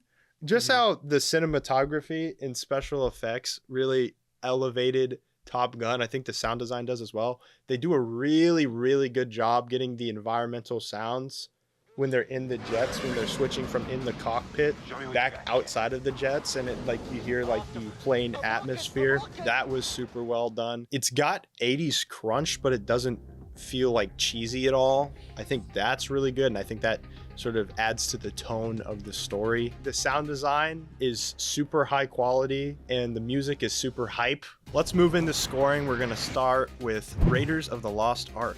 For Raiders of the Lost Ark, I'm giving it a 4. Really good. I just personally didn't like some of how the sound effects were used. There's a little bit too much for me, but everything else is really good. So 4 out of 5. I am giving Raiders of the Lost Ark, despite my personal feelings, a 5 out of 5. Literally your personal opinion. He hates John Williams. Even though I just hate John Williams. But his soundtrack is iconic. It's timeless. It stood the test of time for sure. Everyone knows it. And the sound design is the 80s crunch that I have come to love and cherish. Raiders soundtrack gets a 5. John Williams carried this movie. It would not be iconic without him, I think. So for Top Gun music and sound design, I'm going to give it a 5 out of 5, mostly because I feel like it really fits the movie, and there's nothing that's like too overdone in terms of sound effects. I'm giving Top Gun a 5 out of 5 for hype music and really high quality sound design. I'm also giving Top Gun a 5 out of 5. I wasn't super in love with the soundtrack, but it's good, it's complimentary, and then the sound design also in its own right helps to elevate that movie, ground it, and make it feel real. Let's move on to our final round, which is themes and motifs for a total of 5 points. Raiders of the Lost Ark, I wouldn't consider it a thematically strong movie.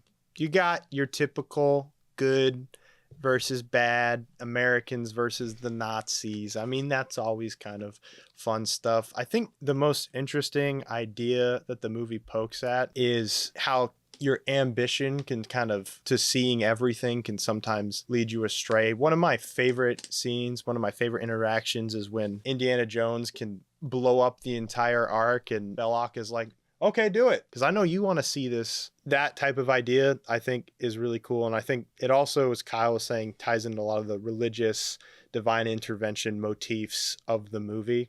And so from that sense, I think it's kind of cool. And you can analyze the movie from that lens if you so desire. I think the big important thing is that this is set in a very important time in history. It's not just Nazis so that he can beat up evil people and you don't have to care because it's fun because they're evil. How this revolves around themes is that the Nazis, of course, were book burners and they were trying to destroy all this old history and information. They want to sort of pervert history to assert their own ends, and then Indiana Jones is this proponent of history, and he's its savior. He's trying to preserve it as much as he can. I would say that's the big thematic twist between them, is that it's not just good versus evil. It's about history versus just people trying to change history to benefit themselves. Yeah, I think that's a really interesting angle. I hadn't thought about it that way, and I'm glad you're able to bring an academic sort of lens to this sort of movie. Thought it was interesting how the government, when they're hiring him, were like, yeah, get this artifact. We'll be sure to put it in a museum once you get it. Study it. They're not so different from the other guys. And then the second he gets the artifact, they're like, oh yeah, well, we need to research this and we're gonna harvest its power. Basically ties back to the consistent theme in all these 80s movies where it's like the power lies to get what they want, whether it's like Predator or Aliens, when Burke is like, he's like, oh, we're just gonna kill these. Psych, we're studying it for power. But money. To be fair, should something like that be sitting around in a museum? Those things get robbed. Do you want Ben Stiller protecting your Ark of the Covenant? No, I don't think that's a good idea. Top Gun. This movie's chock full of themes. I agree. I think when we're talking about the more thematically strong movie, I have to edge Top Gun. I've talked about how Goose's death is just kind of real to life. People just die. It's seemingly random. You have to deal with that and overcome it, and just how it kind of can affect you and the different ways you can sort of move past that. A lot of themes of ambition, trying to move so fast that you maybe endanger the people around you. I think there's also an interesting element of how the military covers things up, and you seeing how that classified information sort of affected Maverick throughout his life. Even though his dad is a hero, he's kind of had this stink of messing up on the job, and that's really not what happened. And it's because of the U.S. messed up. It's like that's why it's classified, because they screwed up and they want to cover up the fact that they screwed up. So it's like, so then they have to cover it up, and then this guy's got a bad image, even though he should be getting medals. I like the role that Viper plays as the father figure, and it shows what a difference that can make in someone's life, just having that. It gave him more of a backbone to deal with these issues. Not that he didn't have one, just that it made him extra strong in dealing with this, and he was able to move on past it. Sometimes when you're going through a tough time, you really just can't do it alone. You need to have someone who can help walk you through things, and to not just wallow in self-pity and guilt. So really good stuff. I thought that Top Gun was super well done. with its themes. Let's get to scoring. We're going to start with Raiders of the Lost Ark. For Lost Ark, for themes and motifs, I'm gonna do 3 out of 5. I was planning to do like 2 out of 5, but Kyle kind of convinced me with all that cool lore. Raiders of the Lost Ark. It's gonna get a 3, and the fob kind of stole my thunder here, but it was gonna be like a 2, but Kyle giving me the historical context, I speech checked you. kind of made me think, maybe there was a little bit more going on under the surface. So, kudos to Kyle. I'm right. Raiders gets a 3 for themes and motifs because I'm right. And yeah, those themes and motifs are there, and they aren't unrecognizable, or we're not completely impassioned from them. It's just that it's still a little half-baked. So for Top Gun, I'm giving it a 5. I thought all the themes were really solid, and they worked well with the movie, and I felt like it had a lot of important messages going on there. I'm giving Top Gun, despite not being as good as Rambo First Blood's themes, a 5, because for what it is, I think that it actually really enhances the genre, and it's more than I would expect from an 80s action movie. I will give Top Gun a 4 out of 5 on themes and motifs because I'm a hater. No. It does a lot of things very well. I still think there were a couple things that weren't completely tied up, and then I think the grand scheme of the themes and motifs were a little lost on it. I don't know. The romance is kind of maybe affecting this too. Yeah. Because I don't know what they were cooking. Staying on Top Gun. We have done the math. We have tabulated the scores. Fob, share your scores for Raiders of the Lost Ark and Top Gun. Starting with Top Gun, got a 45 out of 50. Yes, sir. Wow, it's a pretty generous 45 out of 50. I wonder what you gave Raiders. Why did you start out with Top Gun? What did you give Raiders? I think we ended up with 35 out of 50. I gave Raiders of the Lost Ark a 40 out of 50, and I gave Top Gun a 42 out of 50. I gave Top Gun a 43 out of 50. I gave Raiders 41 out of 50. So it was a real close match, except for the fob. I really hope this video isn't the one that pops off. I really hope this cooked Raiders of the I hope Lost this Ark. one isn't the one that pops off. I'm gonna get doxxed by some like 70-year-old. I can't wait for there to be a new co-host on our next episode. 70-year-olds don't know how to talk people. I'm cooked, bro. With the total of Raiders with 116 out of 150 and Top Gun with 130 out of 150, your winner today is Top Gun, which is actually kind of an upset. Good job, Top Gun. You move on to the next round. Our next episode, we are going to be looking at Conan the Barbarian versus Highlander. It's gonna be a fun one. I hope you guys stick around. Please like, comment, and subscribe. We are a small channel. Every little bit helps, whether it's a like, comment, or subscribing. Thank you all so much for watching, and I will see you.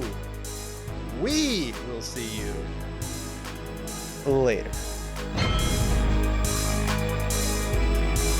Highlander, I think, has some interesting things. It discusses the idea of what would it be like to be immortal. Steel's stronger in Highlander. Right, It kills immortals. We know Highlander's answer to the Robo Steel. Cutting someone's head off.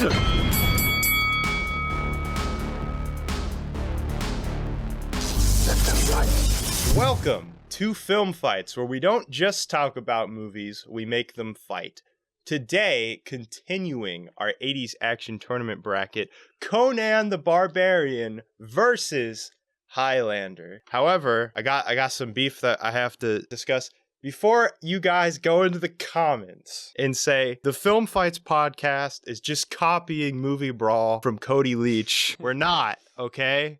I don't know if anyone's going to say that. This is going to be coming out way later from his first episode. Look at the time. We started our thing first. The poll beforehand, 83% said that Conan was better, and 17% said that Highlander was better. So Conan is the favorite here. That doesn't mean that we're all going to agree that it is. The question I have for you all is, what do you think the answer to the riddle of steel is from Conan the Barbarian? And if you're more of a Highlander guy, would you like to live forever? Let us know in the comments down below. With that, let's get into Conan the Barbarian versus Highlander. Conan the Barbarian, released in 1982, was directed by John Milius, who also wrote the film by heavily revising Oliver Stone's original screenplay of the film. The movie is set in a mythic prehistoric world and follows the story of Conan, played by Arnold Schwarzenegger, who seeks vengeance against the ruthless cult leader Thulsa Doom, played by James Earl Jones, for killing his parents, murdering his entire village, and selling him into slavery. Trained as a gladiator and endowed with formidable strength, Conan navigates a perilous world of sorcery, warriors, and monstrous creatures. His journey is marked by battles, alliances, and the quest for justice, leading to a climactic confrontation with his nemesis. The film is noted for its operatic soundtrack composed by Basil Poledouris and its epic scope, blending sword and sorcery elements with a narrative of power,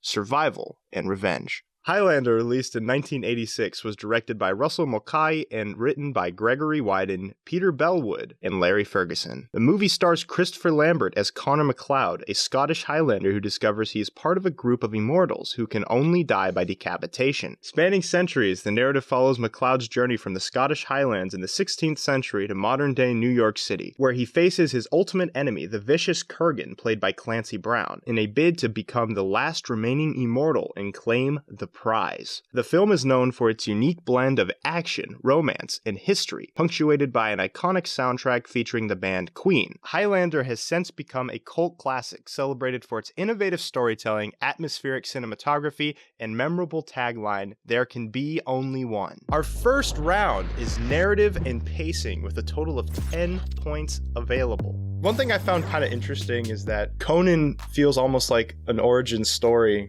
for the character. It's a linear narrative. It's a very classic, epic story that has a pretty decent balance of action and narrative. It does get a little slower in the middle where the action takes a backseat for the story. I don't mind that, but it is something that I do have to mention. Another thing I just want to say, I really appreciate just how tonally consistent it is. You have your occasional elements of goof, like when Arnold just knocks out a camel for like no reason. But forgot about that. And he knocks out a gay priest. There's stuff like that it's silly, but for the most part, it stays in this fun yet serious tone that is somewhat epic in scale, but also feels like it fits the world that it's set in. If you're just going to watch Conan on like a surface level, I think that it still operates just fine. You get to see Arnold hacking away at snake cult members, and that's a lot of fun. But if you want to dive deeper, you can, and there is a lot of interesting things to find. Overall, I just think it's a fun, solidly paced movie with really climactic battle scenes. The story of how Conan becomes the person he needs to become, I think is really well executed. Sometimes the pacing felt a little off to me. The whole thing where he was disguising as a priest and stuff took a little long, but overall I think it was pretty solid. I still like that scene though. It's actually kind of a funny thing. When I was rewatching it, we were joking during the movie that Arnold did not fit at all. Like this massive guy. No, I was just thinking they're probably like, what does he think he's doing? He's not one of us. Clearly not one of us. Does he really think this is working? Exactly. In the actual movie, there's a scene where they ask Arnold a question, and then he just like shows him like, yeah, this is my snake medallion. And that guard's like, yeah, I'm gonna take that from you, buddy. Why don't you head on in? And that guard immediately just runs off with it. Like, they didn't fall for it at all. They didn't fall for it at all. Conan's like, I'm the silver-tongued devil. They have no idea. That is like this funny attention to detail that you keep seeing this guard like walking towards Thulsa Doom in the background with this snake medallion that he got from Arnold. But I can agree with you a little bit that the pacing in that drags just a tad even for the standard. One more thing I wanted to mention. I thought the narrative was a little weird sometimes. Like, I feel like the fact they had to save some king's daughter to get the Thulsa Doom felt a little out of place. Not that out of place because it is a fantasy setting, but it felt like a quest, a D&D campaign, which I mean is fine, but it's just as a means to get to the main villain. I feel like they could have figured something out a little better maybe. I initially had the same problem that you did. It introduces Thulsa Doom at the beginning, but then like now he's got to go off on this side quest to save the daughter. I think what ties it in is that he was always looking for revenge on Thulsa Doom. He got a little bit carried away in the success of things, and there's a great line from the narration. Success can test one's mettle as surely as the strongest adversary. Basically, this guy's like, I'm willing to pay you whatever to get my daughter back. Valerius like, hey, we can just stay here. We have enough money now. We don't need to. I've never been more happy. And it's a great one-take scene. And you just see Arnold pull up that snake medallion and he chooses revenge. There's scenes throughout it again where they're like, hey, we're just here to save the king's daughter, Arnold. Right, Arnold? We're not here for revenge. And he just keeps sharpening his sword like, we killed Thulsa Doom another day.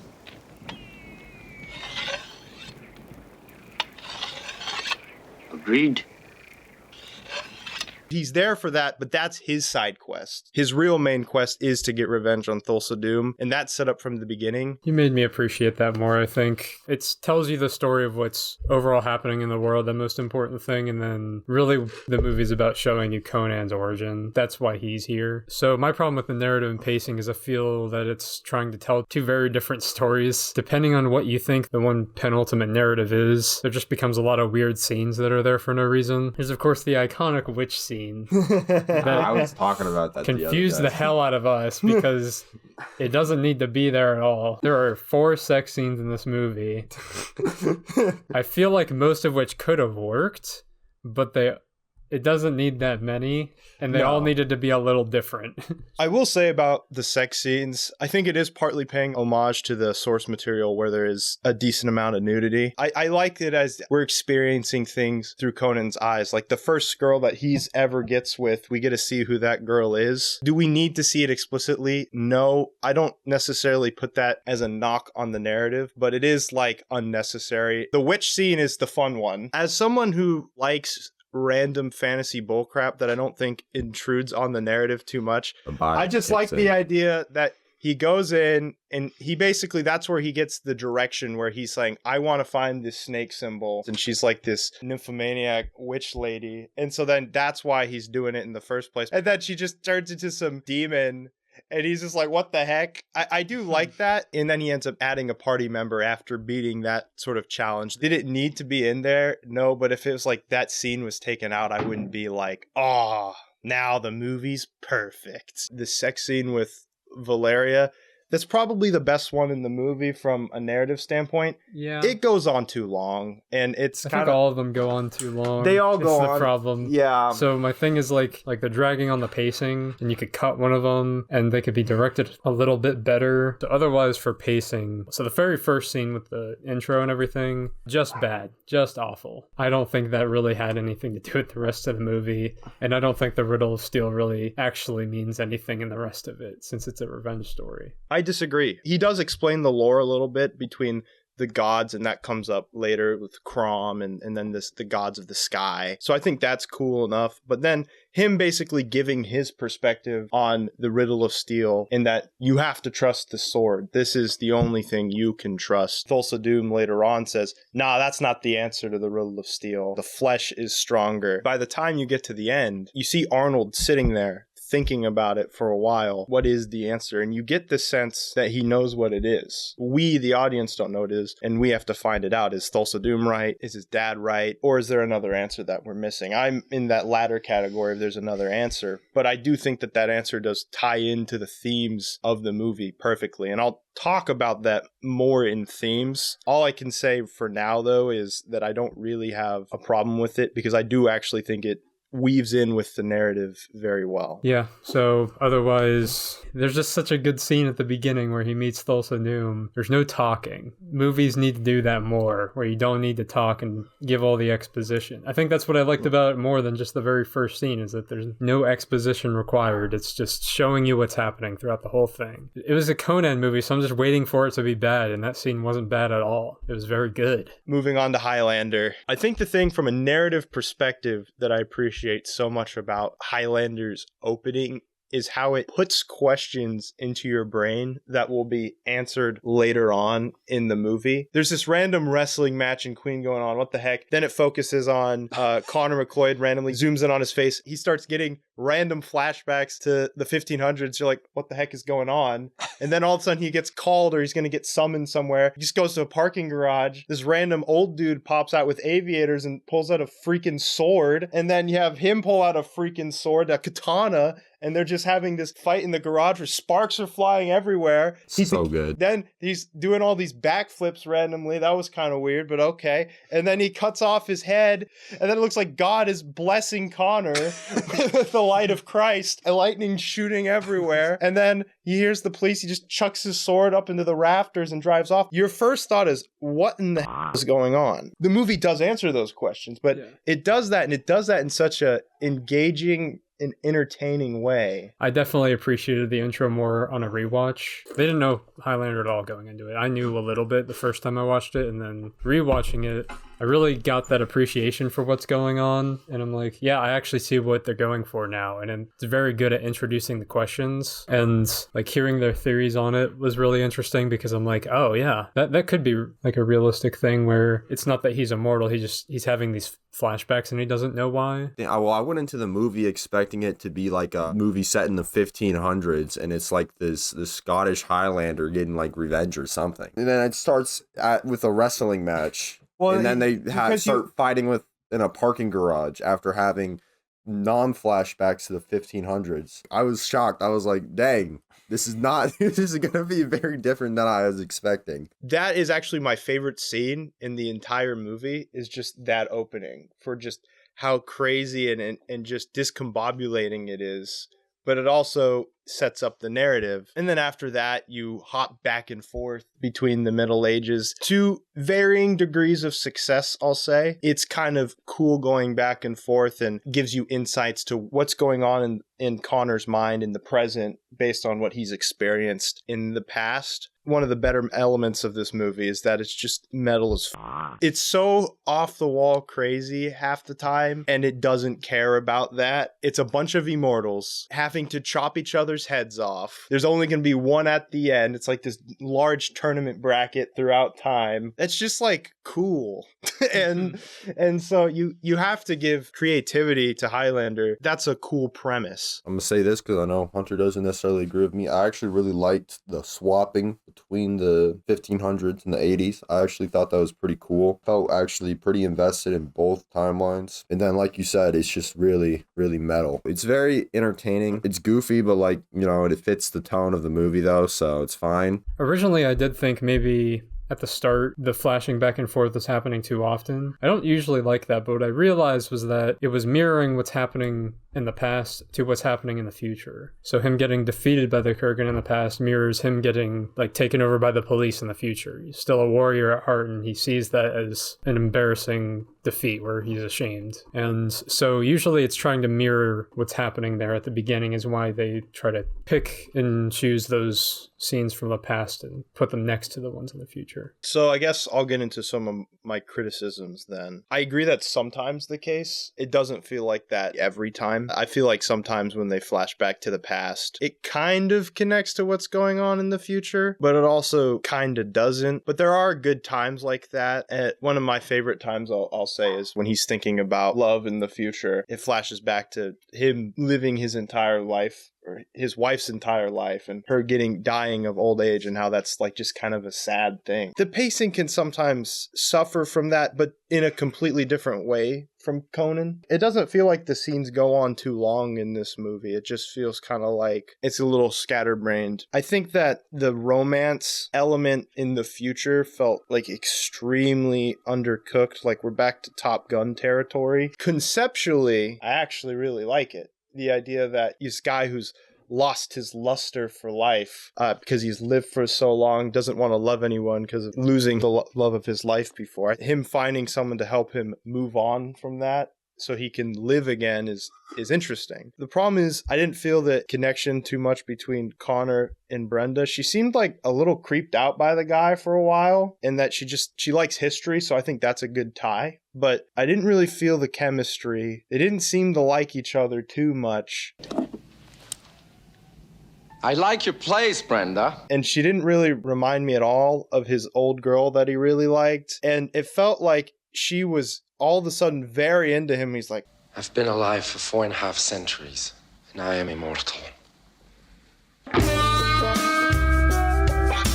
then all of the sudden she's like, well, let's have sex. That's the coolest thing I've ever heard. It felt more like they were rushing to the finish line so that when the Kurgan kidnaps her, they can have some sort of like, oh, well, now it's a high stakes bout because I've kidnapped your girl. I don't necessarily think it needed that. And if it did need that, dude, you literally like just slept with this random girl last night. You know, it's not that deep. One thing I wanted to say, where the hell were the cops in that movie? They're in the beginning, and then the Kurgan. Who is this Nash guy? Kurgan is literally just murdering everybody and like just causing like chaos, beheading people in the street, To be fighting fair, he gets away pretty fighting quick. retired Marines, and like he's going on like 200 miles per hour with this grandma's stolen car, and then the cops are just nowhere to be seen. Well, the funny thing is that the cops do have like a presence kind of early on in the movie, and then they just disappear forever. They're just gone. They're way more interested in Nash. They're like, I don't know what's going on, but we don't want to get decapitated, so we're just gonna we're just gonna leave, which is kind of funny. I guess that the last thing that I'll say then about the narrative is that it felt tonally inconsistent in a lot of ways. Yes, it's really crazy and goofy. It's trying to be serious at the same time. Some of the more powerful moments felt like they were being undercut by the total whiplash in tones. And it's like one thing where you're having this serious moment with Connor, and then the next moment, the Kurgan is throwing some old lady on his car. Going, Mom! I was having a hard time buying into every single aspect of the narrative because it didn't feel as consistent as it could have. Let's get into scoring. We're going to start with Conan the Barbarian. For Conan, I have a solid 8 because really solid, though I do have a few issues with it. I am giving Conan a 9. I think it's a truly epic story, and I only dock a point because the pacing gets just a little bit too long at times. I gave Conan an 8. Very good for what it is. Just some scenes really need to be removed, and some things could be a little more complete. Now let's score Highlander. I gave it a 7. I thought the narrative was pretty solid, but definitely pretty flawed at the same time, but not flawed enough to be any lower than a 7 in my opinion. I was going to give it a 6, but after talking, I think it's a 7. I do think that the cutting in between the time periods, which I thought was flawed initially, actually is kind of cool the way they did it. In my heart, it's a 10. On my board, it's a 7. It could be better. There was pacing and tonal issues, but it does some really good things that I think are worth a lot of credit, really. For round 2, we have characters in acting, which is worth a total of 5 points. As I was thinking about both of these movies, I think that there's some interesting comparisons. One is very surface level. They both have weird European accents that they kind of have to try to tone down for the movie. I do think both of them, especially in this movie, do really good acting with their face. So when they're not talking, it's pretty good. Exactly. I actually 100% agree with that. Real quick, jumping to Highlander. Christopher Lambert's eyes feel so soulful. And yeah, just he's got a death stare for sure. What I find interesting is that Conan is a mortal man that has reached the peak echelon of human physicality. Christopher Lambert he looks just kind of like a normal dude you'd see walking down the street. But what makes that cool is he's like the opposite. He's this immortal special being. And so it's kind of interesting comparing Conan to Connor McLeod. I think Conan, what makes him interesting is the story. He's a very passive character throughout the first third, I would say. After he's lost everything, he doesn't know where he's going to go. These dogs are chasing him. He falls into a mountain. He finds this sword, finds something that's his is for the first time. And then immediately the thing he does is cut the chains, symbolically putting him as more of an active character in the story. And he also kills all those wolves because then he covers himself in the wolf's pets. He's no longer running away. He's running towards Thulsa Doom. And I think he's a character that I wouldn't consider particularly deep, similar to Dutch in Predator, also played by Arnold. The story is what crafts him. The adversity he faces is what forges him as a person. I don't necessarily think of him as like this extremely deep character, but an extremely cool character that gets to grow throughout the story. Conan's pretty good. He's characterized very well. Got a great character arc. Arnold's performance actually carries that character very well. He doesn't talk a lot. It's a very good thing. Sometimes when he talks, it's not that great, but fewer times than some other movies. He is better than he was in Commando. Let off some steam, Bennett. Moving on to some of the side characters in Conan, they're all pretty stereotypical. The Subotai, he's kind of like the buddy character, fits the class of the archer, if you would. And then you have the strong female character. You have your wizard. But what I like about it so much is that I feel like it takes those pretty standard archetypes to like their best extent. They fit the mold very well. They're not like subversions of those characters. They are those characters, but I really like Valeria. She's fierce. She loves Conan. Their relationship, you can really feel how much they like each other and how much she specifically likes Conan. I gotta say something about Valeria because usually what happens in a lot of these movies, especially but still happens today, is your female lead. They're strong at the beginning, but the resolution to them is still getting captured and then getting saved by the male. Valeria is just really strong in this. She has her own goals by the beginning of it. She's a thief. And then she's like, oh, you guys are thieves too? All right, well, let's join up. I don't know that she's the better warrior than Conan, but she has the more impressive feats. She was lagging behind them, and we're like, oh, we know where this is going. Person lags behind, they get captured. And then she's beset upon by two guys, and she just mops the floor with them. She totally destroys them. It felt specifically designed to subvert that trope. James Earl Jones as Thulsa Doom. He's one of the only people that in the movie that really matches Arnold's screen presence, and it's not because he's like this big buff dude. It's just he's just got such a commanding voice, and one of the only people in the movie that I can say has a really, really great performance. I'll also attribute part of that to character design. When I was looking into John Milius's intentions with the character, he wanted him to feel otherworldly. You can't quite pinpoint what his ethnicity is or where he comes from. And so it's like this darker skinned person, but he's got like this straight hair and these like big eyes and stuff that just like almost want to leap out at you. And I think that that's really adds to his character, but his voice adds to that. That is strength, boy. That is power. Him as sort of this manipulator of people, he fills that really well, and it's kind of the opposite of what Conan is. It's a great foil, I would say. Thulsa Doom is an interesting one because he almost doesn't seem like the same person in the beginning and the end. At the beginning, he's just kind of a barbarian leader. It seems like what's happening off screen is that he has this realization of just how commanding he is, and he realizes he can do so much more in the world. Unfortunately, he's doing a lot of bad in the world. He just becomes this larger-than-life person, like you said. He really does think by the end of it that he is a god in human form, and he can just do whatever he wants. And otherwise, I think the acting is middle of the road, not bad. Just, it's definitely better when they're not talking. And I think it actually works that they use a more subversive tone and trying to be kind of quieter and more serious, because that just makes it work better. The one bad part about Arnold's acting, though, are those tokenized Arnold grunts.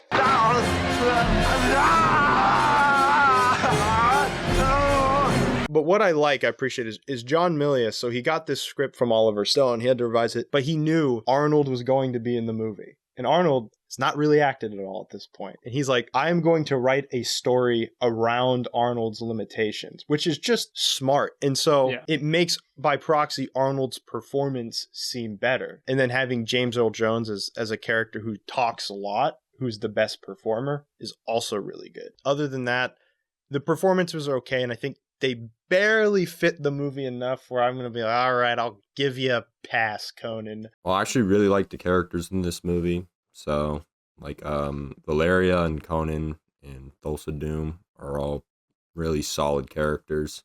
Subatai's cool, too. They should have done more with him, by the way. Let's move on to Highlander's characters. Your main players are Connor McLeod, Ramirez, Heather, his second wife in the past, and Brenda. And then, of course, the presence that is the Kurgan. They all offer something cool except for Brenda. So I think Brenda's got that Top Gun type yeah, character. she's got the Charlie Blackwood energy going for her. But when it comes to the protagonist, on paper, I actually like a lot of what they do with him. He wants to be a regular dude. He wants that family life. He would be very content with that. And when he realizes he has to live forever, it just like sucks. And the soulful eyes that he gives perfectly captures that pain of what it would be like to be immortal. Acting wise, his delivery is okay. Sometimes it's better than others. I do like how he has this accent that can't quite be picked out, and it makes sense because he's lived for so long. You talk funny, Nash. Where are you from? Lots of different places. When you're in the 80s, but when you hop back to the olden times, it's like that is not a Scottish accent. But what's funny is when you get to like Sean Connery, he's this Egyptian hailing from Spain with a Japanese katana with a Scottish accent. No, yeah, that's what everyone says about the movie on their first time. They're like, oh, that was insane. A really good character that really stood out to me was Sean Connery's character. Ramirez. Bro, that guy was goated. Ramirez he fits that mentor role so perfectly. It's kind of like what we said with Conan. It's like, is that an archetype? Yeah, but he fills that archetype very well and he makes the most of it. Christopher Lambert didn't know like a lick of English basically going into this movie. I think he had to learn his lines like phonetically. It's really good to have a Sean Connery that you can bounce off of, kind of like how Arnold had James Earl Jones. I think in the same way that you said Conan's director makes use of Arnold and writes around him, it was nice that the movie was sort of still writing around Chris Lambert. The cops are confused by him because he seems out of place because of his voice and everything. One thing I thought was interesting was the fact that the slightest background check was like just completely proved he was a fraud. The lightest background check. It was just like, oh, this guy isn't a real person. He's been adopting the identity of dead kids for centuries. Well, nobody caught him, so there's no reason to do anything about it. I guess, but like, I feel like any trouble with the law, like get a speeding ticket and you're cooked. He was really careful up until he was whipping out this giant katana in the parking garage. Yeah. I really like his character arc that I more realized this time. He wants nothing to do with being immortal. He never wanted it because he would have rather died, and now he can't unless it's to fuel the Kurgan. So he's just trying to run away from it all, and by the end of the movie it's forcing him to face his fear. One thing I'll say, and then we'll get into Kurgan, is just Brenda's like a nothing character. She's just there to be a love interest. Now we can go to the Kurgan, unless anyone disagrees. I don't. We'll come back to Brenda. Oh no.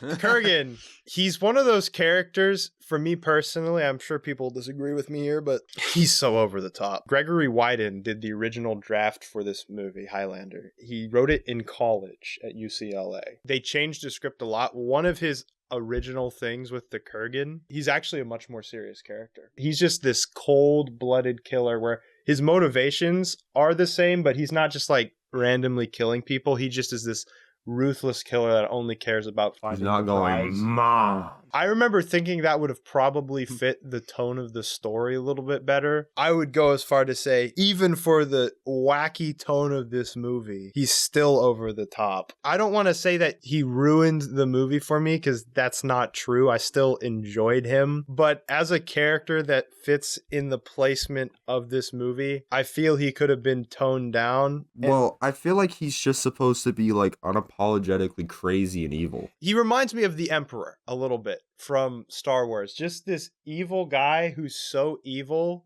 and he doesn't care that he's evil except on crack cocaine, and he's like mixed with the Terminator's genetics. It's almost refreshing to see a villain that's just evil for the sake of being evil. I do like villains like that. Like I said, he's just really over the top. But I will say, I love how he's a perfect foil to Connor's character. He feels like thinner and a little smaller. He's a more realistic body type. Yes. The Kurgan looks ridiculously tall, and he looks pretty buff. And he's always wearing like leather jackets, which always contrasts just color-wise from what Connor seems to be wearing. Stupid trench coat. That you don't like it very much. But I think his outfit seems to contrast when Connor's Kyle Reese, bro. When Connor's got like shorter hair, this guy's got this long flowy hair until he's in his disguise at near the end. But I think that he's always trying to fight people, enjoying every aspect of it, and Connor's running away from that, as you said. So as a foil, I think the Kurgan works great. Too over the top for me.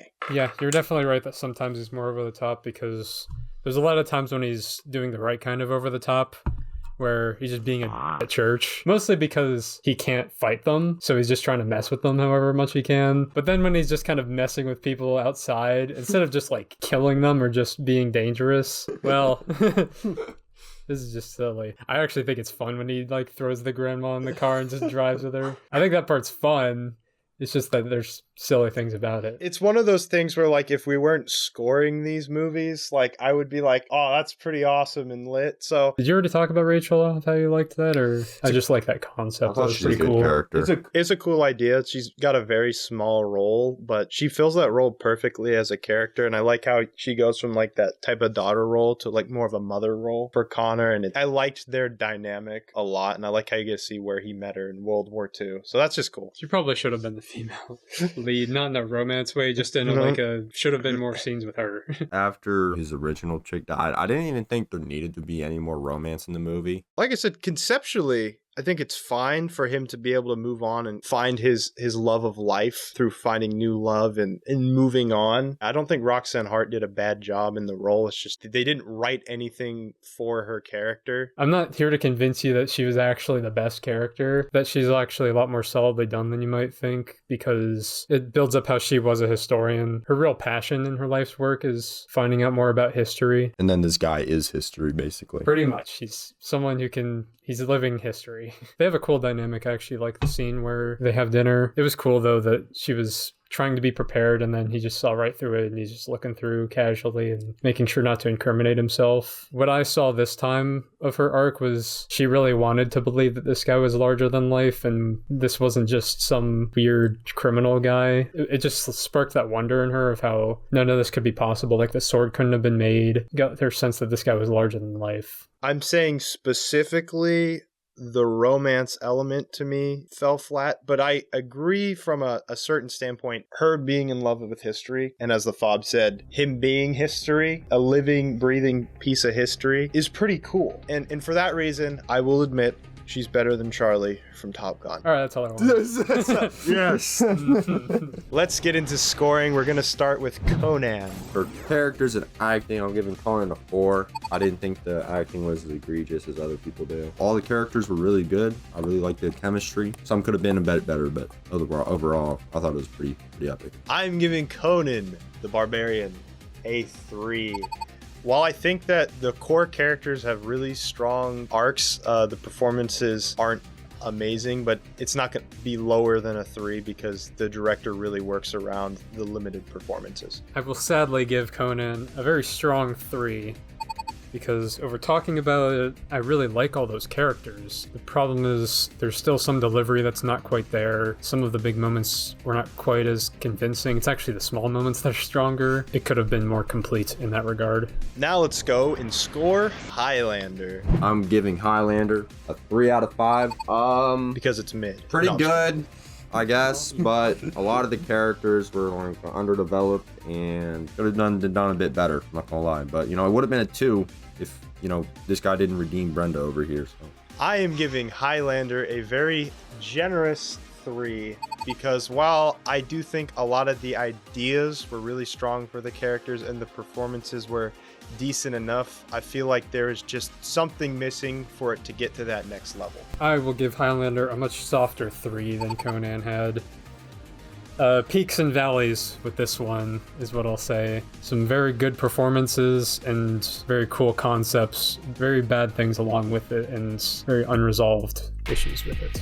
For round 3, we have action sequences and choreography, which is worth 15 whole points. Even though they both have a lot of swordplay, the style is a lot different with these action sequences. With Conan, I think that what I appreciate about it the most, and once again, just totally blew away my expectations, is how dedicated this 1982 fantasy was to realistic action that you would have maybe seen in that old time period. It's brutally straightforward. All of the swings feel so purposeful. It never feels like people are just getting into like their position to like dance with sword fights. Like I could say maybe like the Star Wars prequels, just as some random example. It is all... You don't want them attacking each other's swords. You want them attacking each other. Yeah, that's kind of what I was thinking. you feel like everyone is out for the kill in Conan, and that's the thing. The sword fights aren't super long. It's one person dies and like, the other person doesn't. With Highlander, there'll be some pretty long like parry trades, and there'll be a lot of blocking and stuff. You know, the fight will go on because, you know, similar skill levels. But Conan there's a couple clashes and max, and then it's over. And also another differentiating thing between Conan and a Highlander is that there's a lot more group battles in Conan, where Highlander, although there's that one thing at the beginning where MacLeod and the Kurgan meet for the first time, most of them are 1v1s because that's within the rules of Highlander. You can only do 1v1s. Conan, there's a lot more like fighting multiple people at one time. And they're definitely more bums than the people they're fighting. And yeah, it's Conan has like a couple 1v1s, but it's mostly just him versus this army of people, which attests to his skill, how much better he is than everyone. And you'll get your 1v1s as well, but it's within a battle sequence after Conan has killed like 14 other guys. So I think that in and of itself is also cool. And I think, once again, I really gotta praise the choreography of Conan. They do such a good job at making it feel realistic with how they swing things. However, it's an 80s movie. We have to be realistic. Sometimes things look a little silly. It's an 80s action movie. You can't escape that. Sometimes you can tell people aren't making impacts with swords. It just looks kind of goofy sometimes for a reason I can't fully describe. My main problem with the action is a lot of the times it feels like when someone gets like sliced or like stabbed, it's like you can tell that they're not getting sliced or stabbed at all. And obviously they're not, but it's like sometimes you'll just see it like miss them, but it'll be like they'll be dead because it's supposed to hit them, but they clearly missed, right? So when I rewatched the movie, I paid very close attention because that was one of my big critiques. While it's not as bad as I remembered the first time watching it, it is noticeable for certain reasons, and I think I know why, but the choreography is so good that I'm going to save that all for sound design more. Yeah, so the thing is, I think is the sound kind of trick your brain into thinking, and sometimes there's a lack of sounds in Conan. And if that affects the action to you to such a level that you can't really give it the dub, then I understand that. Yeah. For me, it wasn't that. The sound was good enough for me that I don't feel like docking any points on the action section for the sound design. With things like lack of impact, this is true. I'll dock a little for it. It's just that, man, especially in the 80s, it's hard to do. It's still today hard to do good sword choreography and make it look like you're hitting, because you just can't. I think for me, less sound was good, because really getting stabbed by a sword, you're making the most sound. Yes. That doesn't make a lot of sound. I really appreciate that. It has cool things like Valeria jumping off the wall, and it probably isn't that practical, but it's also just kind of a cool little space moment. I love the combat in this movie. Overall, I was actually super impressed. I even liked him fighting a snake on the second watch. I just thought that's like cool. That was cool when they all teamed up on the snake. A fun behind the scenes story is so they actually were shooting arrows while Arnold's holding this snake. It turns out the best archer on set was the director John Milius. Nice. So he was actually the one shooting. That's actually awesome. I love nothing more than to criticize dumb action scenes in movies. I was looking real close, and the stupid parts weren't happening. It was all good. I was keeping a really close eye on all of it the whole time, and I was like, there's none of this I can really say is dumb. And I can see why, knowing about Conan, how over the top it usually is, I'm like, oh, they probably hate this. This is totally realistic. It was awesome just because I got to see the weapons that they were all using between the cultures, and like that's pretty accurate, very close. It at least fools me if it's wrong. Mounted combat was going right. I'm like, yeah, they'd have this huge advantage there, and it's all very practical. It's nothing super special, but real combat isn't that special. You just kind of kill people. One thing I have to talk about, that opening scene when Doom's riders raid the village and they murder everyone. What I like is the violence is realistic and it never feels to me over gratuitous. And John Milius said specifically, I want this violence to feel extremely realistic, and I don't want to focus on it unless I feel it's important to the narrative. And that's why when the mother's head gets cut off, you just see kind of it falling off in the background, because it's more important to see Conan in that moment. That's really cool. It's perfect. That opening scene is just in the snow too. Once again, sound, the music. I think it's everything about that scene really came together. It's also just a really dope way to open a movie with a whole village getting murdered. It really grabs your attention. You know how mad I am that Conan 1980 never has some of the best sword fighting in movies? Man, but it's so good. It was so fun to watch. Other than my minor complaint, everything else was great. The first scene was really good, post narration, with the fighting, and like Kyle was saying, it felt like they were trying to hit each other and not trying to hit each other's swords. You know what I'm saying? Like, you can tell, especially if you've seen sword fighting, you can tell. So I thought it was pretty good. Moving on to Highlander's action. Can I start? Go ahead, Kyle. I really want to Take it set away. the precedent. It'll be quick. Immediately, what we have to establish is that this is a different kind of movie. Yes. There are bad parts. It's just that what really, really needs to be established is that McCurgan and McLeod and Ramirez are probably all better sword fighters than everybody else in Conan. Yes. I think they are probably the better sword fighters. Yeah. So what's happening is that these are specifically sword duels, and it does change things because Conan is really good because it's down to earth and practical and ugly. Then things become a lot more straightforward and practical, whereas in Highlander now, when you're fighting someone who's as good as you, things change. So Yeah, it's not that they're attacking each other's swords that's good, it's that now you need to get that sword out of the way or it's going to kill you. Yeah, so now it's a lot of like parry trading to get the sword out of the way, and it's a lot of like... So they're much better, the more proficient sword longer fighters. fights. That's why the fights are longer. Yeah. And things like that. That's all I really want. Those are more around the same skill level. If you thought I was actually going to come in here and just take a big fat dump on Highlander's action, not the case. The more I've really just taken in the action in Highlander, the more I've thought about it, the more I'm like, it's kind of cool. It's pretty sweet. It's so pretty awesome. man. And just conceptually, it's awesome. But now that we're past the conceptual... I think if we're going to get unrealistic, yes, this is the way movies should do it. Make it really cool. Yes. And I mean, and this is part of the reason why Blade... It's not 1v1. Blade's not realistic at all. It's not. But it's fun. It is ridiculous. It's but so cool. But I love Blade. Most of the over-the-topness, though, comes more from the special effects department than anything else. Well, but I did mean to say this when you guys were... Yeah. I don't know if we'll get into this more in action or special effects, but you guys were talking about how like everything sparks. Whether you like it or hate it, I think, yeah, they're supernatural. That's meant to symbolize they're putting their key in the blade and then it's slashing at them and there's a bunch of like energy going into it. Yeah. Not necessarily that, oh yeah, swords just do that all the time. Just like they're superhumans. No, and that's exactly the point. And that's one of the elements that actually grew on me. Because of that, actually, and this also leads into sound design, you really just feel the impact. Yes, it's my favorite part. Where with Conan, it's more realistic. They don't care in this movie, which is why when you make a sound, it's great. And I think a lot of the set pieces are cool. Like a parking garage is kind of cool. Sean Connery fights the Kurgan in that little mill area. I don't remember whether it was, but that was pretty cool. The tower and they're climbing up the stairs. Yeah, them fighting in like on top of a New York building is cool. There's like one where there's a bunch of steam pipes around. That's one of my favorite vibes. I don't know if it's because I like that set in Nightmare on Elm Street. I couldn't tell you, but I think my two biggest complaints is there is some ridiculous stunt work in stand-ins. Just when he's fighting this old guy and then you see like a completely different actor at the beginning doing these flips, it adds to the over-the-top nature. Ridiculous. You're now entering into the Commando territory. This is the other thing. Some of the choreography was a bit sloppy. I will say I appreciate it more now that you're painting in the context of these are some of the greatest sword fighters of all time. They have to do different things. Yeah, not to cope, but it's like we might not even understand why they're doing what they're doing. The action overall is well done. Can't be over the top,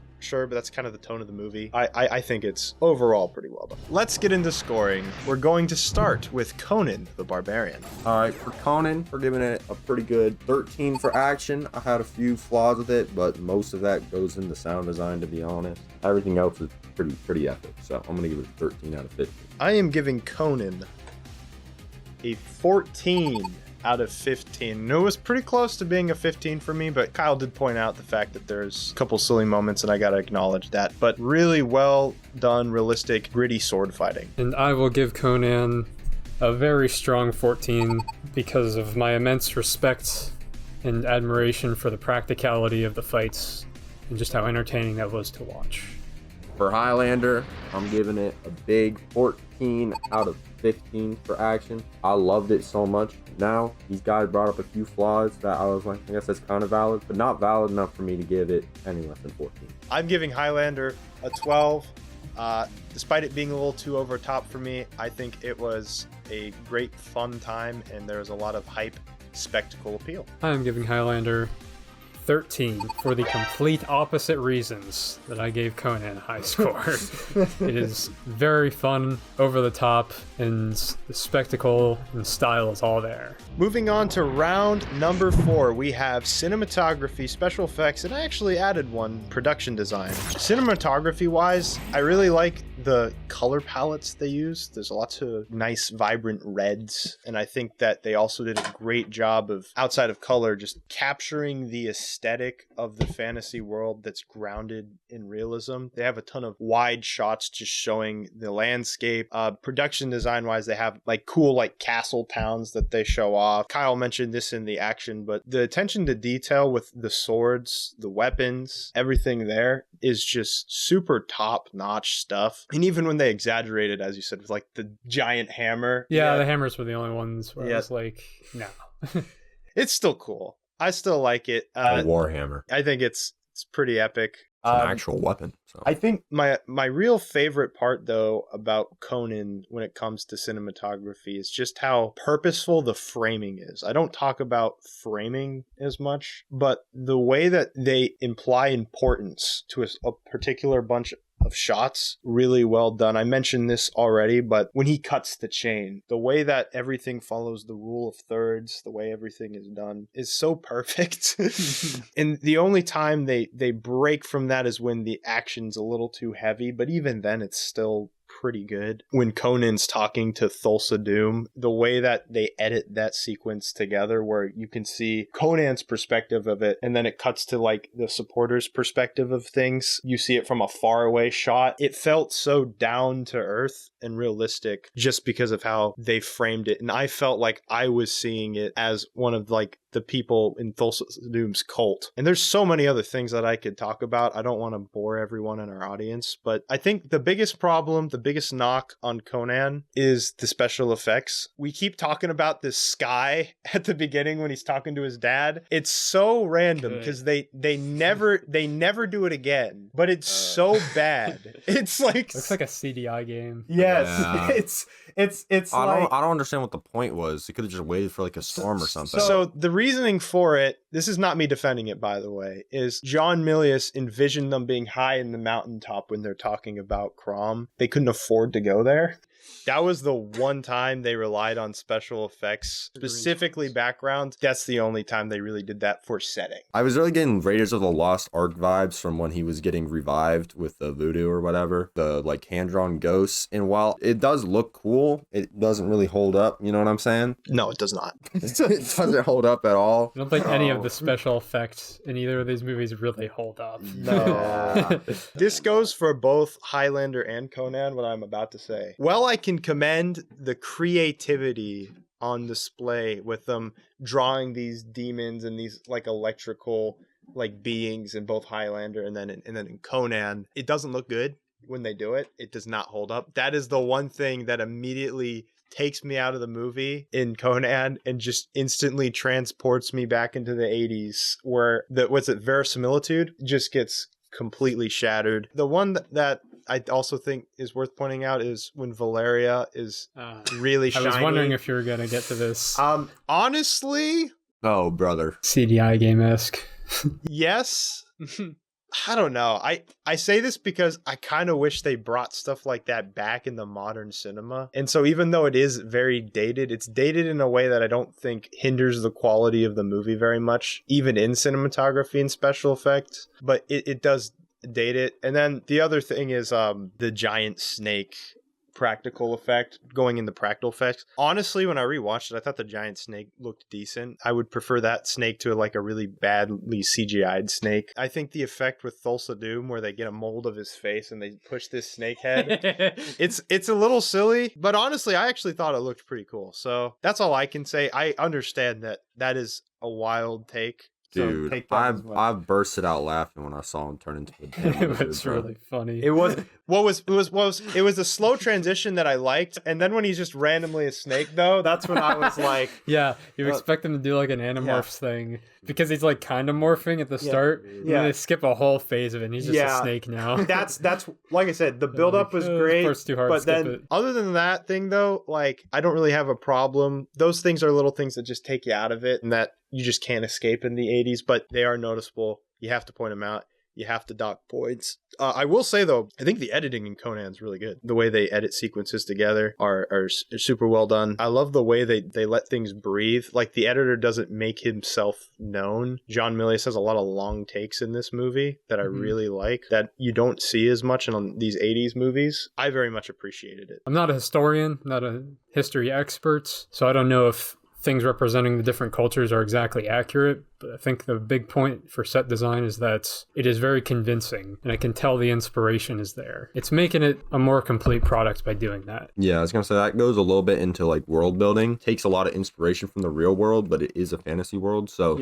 the sets really do kind of immerse you in the fantasy world. So it's pretty good world building just off the sets alone. So special effects, most of them are bad. Green screen at the beginning sucks. It's horrible. It ruins it for me. I do want to say on the designs of the demons that were taking him upon revival, those are good designs. I actually like those. The problem is how you implement that into live action. One fun fact I have to say is apparently when Arnold was laying there, he actually fell asleep. Because he said it was the first time he was comfortable during the entire shooting. He's wrapped up in a blanket and stuff. I mean, hey, good opportunity. And then it looks more realistic. It really looks like you're dead because you're knocked out. That's all I got, though. Beautiful shots in the movie, though. Yeah. All right. I agree. Let's go to Highlander. You wanted to open that one I do want to talk about Highlander. Looking at your categories, I noticed weapon design. The weapon design in Highlander is so dope, bro. So you have this like almost like cutlass type thing at the beginning. Yeah, saber at the beginning of the movie with the Maul, the old dude. That looked so cool. Something about the Japanese sword Connor was using, it looked so cool. The hilt and the handle was like stood out to me more than regular katanas would. And also not to mention Kurgan's sword. I liked Kurgan's sword. It's so sweet. I don't know how practical the hilt was, like the weird spikes out of the hilt. But it fits his personality so well even still. That part is practical. The putting it together is not. While it is completely absurd that he's putting it together, I do like that it like mimics like an assassin from like those type of movies where he's got his case and he's like putting it the together. Sniper rifle together. Like, yeah, it's exactly like that, but they're doing it with a sword. Completely ridiculous, but it does add a little bit to the cool vibe. So I do got to point that out. And yeah, I think it works fine for the modern fantasy they're going for. And it's magic. It's a kind of magic. Yeah, and I think the editing was actually pretty good in this movie, in my opinion, at least. Especially when they're fighting, I actually thought the editing was pretty good when they're running the ones. So I can talk about the special effects a bit too. There were actually some special effects that weren't that bad. The sparks specifically looked actually kind of cool. Whether that's practical or the animated. I don't know if it was practical or what, but if we don't know, then that's good. Some of the electrical getting charged to the sword, some of the electricity, and it looks fake, but it looks kind of fake in real life too, actually. So it's something to keep in mind. Now later on, when he's absorbing Kurgan, that was pretty bad, reminiscent to the Raiders and Conan scene. It uses a lot of different cinematography for different points. So at the beginning, the editing is trying to unload a lot of things on you to confuse you, and introduce the questions, like you said. It's doing that part right. For shots of the 1500s, that's when it goes to more long takes, more good cinematography, good backgrounds and everything. All of that to me is very good. Bad green screens, just like Conan. Production design, I like all of that. His room, like his house, that looks amazing. Oh, I know, bro. I wish I had an apartment like that. It's got all this stuff he's collected throughout history. That's sick. It's so cool. Oh yeah, I also wanted to touch up on the decapitations. Bro, those look good. Those look good. Those just look good. Like you swung the sword, see their head fly off. I guess I'll get into my thoughts on the cinematography. It's all over the place. So the guy who directed this, I think he'd only had one feature film before, but what he directed a bunch of was actually a bunch of music videos, like the MTV era music videos. I told you yes. This one's a music video. And so the Queen soundtrack adds a lot to that vibe as well. Yeah. But at the same time, there's a lot of benefits to that because there's a lot of creativity. This movie's got style, but at the same time, there's also negatives that come with it. This movie has got some pretty dope transitions. Transitions you couldn't get away with today, but they're really cool in the context of the 80s. Well, when the camera is in the parking garage and it rises up into the Middle Ages, they had a wired on a cam like you do at sporting events. People weren't using those for movies back then, but the guy, since he's doing music videos, he's like, we're using that transition and it looks really good. And so I agree, it looks good. When it like transitions in like Connor's eye. Yeah, that's what I was talking about. I don't care. I think that looks cool. I think it looks cool today. I think it looks cool too. I'm saying today, I feel like people are gonna be like that. That's so corny, and people would hate, but I did like it. It's a corny movie from the 80s. I definitely liked it. I was just something to keep in mind. Yeah, that's the important thing at the end of the day is, does it add to the effect? And that one does. Yeah, I agree. Yeah, while I gave leniency to some of the action sequences, I think the cinematography, while it aids it as much as it detracts from it, because they use a lot of low millimeter lenses. And so what it does is it creates this sort of like fisheye perspective at times. And so it just looks kind of goofy and it warps it in a way that I don't think did the movies any favors. One time where the Kurgan is specifically chasing Brenda down and it's following him with that same like type of lens. And I just don't think it looks very good. However, I will give kudos to color grading.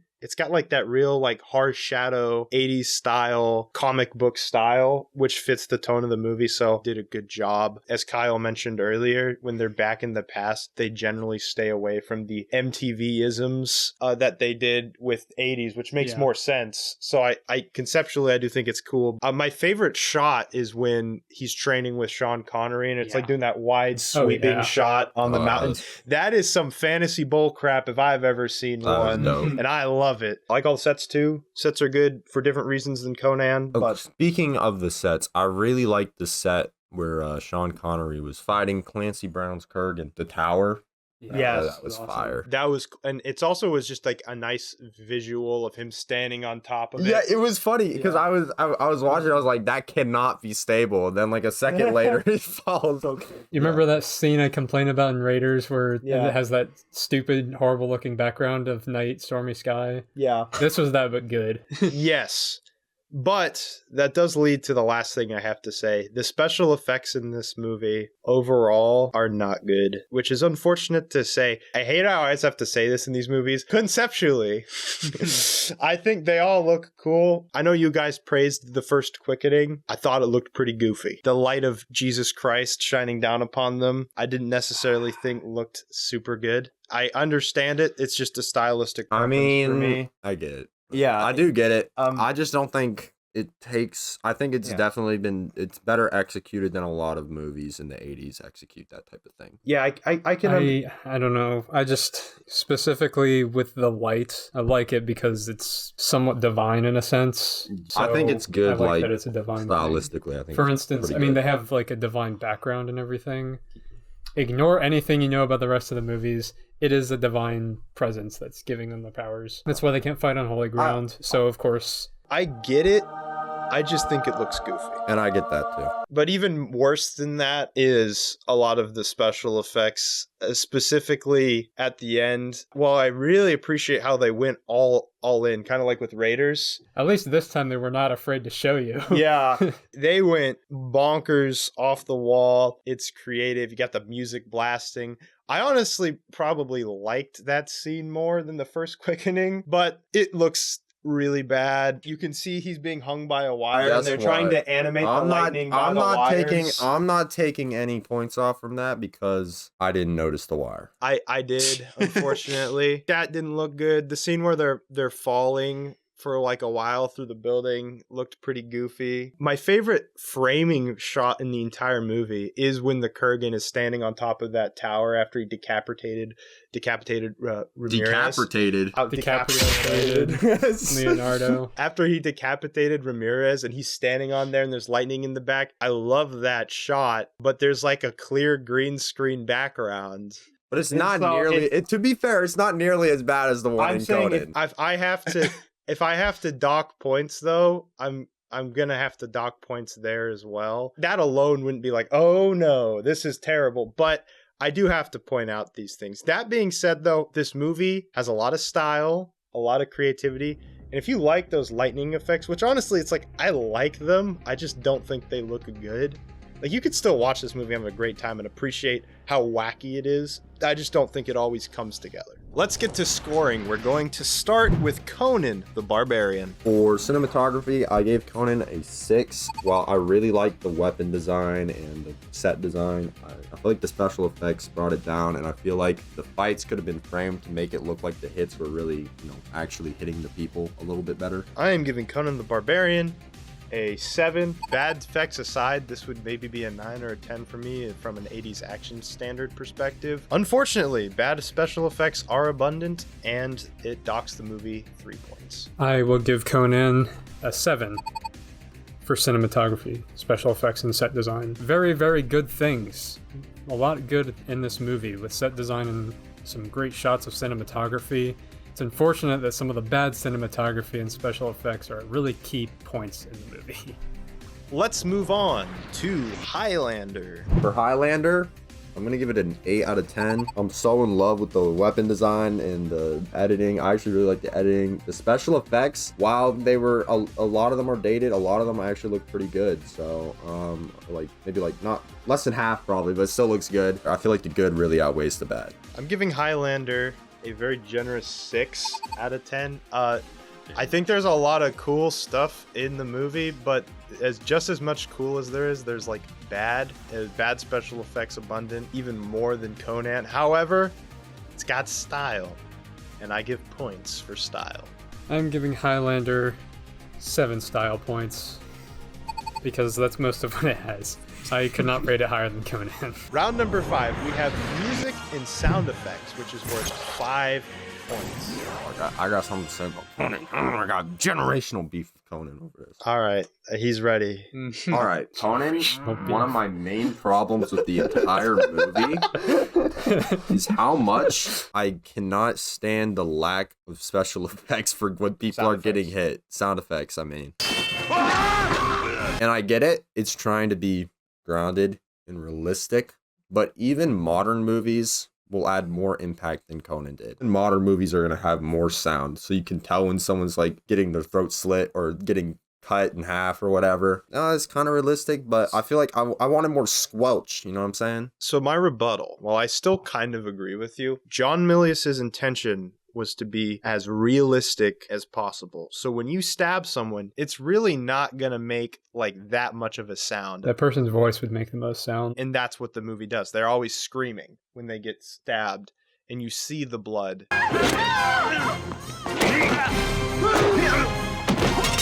John Milius's intention was for all of the action to be purposeful. He didn't want it to be over the top. He designed the sound around that to match the tone of the movie. For me, it wasn't as much as how loud it was. Like, it could have stayed the same volume. I just wanted different sound effects. I didn't like the choice of the sound effects as much.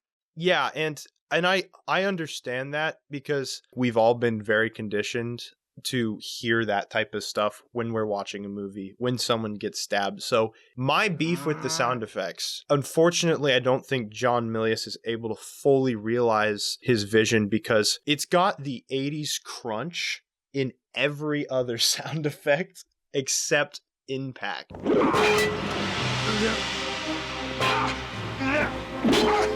It's hard to fully buy into the realism of the sound design. And I'd like to mention, you could probably get away with this more in modern because with our current special effects, you can literally like slice someone in half on screen. Like you can just do it, and they're like with the sword, and they'll topple over. Yeah. So it's like very obvious that you're hitting them because you are hitting them because of how CGI works. You can just CGI it. You can't really do that in the 80s, so I will give him a lot of lenience there. One thing I really want to talk about Conan is the soundtrack. The soundtrack is really good, very impressive. Basically all bangers, if we're being honest.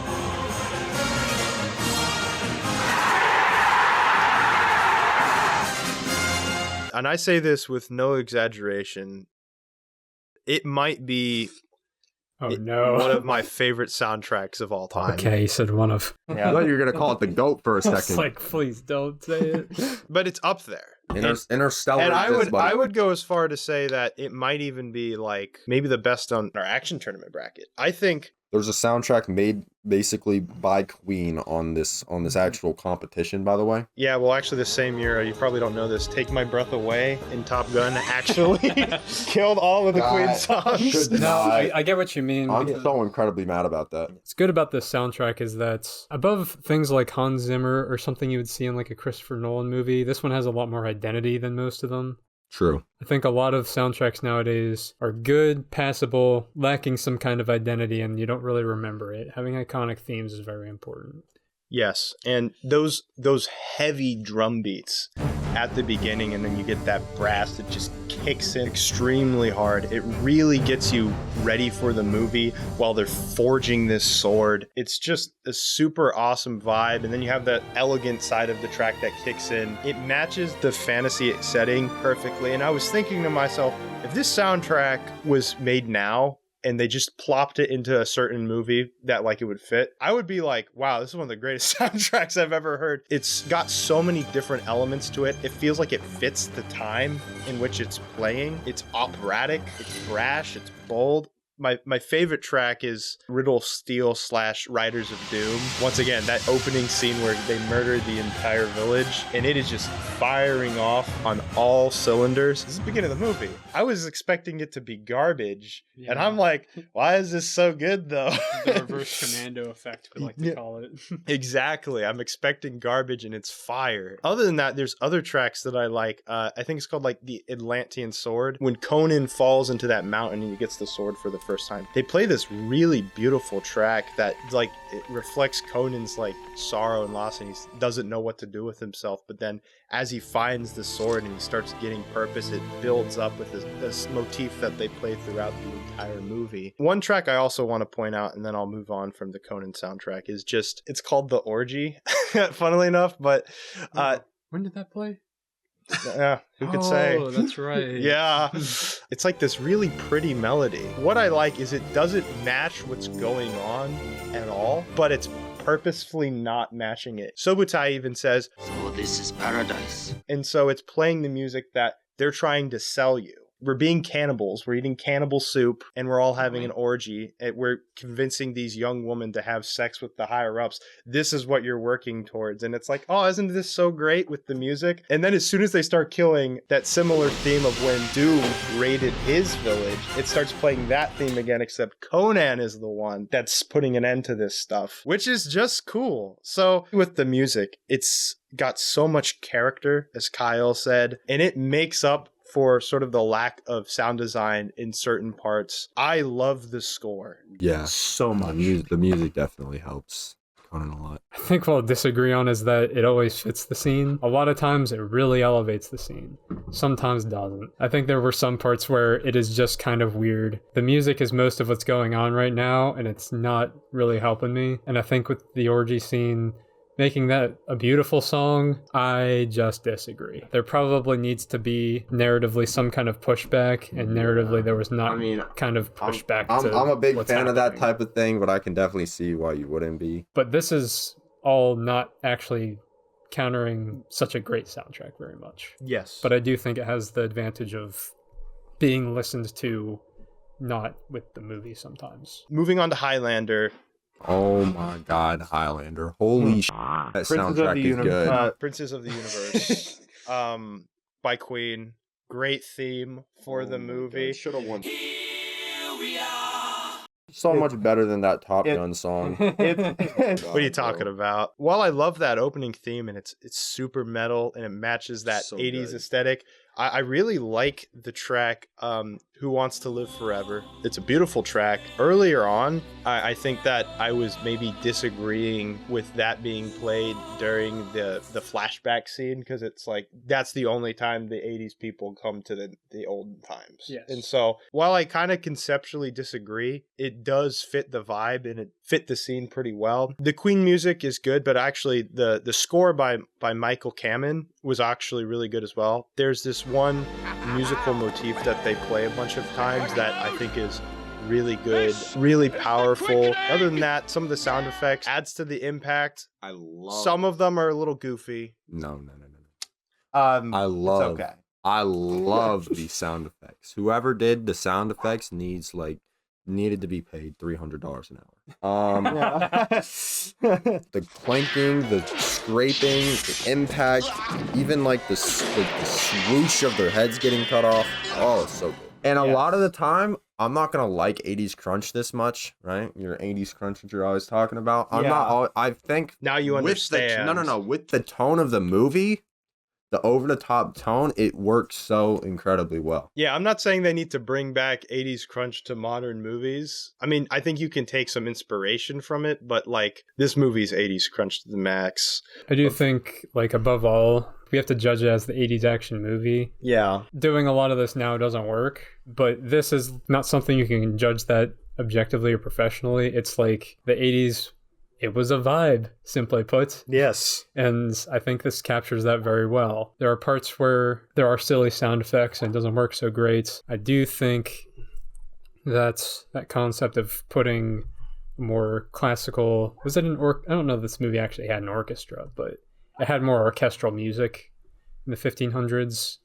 And then it has Queen's 80s style soundtrack. Like you said, I actually like them, for one instance, putting it in the 1500s. That is a time where the music is it complies with that scene very well. I'm a little mixed on it just because I kind of like it, but I'm also a little mixed on it just because it's like, where I'd be like, oh, that's a great AMV. It's a cool edit, but I don't know how well it fits. It's not going to like ruin my enjoyment of the film. Just trying to be critical. I guess that's one thing that came to mind, but that's me trying to be critical. And one more thing I want to add about the sound effects, it kind of goes back to what Kyle said about them being superhuman. Like the super loud impacts of when they hit. I feel like that kind of adds into like the superhuman aspect, like just like in the comic book aspect too, where it's just like they're so strong, they're literally just creating like like shockwaves of sound, just like when they hit anything, right? Overall, I do think it is well done, both sound effects wise, soundtrack wise. I don't think it's necessarily the best soundtrack in this bracket, and I don't necessarily think it's the best sound design in this bracket, but they're both super solid around the board, where it's like obviously Conan the soundtrack is better than the sound effects, so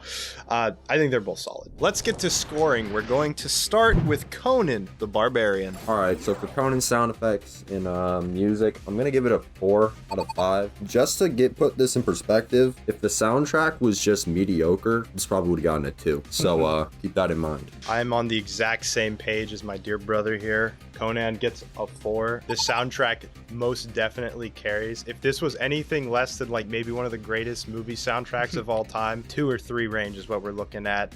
Soundtrack saves. I gave Conan a 4 for music and sound across the board. A very good soundtrack, helped elevate a lot of the moments. That and sound design, there were parts where it could be cleaned up. So for Highlander, I really like the sound effects, even if they're not perfect. The soundtrack is perfect, so I'm gonna give it a 5 out of 5 for sound. I'm giving Highlander a 4. I mostly agree with the fob. The soundtrack is above solid and the sound effects are above solid. I question the implementation at times, but never enough that I'm going to like go below a 4. I will give Highlander a 4 for music and sound. Again, the music really helps elevate a lot of these scenes, and I think a little bit of finesse could have been done to really bring it up a notch. Let's get into our final round, round 6, themes and motifs, which is worth in my opinion, I think I know who's points. gonna win this one. I don't think it's Highlander either.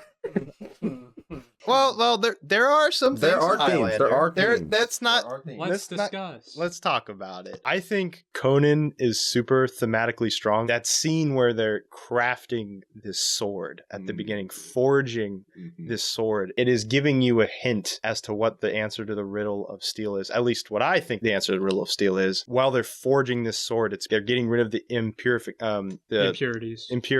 and they're beating it with a hammer. Is giving you a taste of what Conan himself is going to have to go through to be forged as a person. And then also the sword comes back later at the end because they steal his father's sword. Conan ends up breaking that sword and then using that same broken sword to kill Thulsa Doom, which is cool. But I think there's also a lot of symbolism in that, where his dad is like, hey man, steel is the only thing you can trust. You can only trust steel. That's what I believe to be the answer to the riddle of steel. Or he's about to tell him and maybe that's not what it is and their village gets attacked. And then you have Thulsa Doom who's like, oh, I've searched for the real steel and I realized long ago that Steel isn't strong, boy.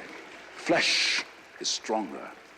being able to manipulate, being able to control, that's where the true power lies. You think about organizations and stuff where you can get a lot of people behind you. That is power. And Conan breaks steel, broke your own dad's sword. But then he uses that broken sword to destroy the flesh, destroy an entire organization. That influence is gone. They all just put their torches in the water and leave. It's like that scene in Forrest Gump when he's running and he just stops running. He's like, what? That's it?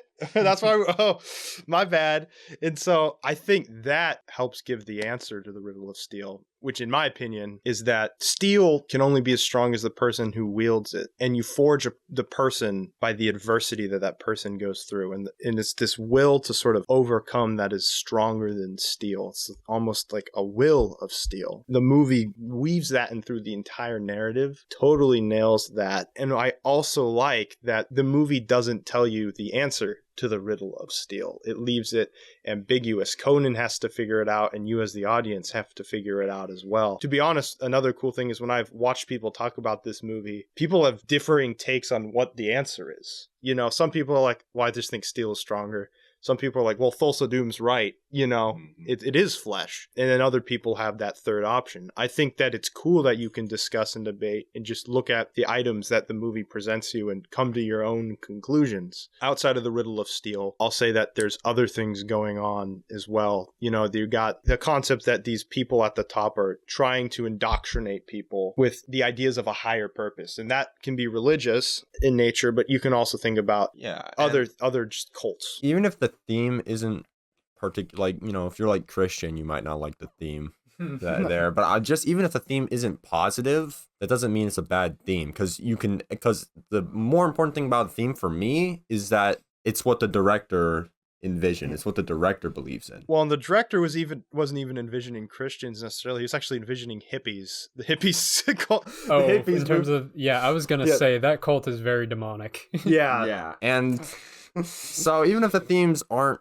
morally correct in your eyes, I mean, I think what matters is that that's what they were going for, and it's about how if the director cares for it. He clearly had very strong beliefs in what he was trying to portray. Kill hippies. Steal. Kill gay hippies and steal their clothes. No, I think, but even beyond that, I think there's a lot of cool motifs in Conan, like the sword. It seems to be like this symbol of destiny. Conan, it feels like he's lost his way until he finds this sword, this steel, and implies that steel is still important in the overall narrative. And I like that he uses it to cut his chains, which is a symbolic moment right there and there alone. When he's in his gladiator pit, he always does this pose at the end like that, and he does it again at the end, which is cool. Kind of bringing everything together. So I like the riddle of steel. I wish themes and just things like that were in more movies. Not every movie needs to say something so explicitly, and this movie doesn't really say something very explicitly with the riddle of steel. It's just that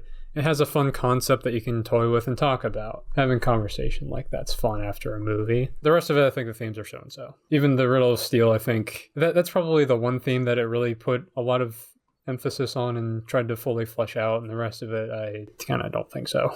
I think there's some things that maybe the cult could symbolize, but I don't think it's actually saying a lot about what drives people to join a cult like that, or what's really driving them to support Thulsa Doom. Well, they don't show it too much explicitly, but in my opinion, I kind of see like what Hunter was saying with the orgy, you know, that's kind of like paradise.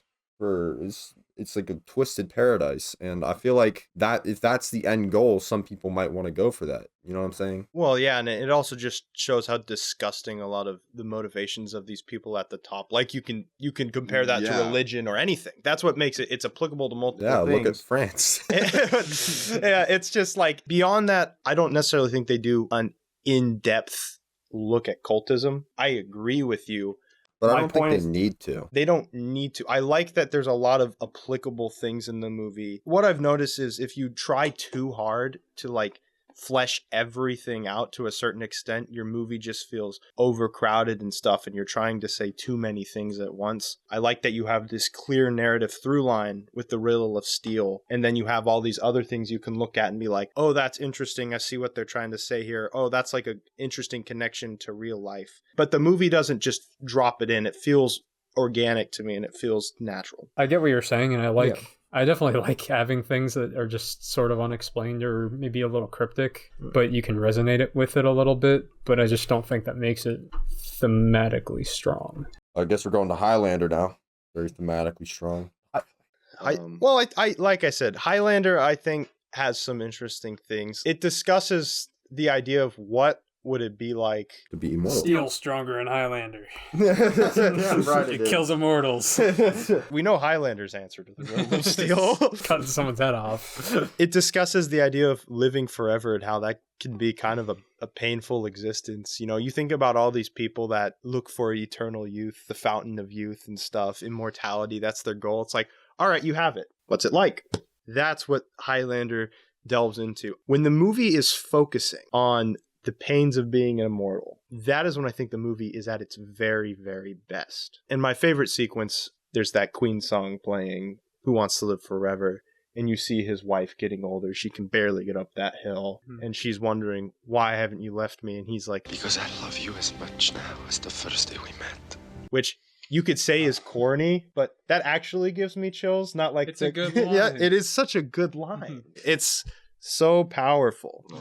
And so you have just the inevitability of even death for immortals because they have to face off at some point. Other than that, I don't have too much to say about the themes of Highlander. You can expand on them if you want to. Yeah, so key thing is that it is a shorter movie. So it has maybe a little less room to work with. I do like what it has to say about immortality because usually movies just don't even try to explore it. They just leave it open-ended like it's the best thing. Yeah. So there's a line from critically hated Pirates of the Caribbean 3 At World's End. Keith Urban, I think, talking to Jack Sparrow says, It's not just about living forever, Jackie. The trick is living with yourself forever. That's a good line that you should attribute to this movie instead. No, I'm kidding.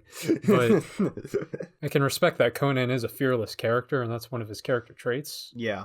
I can also appreciate that Connor is not a fearless character because he does not want the Kurgan to win. He has to overcome that fear, not just fear of dying, fear of letting him win and get the prize, fear of losing the ones he loves. He just has to eventually come to accept that.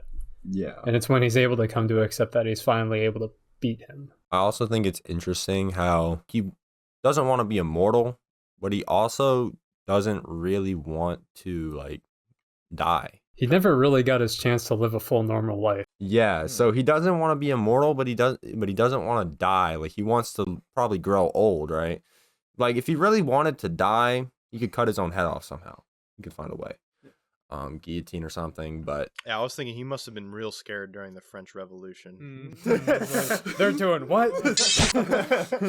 I think that's all good stuff. I really don't have anything to add other than I like the ending. I don't need every movie to have like a happy ending. I don't even think I'd consider like Conan a happy ending, but I like that Highlander does have sort of a happy ending for Connor, where even though I don't think the relationship is really good at all, it's nice to know that he gets to be with someone that he likes and he gets to live the rest of his life with this person, unless a really bad sequel comes along and maybe gets in the way of that. But you know, that would never happen. But that would never happen. That wouldn't happen. And so as a standalone product, I do like that ending. The true prize is mortality. And reading minds. Let's get into scoring themes and motifs for Conan. For Conan, we're going to give it a 5 out of 5 for themes. I thought they were all really strong, and there's also cool lesser themes too. I'm giving Conan a 5 out of 5 for themes. I think it really does all it can with its premise, and I think it really has a ton of interesting ideas, and it crafts that super well with its cinematography and narrative. I think it all just flows together very nicely. I will give Conan a good 4 out of 5 for exploring a theme pretty well and introducing some other good themes, but not exploring them as well. Let's get into themes and motifs for Highlander. For Highlander, I'm giving it a 4 out of 5. I thought the themes were definitely above average. Not as good as Conan's, to be honest, but definitely thought it was pretty good. Very solid themes. I am giving Highlander a 3 out of 5. I think it's got really good ideas, and I think they're cool, and when it focuses on those ideas, I think it executes them super well. Unfortunately, I feel like they didn't quite stick the landing as much as I would have hoped. I gave Highlander a 4 for themes and motifs. I think for the themes it has, it portrays them very well, and mainly the character's approach to each themes is very good, and I like that the movie doesn't explicitly say a lot about the themes it lets you play out. All right, let's get into final scoring.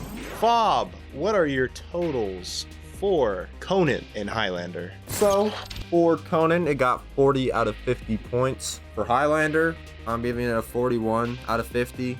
And I think these movies are very comparable in how good they are. A little less comparable for me. 42 out of 50 for Conan. Highlander, 35 out of 50. I gave Conan 40 out of 50, and I gave Highlander 38 out of 50 for these categories, sadly. Our final scoring for Conan is 122 out of 150, and our final scoring for Highlander is 114 out of 150, meaning that Conan the Barbarian is today's winner. Our next episode will feature Mad Max 2 Road Warrior versus Escape from New York. Thank you all so much for watching. Make sure to like, comment, subscribe, and remember that we did not copy Cody Leach. Movie Brawl. Cody Leach. Didn't happen. I'm not going to say that. I've been a subscriber of Cody for a while, actually, but he's breaking my heart by he's going to steal all our views. I was joking. Cody would have made Highlander win. You're welcome on the podcast. Come on the podcast, Cody. We'd love to have you. Thank you all so much for watching, and we will see you later. We've been talking about how Max is actually the secret deep character. Snake Plissken's not a deep character. He is there to be cool. There's a self-aware nature to this movie, but I know, well, John Carpenter, you can't hide it from me. You thought Snake was the coolest character ever. You realized Snake was the coolest character ever.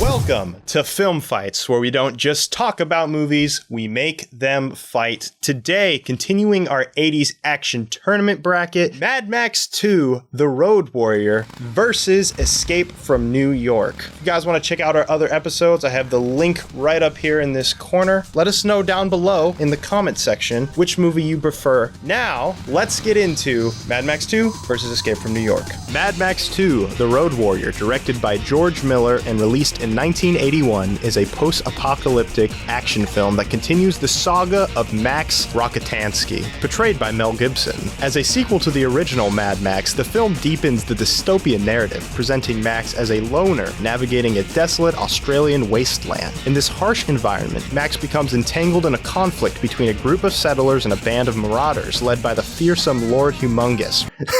You couldn't say it without... Lord Humongous. This is this professional thing. It's like, by the evil Lord Humongous. My name is Lord Humongous. Lord Among Us. Written by George Miller, Terry Hayes, and Brian Hannett, the film is celebrated for its high-speed chases and innovative action sequences, all set against a backdrop of societal collapse and survival. Mad Max 2 is not only a cornerstone of the action genre, but also a significant influence on the depiction of post-apocalyptic futures in cinema. Escape from New York, directed by John Carpenter and released in 1981, is a dystopian action film set in a future where Manhattan has been converted into a colossal maximum security prison. The film's story, written by John Carpenter and Nick Castle, unfolds as the U.S. president's plane crashes into the island prison, and the government recruits the cynical and rebellious ex-soldier Snake Plissken, portrayed by Kurt Russell, to rescue him. Under the threat of death if he fails, Snake must navigate the dangerous anarchic cityscape, encountering a myriad of treacherous criminals and obstacles. Known for its dark, atmospheric setting and innovative plot, Escape from New York has become a cult classic celebrated for its pioneering approach to action and science fiction genres. For round one, we have narrative and pacing, which can earn up to 10 points from each of us. What do we think about the narrative and pacing of Mad Maxwell 2, so this Road Warrior? This is a tricky one.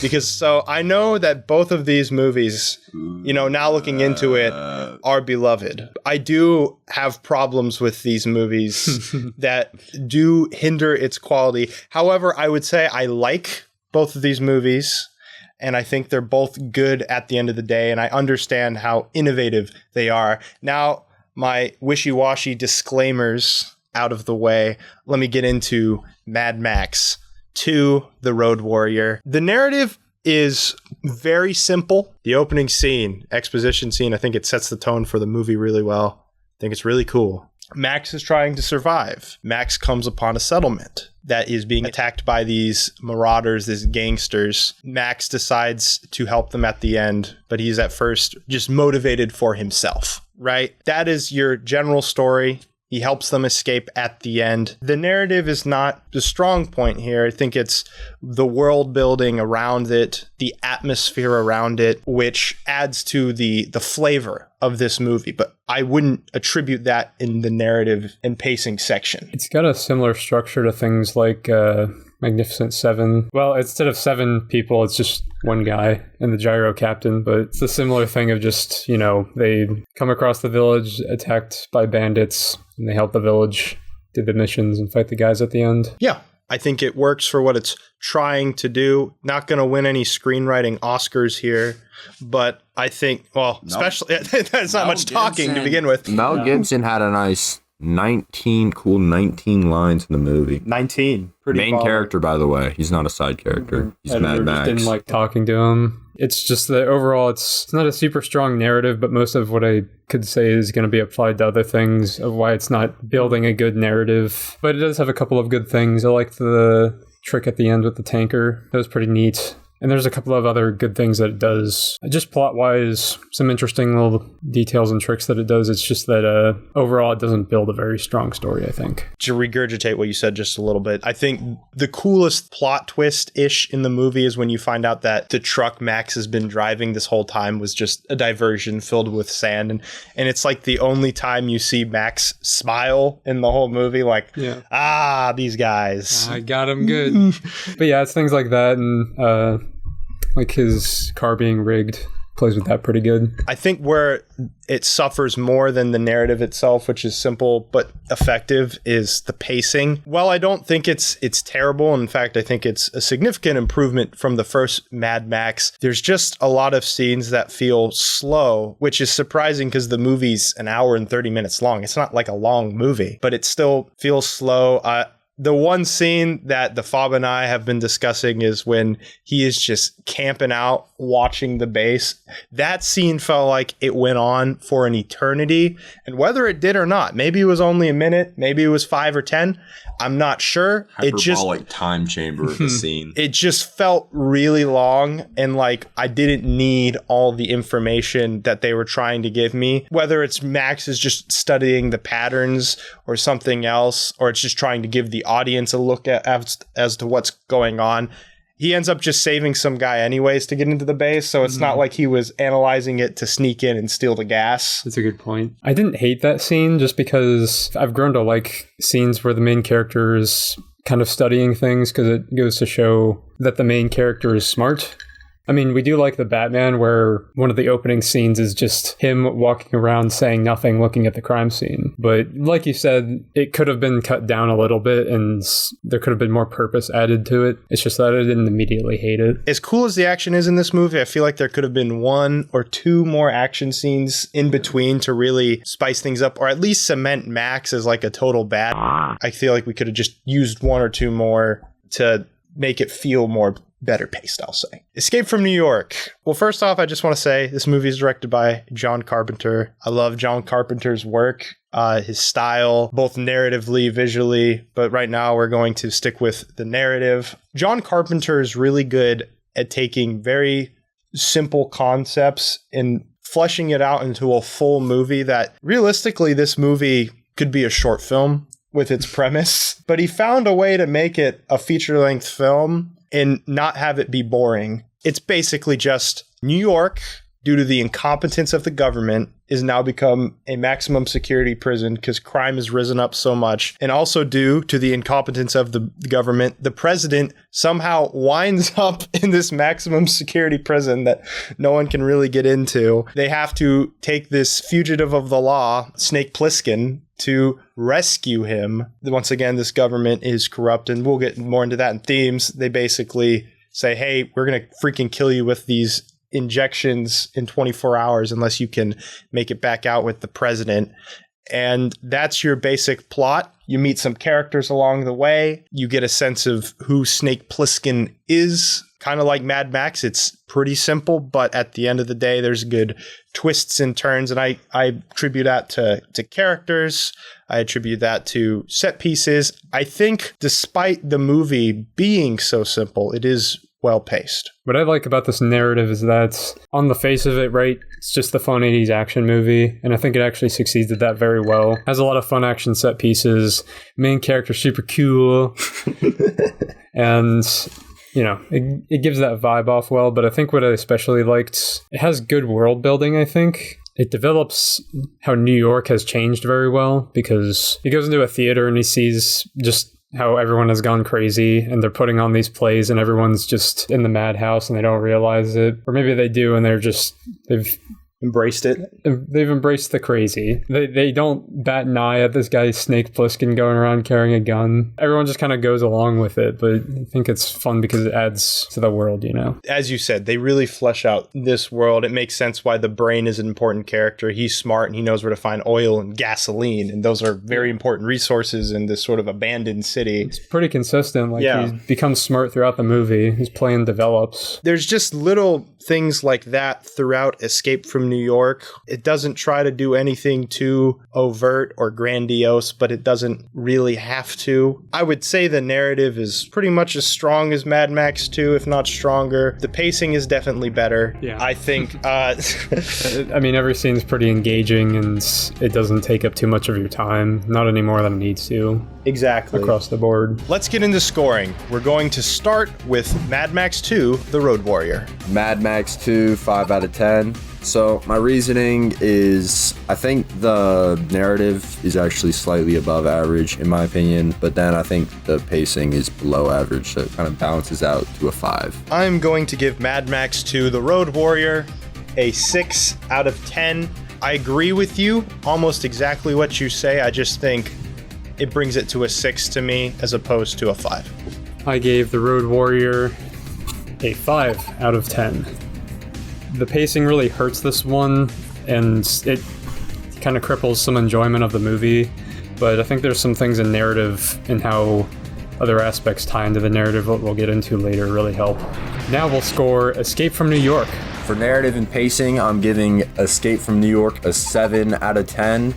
The pacing was solid, and the narrative was pretty enjoyable. I am giving Escape from New York a 6.5 out of 10. I think that the narrative is ultimately very shallow, but so is The Road Warrior, where it gets the leg up as a pacing, but not enough to reach a 7. I'm giving Escape from New York a 7 out of 10 on narrative and pacing, because the pacing is very good. It helps to make the movie feel energetic, and while the narrative kind of doesn't exist, I was gonna give it a 6, but I think it doesn't hurt the movie that much that it has a weak narrative. I think it still fulfills what it is pretty well, so it doesn't suffer from it too much. For round 2, we have characters and acting, which can earn up to 5 points from each of us. The characters in The Road Warrior are not that great. Ooh. What?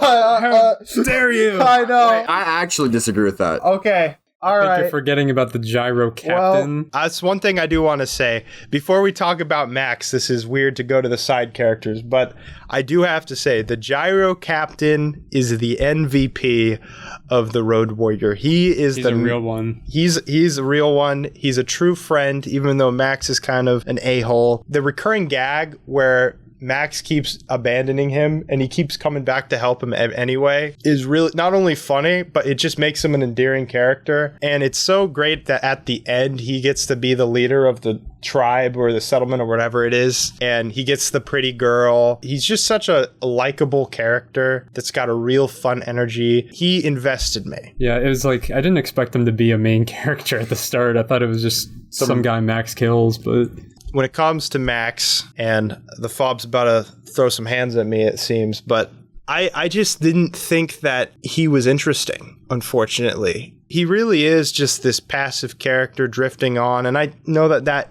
implies things about Max, but as a proxy, I just wasn't interested in him. Well, sometimes silence speaks volumes, and Max's silence does not speak volumes. It's like there's something that should be said here, and he's just not saying anything. Yeah. Even if it was just like one word or two words, like a cool line, it would help. But most of the time, it's because in his position, his character doesn't have anything interesting to say. He doesn't have any goals. He doesn't have any goals by the end of it. He's also not different by the end of this movie. No, it's like he doesn't change. He doesn't say much. Max didn't do it for me. I wasn't annoyed by him. This could all be secretly deep and amazing, and I'm just missing something, and there's a disconnect. At the same time, it is something that I do have to point out. With Max, you have to realize that he doesn't really feel like he fits in with anything. He's kind of just a lone wanderer, right? He is alone. He doesn't have anybody or anything. All he has is his dog, and he doesn't want to lose anybody anymore. Like, that's why he's constantly rejects the gyro captain trying to make a team with him. This is why he really tries to distance himself away from the settlement. He doesn't want to get too attached. He doesn't want to feel responsible when things eventually hit the fan. Yeah, so basically the only time he ever even shows anger or like he ever really shows emotion is when Papagallo is taunting him and being like, "Oh, you're probably not helping us because you have family friends that died." And that's when he finally is like, "Well, you can talk bad about me all you want." Once he starts talking about his fans, his family, his friends, that's when he finally steps up. I think you make some good points. At the end of the day, it's just one of those things where, yes, he did go through these tragedies. Yes, he did that, but I just feel like it felt very unexplored. But it would be something that is worth me looking at on a rewatch, to be fair. We have to talk about Lord Humongous. I thought as a villain, he worked like decently fine, even though we make fun of the look he has. I do, at the end of the day, like it. It felt very medieval in a lot of ways, not a whole lot of clothing. He's wearing a helmet that is reminiscent of a hockey mask, but it almost looks reminiscent of also like old armor from the Middle Ages. I think he has good screen presence. A lot of his decisions don't make sense, but at the end of the day, it's a feral world. Wes from the Road Warrior, played by Vernon Wells, aka Bennett from Commando. It was good seeing him back because he brought this real crazed energy. He brought that feral energy from the villains to show just how humanity sort of devolved. He has Bennett energy. Yeah. There's a new Bennett archetype in movies. Vernon Wells this created weird villain that doesn't make sense. I always like to see him. I always like to see this guy. I'm going to be keeping an eye out for Vernon Wells if he's in any more movies in this tournament, because that would make me so happy. I like the feral kid because he's the only person in the movie that really seems to bring out the humanity in Max. While the feral kid's nothing crazy. I mean, he does have a boomerang that he's actually kills. Quite crazy. Yes, it's true. He is crazy. And I do like that he kills that one guy with the boomerang. It was just so out of pocket and out of nowhere. It was super funny. And then he cuts off that one guy's fingers. Just like Vernon Wells as Wes brought a sort of crazed energy to the bad guys, I think the feral kid brought a feral energy to the good guys' side while also being somewhat endearing. And the dog. I like the dog. And the feral kid's also the narrator. Yeah, if Max didn't save him, there'd be nobody to tell the story. It'd be game, set, match. So I think the Papagallo is actually one of the best characters, and he's also a really good parallel to Humongous. I think Papagallo is a good representation of like the perfect leader. Like he clearly cares a lot about his settlers, and basically everything he does is for the good of the camp, which is also kind of an opposite of Max, who does everything for the good of himself. Papagallo does everything for the good of his people. Well, and just to hop in real quick, they're also wearing the exact opposite colors, which is another good way to illustrate that contrast in character traits. The clothing represents the characters really well in every character, basically, especially on the bad guys. The Papagallo, he puts on some of the best performances, I'd say, like when he was going off on Max. He's clearly very emotional. He needed Max to drive that truck, to be honest. But then even when Max is like, no, I'm not doing it, one of his underlings was like, or settlers was like, yo,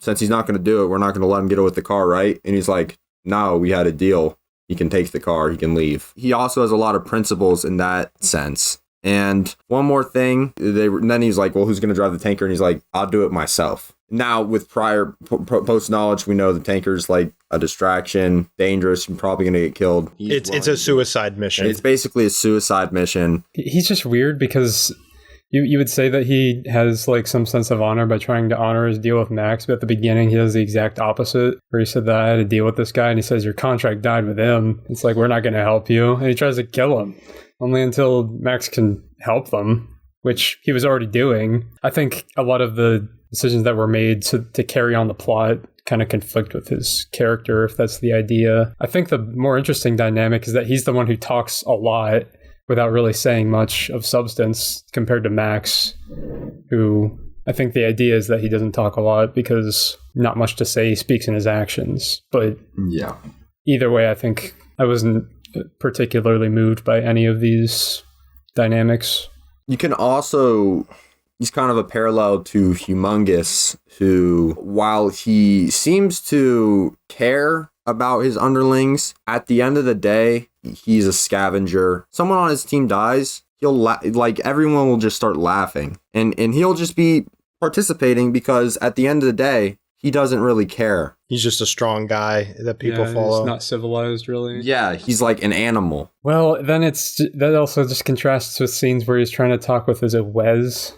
He tries to have a heart-to-heart with Wes. Tries to like be like, yo, I know your pain. We've all lost someone. We were saying it was weird that everyone was laughing and then he tried to be emotional about it. I think that might go into a more manipulative aspect of his character, where he's really trying to shape people into thinking a certain way about him. I guess I'll just hop in on this little squabble here. I'm actually more on the fob side of this one. For one, this is a crazed world where a lot of different things are happening. People do make decisions that like conflict, but at the beginning, he doesn't know Max. He has no reason to believe that this guy promised Max anything.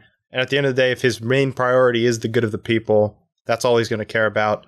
As he gets to know Max more, he sees the potential in him, and when Max continually rejects that potential, it's why he gets upset at times and seems to conflict with himself. But at the end of the day, he does honor his deal once he knows Max more as a person. A lot of his decisions can make sense in a way that's not too contradictory. Where I don't disagree, I don't know about the contrast between him and Humongous. That's where I'm more with Kyle, where I'm like... Well, it's like, that is kind of sketchy, but I think it's sort of, for me, it's because the connection, Humongous doesn't care about his people at all. I think that it's a little bit more of a surface level connection for me, where it's kind of like, even if they were planning that, it didn't feel like it, and I don't really see it as much. It's more like Humongous is kind of like the guy, and the angle I would take about that is the contrast between Humongous and the Papagallo is that they're really not that different. Whether you're settlers or feral, this whole world's kind of gone to... The interesting thing is that Goose from the first movie was going to end up being Lord Humongous. I think that is just such a missed opportunity, because not only could you contrast him with, the Papagallo, some side character. You could contrast him with Max and how Max and him have sort of progressed in different ways and just showing how this world has really deteriorated things. Lost potential, for sure. Would have been so cool. Alas, was not meant to be. I guess we could move on to Escape from New York's characters. We got to talk about Snake Plissken. Between the two protagonists, Snake, yeah. Yes, who doesn't remind me at all of Solid Snake from the Metal Gear Solid. We've not at all. Colonel, I'm trying to sneak around, but I'm dummy thick. We've been talking about how Max is actually the secret deep character. Snake Plissken's not a deep character. He is there to be cool. I am very conflicted on the character of Snake Plissken. I heard someone say that some people exude this cool energy when they're on screen. Think of Darth Vader. Whenever he's on screen, he's just so cool and he has this commanding presence. And then there's people who just try to act cool. And yeah, he's a total poser. Yes. That's why I like him. It's Snake Plissken. The movie is trying to sell you that Snake Plissken is the coolest guy ever. Whether it's Kurt Russell's performance or something else or the way they write the character, I, in the modern day of 2024, just don't buy it at all. So he's not a deep character. He's an entertaining character. Yes. I give him that. Very entertaining. I don't buy him as a cool guy. Okay. I don't buy him as this military bad. I don't buy him in anything. I gotta say, though, the movie does explain him as a poser because nobody is impressed with him at all, except like people who don't have that much intuition. I will say that is my favorite recurring gag in the movie, though, where everyone knows who he is. Everyone knows who Snake Plissken is. And they're like, says, I thought you were dead. I thought you were dead. John Carpenter wrote this script in like 73, 74, and everyone's like, that's too dark. It's too anti-government. No one's going to want to make this movie. And then once he sort of... right? And then as soon as the 80s hit, the whole Richard Nixon thing happens with Watergate and proven himself as a very successful independent filmmaker with Halloween. They're like, hey, we're going to let you make the movie now because he wanted to make it. And Nick Castle, who also plays Michael Myers in Halloween, he ends up helping him rewrite the script. All of the humor, apparently, in the movie is thanks to Nick Castle adding humor into the movie. Good job, Nick. You because saved this one. If he didn't make the characters funny, would have been awful. Would have sucked. It would have just been boring the whole time. There's a self-aware nature to this movie, which is why I'm gonna give Snake Plissken a pass. But I know well, John Carpenter, you can't hide it from me. You thought Snake was the coolest character ever. You realized Snake was the coolest character ever. He knew he was the coolest character, and thank God for Nick Castle being like, we're going to give him a hint of goober. Exactly. He's just a nobody, really. Nick Castle saved this movie. Saved it single-handedly. That's all I have to say about Snake Plissken. He just gets lucky at every opportunity, really. Like I said, I'm in between him being cool, kind of like Indiana Jones, but it doesn't feel as self-aware as Indiana Jones to me. You sense the self-awareness where I do not. I definitely do. I like it in more of an ironic way. He sounds like he's impersonating Shadow the Hedgehog. You've got to be kidding me, guys. This is like taking candy from a baby, which is fine by me. I don't give a about your war or your president. Snake Plissken, I think he is cool, not you, unlike you. I think landing a jet on top of the Empire State Building is pretty cool. Right now we have 3 different perspectives on who Snake Plissken is. We have one where he's actually cool. Me is he's not actually cool, and I don't think John Carpenter realizes that. And you saying he's kind of a poser, but it was totally intentional. Absolutely. The 3 perspectives on Snake Plissken. Either way, we all enjoy him, so that's a good thing. I'll say that much. Yeah, let us know in the comments what you think about Snake Plissken. Is he a poser? Is he cool? Or is he low-key a moron? Who knows? None of the other characters are very deep. The Duke is just this boss of New York. I guess he works. He's Chef though, from South Park. Yes, Chef. Hey, children, I'm taking over New York. Yes, shout out Isaac Hayes. He's okay, but he doesn't have the larger-than-life persona that I feel like he needs to fulfill in order to maximize the potential of the character in the movie. I suppose so. He doesn't have a lot of screen presence, but I at least like all his decisions in the movie. It makes sense. The cab driver, I also think he's got that over the top fun nature where I'm like, he's like a gyro captain. Yeah. Character. He's not quite as good as a gyro captain, but No. he's still kind of fun. I like the brain as sort of this, like, you never know what he's thinking. Is he going to betray Snake? Is he going to betray the Duke? I do like in his first encounter with Snake where he's very good at not showing his hand. And I like that a lot. He's got a great poker face. Donald Pleasance as the president of the United States of America. That's right. That guy was great. He is a buffoon. Once again, John Carpenter showing his hatred of authority. Basically John Carpenter might be an anarchist. Yes. He basically made it known that he hates the president, and I'm making him this idiot. And Donald Pleasance plays this idiot that you could understand can posture as an intellectual, just the way he sounds. But when you actually see him, he's a moron. So he's a bumbling buffoon. Yeah, I like him. Lee Van Cleef, great to see him back from the spaghetti westerns as this sort of hardened guy sending Snake on this mission. Every time it chimes back to him, it's great. He, I would say, is the character that has like the second most screen presence outside of Snake. Mm-hmm. When he talks, he's just got a commanding way about him that I really appreciate.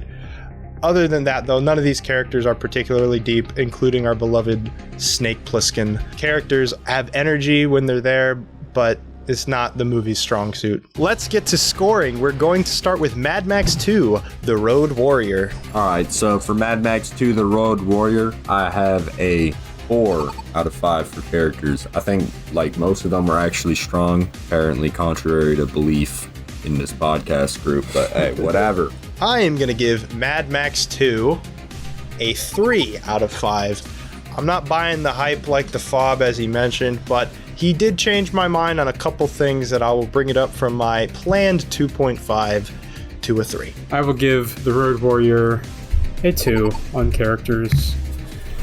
I think I like the gyro captain, but other than that, I wasn't impressed by character writing or acting. Let's get into scoring. For Escape from New York, I'm going to give it a 2.5 out of 5. I think it was just really average for characters. I am giving Escape from New York a 3. In my heart, it's a 2.5, but I just found Snake Plissken so entertaining. I had to give it a 3. I will give Escape from New York a 3 on characters and acting. The performances were very good across the board, and the characters filled their roles swimmingly, although they were not particularly deep.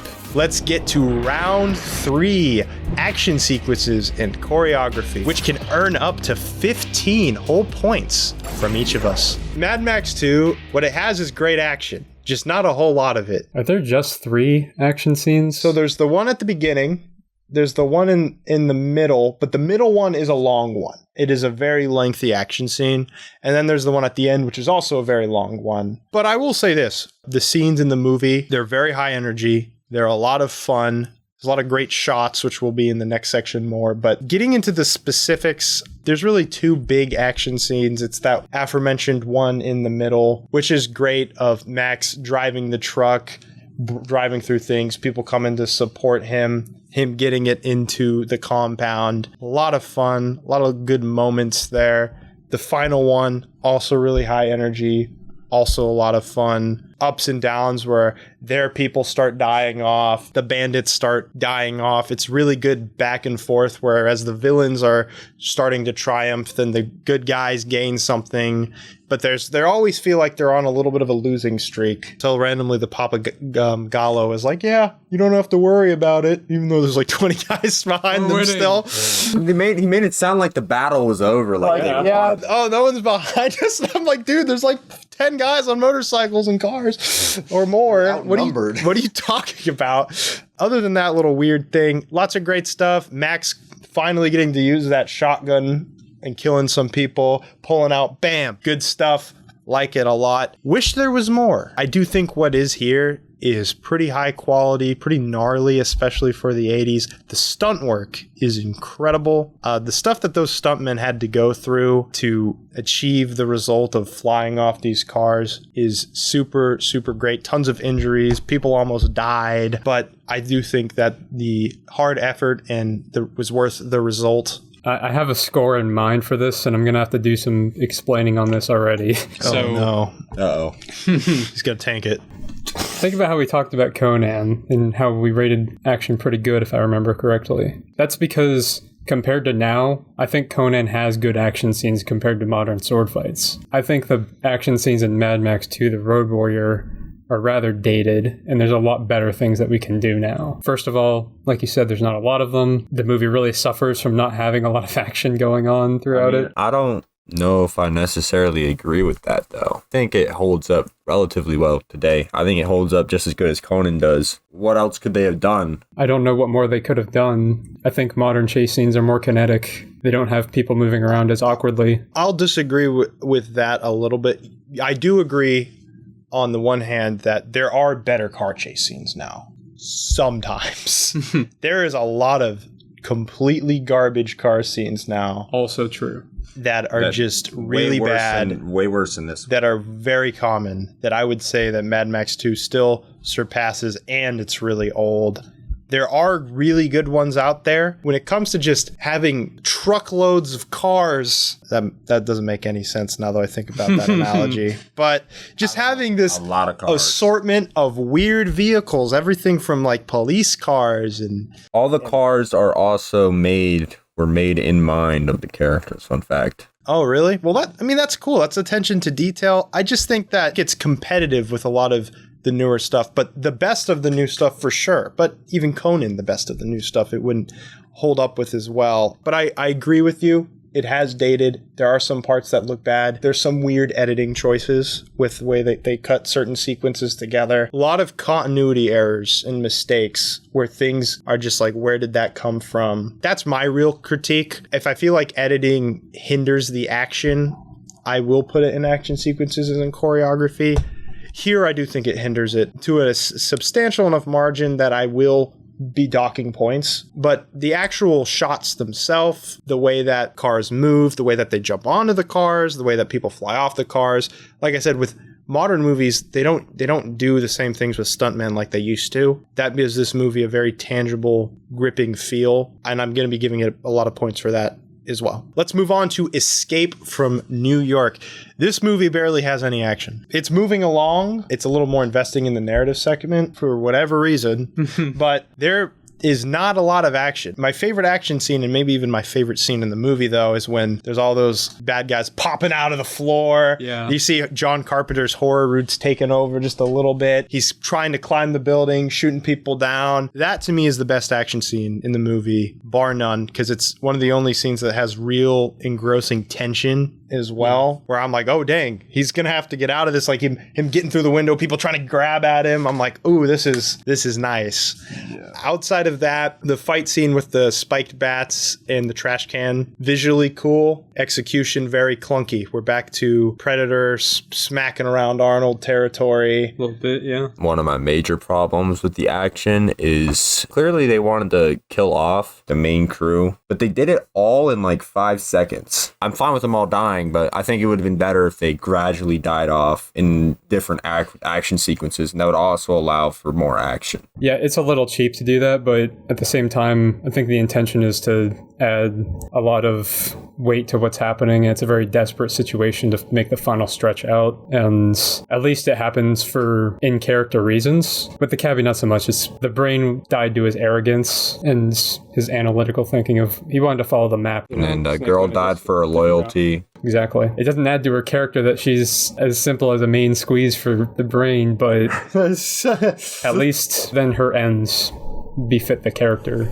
It's just kind of lame that the majority of the characters die off in the same location. Oh wait, I do want to say this adds to Snake's character. The scene where he is going down into the theater and he starts like beating people up. It's a quick moment, but I think it's one of the better executed moments of Snake just actually being legitimately cool. Outside of that though, there's just not a whole lot in this movie, and what there is, outside of that one scene that I really like, isn't really that good. Let's get to scoring. We're going to start with Mad Max 2. I'm going to give an 11.5 for action out of 15. Really liked the action when there was action, but this could have gotten 2 points higher at least if there's just more. I am going to give Mad Max 2 The Road Warrior an 11 out of 15. I think what's there is good.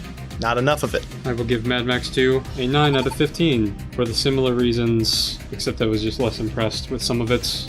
Bear in mind, 7.5 is like the average out of 15. It's still good, but I needed a lot more to be invested. I got Escape from New York's action at a 7 out of 15. Wasn't much of it, and the stuff there was of it was average at best. I'm going to give Escape from New York a 7 out of 15 for action. This is slightly below average. It would have been way lower if it was not for that one action scene that was brief, but really, really well done. I will give Escape from New York an 8 out of 15 on action sequences.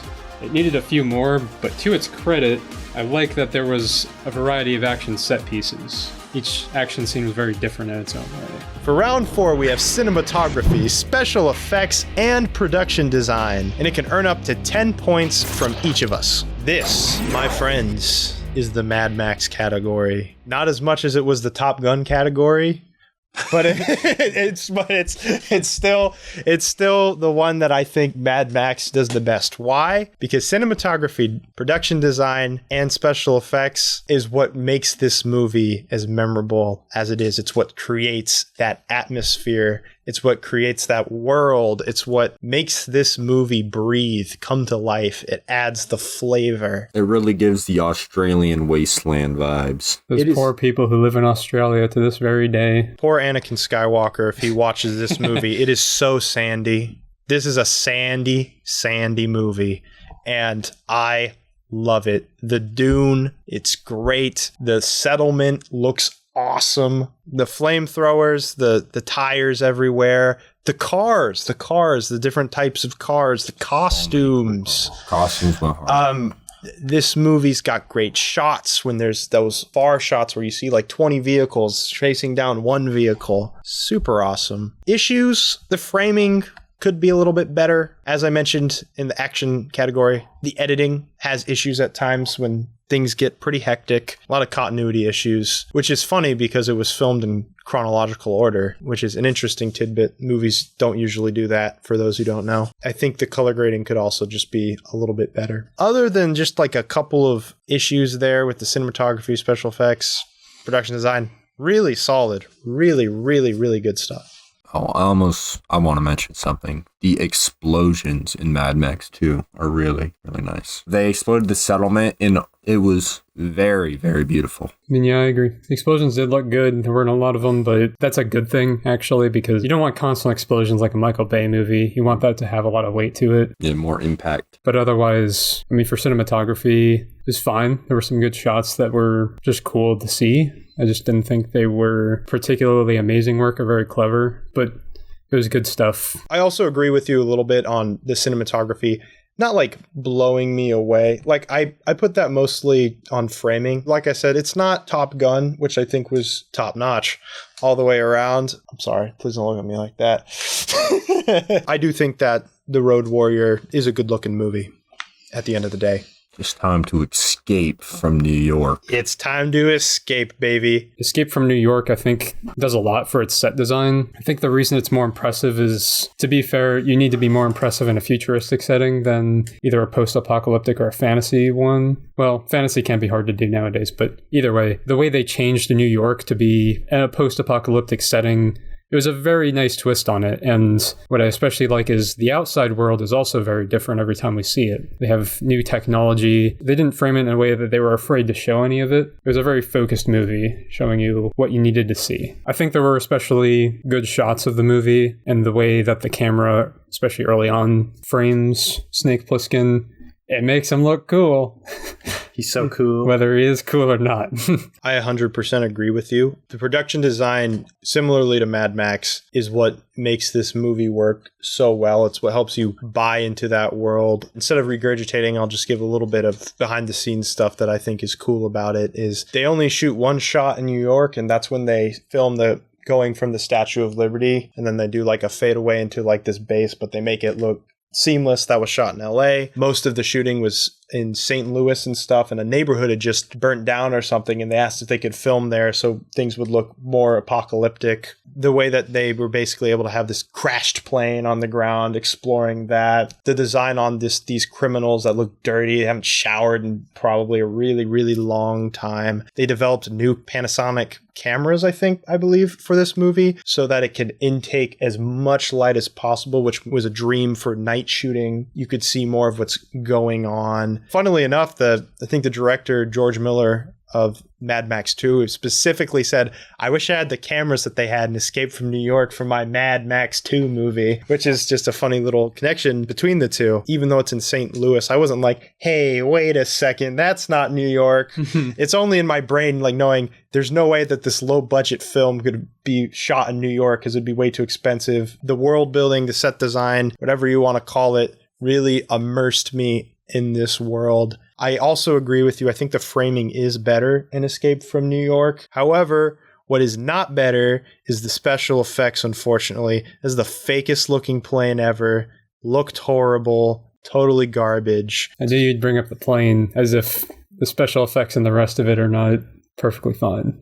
I can agree with that. It is something that is noticeable. And I will say, though, for a low-budget 1981 movie, it's okay. I give it a little bit of a pass. I guess for other complaints, I thought the lighting could have been a little better in some shots. Other than that, though, these are relatively minor complaints. Let's get into scoring. We're going to start with Mad Max 2, The Road Warrior. So for Mad Max 2, Road Warrior, I'm going to be rating it an 8 out of 10 for cinematography and effects. Really good. I'm going to give Mad Max 2, The Road Warrior, an 8 out of 10. A very ambitious project. I'm very impressed with the scope that they're able to pull off. All of the vehicles, all of the sets, just everything I think is really top notch.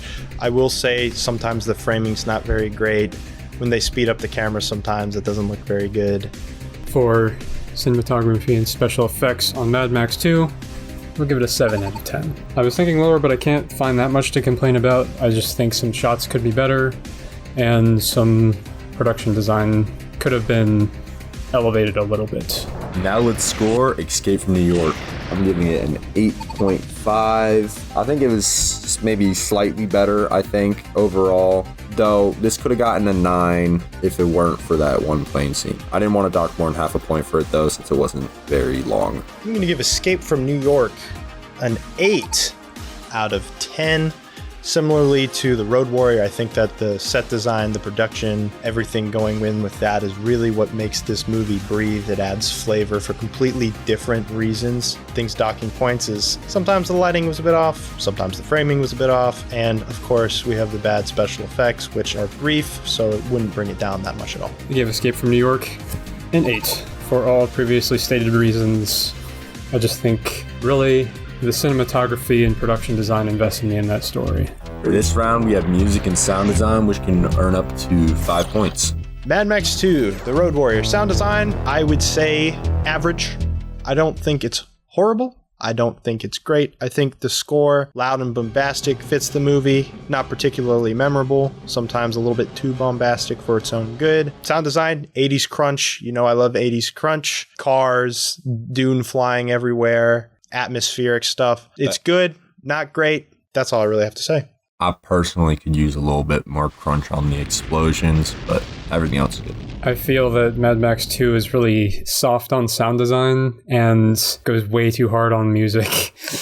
As they noticed when I was watching it, it was, you heard it, there's songs where it's just one note playing over and over again, and it was noticeable enough that it was jarring for me. And otherwise, I didn't think of any particularly great songs. There were times when maybe music could be used to help portray this barren landscape and post-apocalyptic setting, and in that way I just feel that this is pretty lacking in this category, and sometimes when it does use music it was too jarring. Escape from New York, once again, John Carpenter is just the man, the myth, the legend, does everything apparently. He scored the movie. I find that very admirable. I also really like John Carpenter's scores. I like them a lot. I like listening to them. They're fun. I love the synthesizers, catchy. I can still recall the themes in my head. John Carpenter plays the piano one finger at a time. He does. Boom, boom, boom, boom, boom, boom, boom, boom, boom.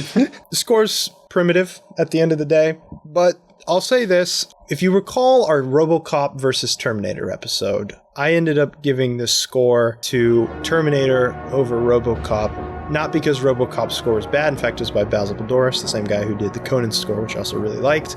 But I gave it to Terminator because, while it's a primitive synth score, very oppressive, it's very catchy, you can still hear the notes in my head, and it fits the movie very well. I can say similar things to a lesser extent about John Carpenter's score for the movie. It creates a vibe. I think that it adds to the atmosphere of the movie. I think that the theme is good. There's one track that's a little more upbeat that I also remember that I liked a lot. Overall, I think it's a decent enough soundtrack that I'd like listening to. Does make the movie feel low budget. Sound design, similar to what I have to say about The Road Warrior, I think is relatively average. I think the atmospheric sound is good.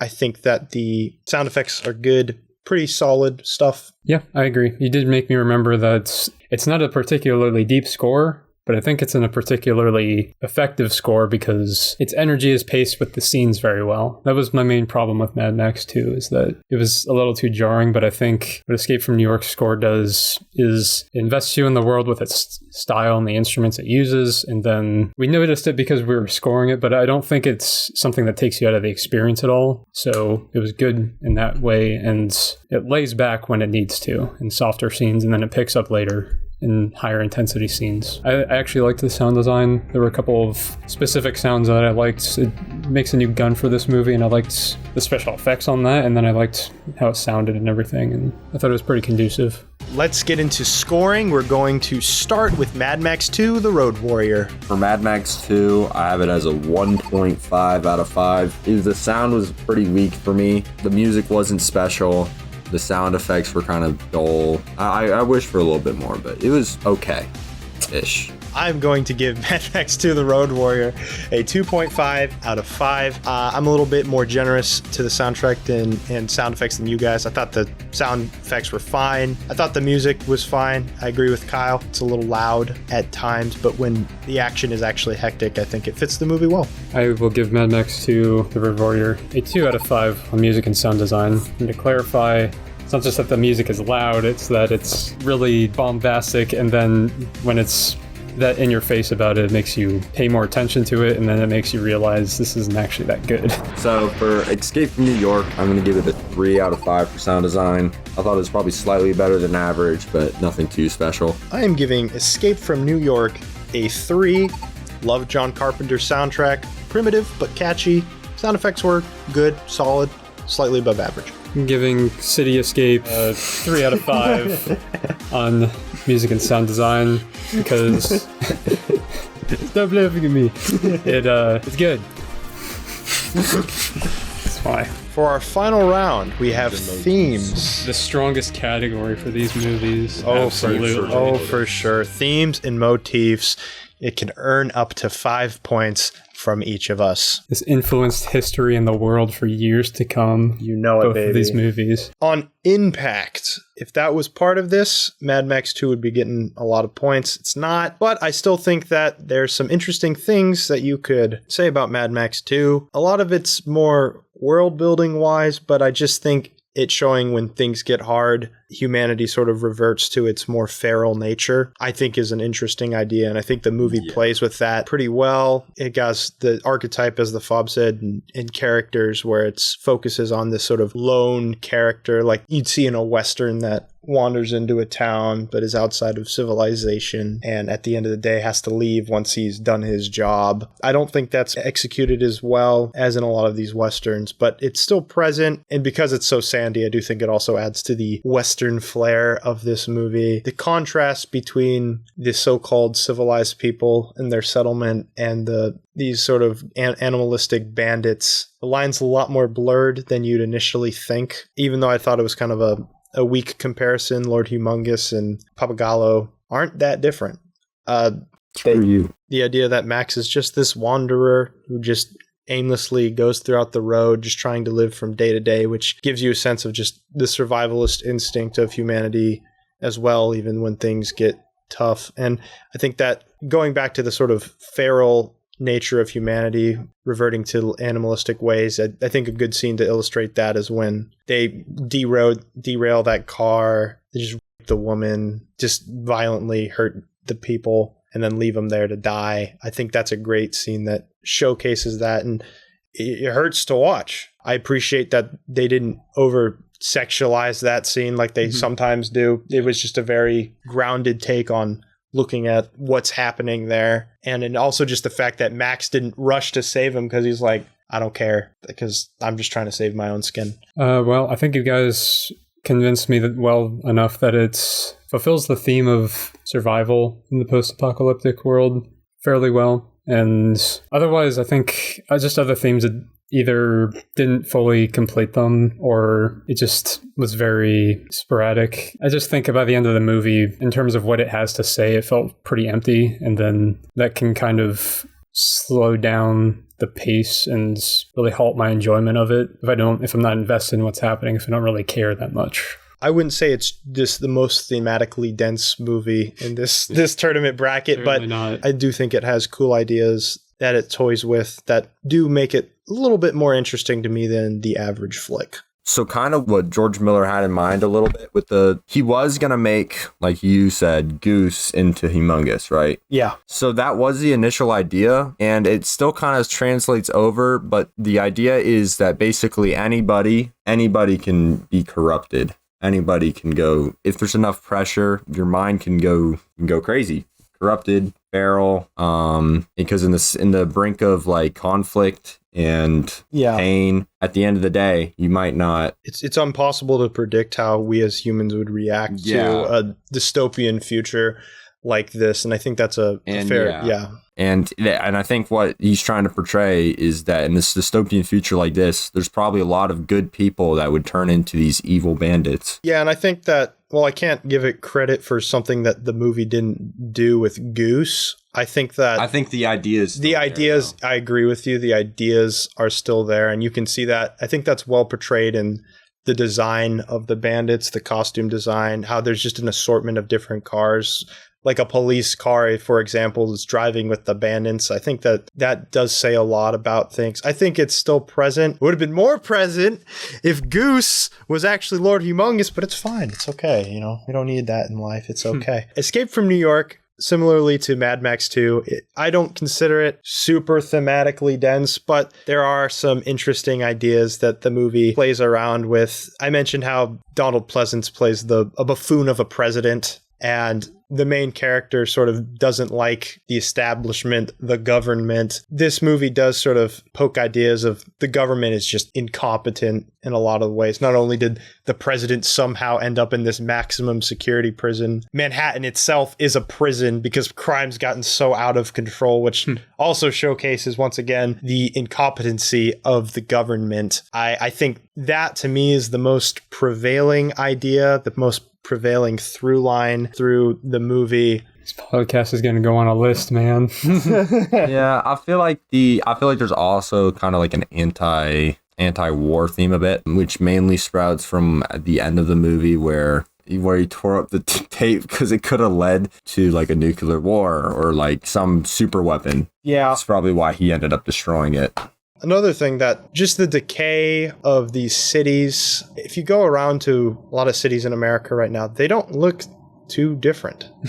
and I think that that's kind of a scary thing where this movie is a little bit of ahead of its time because it just shows the cities overrun by crime, what they can look like. And once again, that's due to the incompetency of the government. I think that's the prevailing thing. And there's a couple of things that dovetail off of that. Not super thematically rich, but I just think that it is a cool idea that does make the movie a little bit more enjoyable. I agree with all of this. Let's get to scoring. We're going to start with Mad Max 2, The Road Warrior. For Mad Max 2, The Road Warrior, themes and motifs, I'm going to give it a 3.5 out of 5. I definitely think they're a little stronger than average. Could have been a 4, but I'm not sure. I'm going to give Mad Max 2, The Road Warrior a 3. I think there's some good themes. Like Kyle said, I don't think it fully realizes all of them.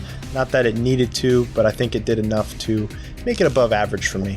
For me, The Road Warrior gets a 2 out of 5 on themes and motifs. We're having one theme that was mostly solid and other ones that there's an inkling of it that exists and the movie doesn't help those themes play out. So for Escape from New York, themes and motifs, I'm giving it a 2.5.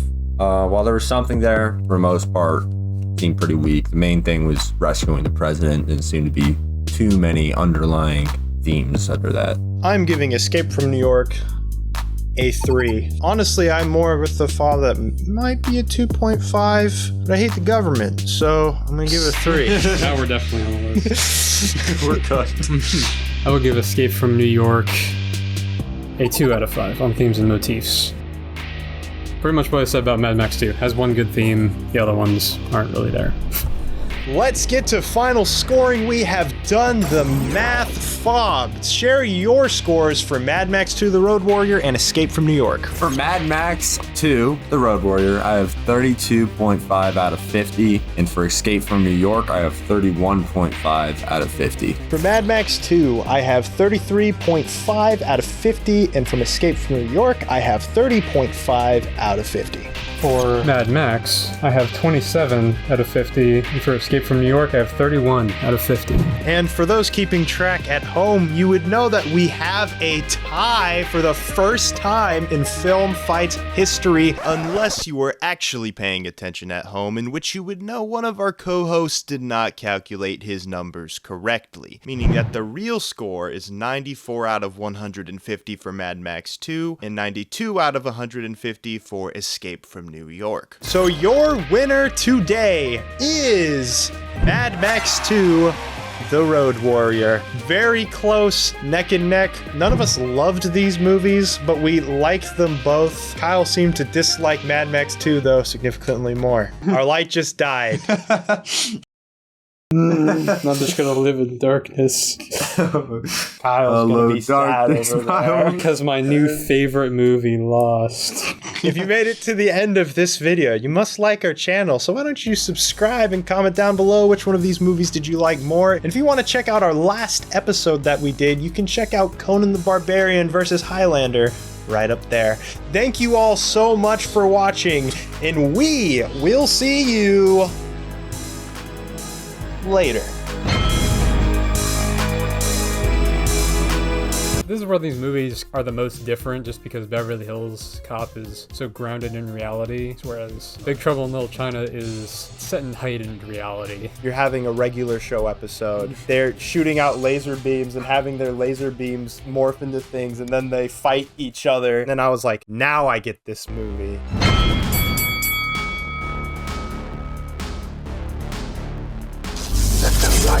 Welcome to Film Fights, where we don't just talk about movies, we make them fight. Today, continuing our 80s action movie tournament, Beverly Hills Cop versus Big Trouble in Little China. The poll beforehand had Beverly Hills Cop at 77% and Big Trouble in Little China at 23%. So Beverly Hills Cop is leading as the favorite today. That does not mean it's going to win at all, but we will see. This episode, we're also going to be doing things a little bit differently. If you notice, I cut up the episodes a lot. I shave a lot of content out of them, but this time I'm going to go for more of a naturalistic approach, let the conversation flow as it normally would, as opposed to rearranging everything and trying to make it as cohesive as possible. If you want that type of cut up style, you can check out my main channel, Buster Brown. Link will be in the description. I gotta plug. I'm the only one who's gonna plug my own channel, so I might as well. Let us know in the comments down below. Do you prefer Beverly Hills Cop or Big Trouble in Little China? That sounded a little weird, but it's whatever. And also let us know if you like our new naturalistic approach. It sounds like I'm like about selling them in like a nature bar or something. Try the natural approach to the Film Fights podcast. This one's non-GMO. Exactly. Without further ado, let's get into Big Trouble in Little China versus Beverly Hills Cop. Beverly Hills Cop, directed by Martin Brest and released in 1984, is a classic action comedy film that stars Eddie Murphy as Axel Foley, a street-smart Detroit cop who heads to Beverly Hills to solve the murder of his best friend. Written by Daniel Petrie Jr. and Danilo Bach, the film brilliantly combines elements of humor, action, and crime investigation, showcasing Murphy's comedic genius and charismatic screen presence. Big Trouble in Little China, directed by John Carpenter and released in 1986, is a cult classic that blends action, fantasy, and comedy. The film stars Kurt Russell as Jack Burton, a confident and talkative truck driver who finds himself entangled in a supernatural battle within San Francisco's Chinatown. Written by Gary Goldman and David Z. Weinstein, the story revolves around Burton's quest to rescue his friend's fiancée from an ancient sorcerer in an underground world filled with bizarre creatures and mystic forces. For round one, we have narrative and pacing, which is worth 10 points from each of us. For the plot of Beverly Hills Cop, it's pretty standard.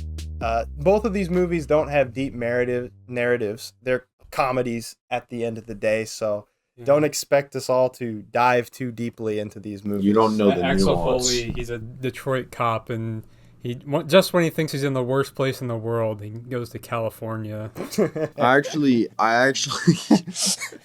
actually researched with an hour-long video on Beverly Hills. No, I'm joking. Anyways, you didn't do the research beforehand. You don't know the You nuance. didn't watch these video essays. Yeah, nuance. He came prepared.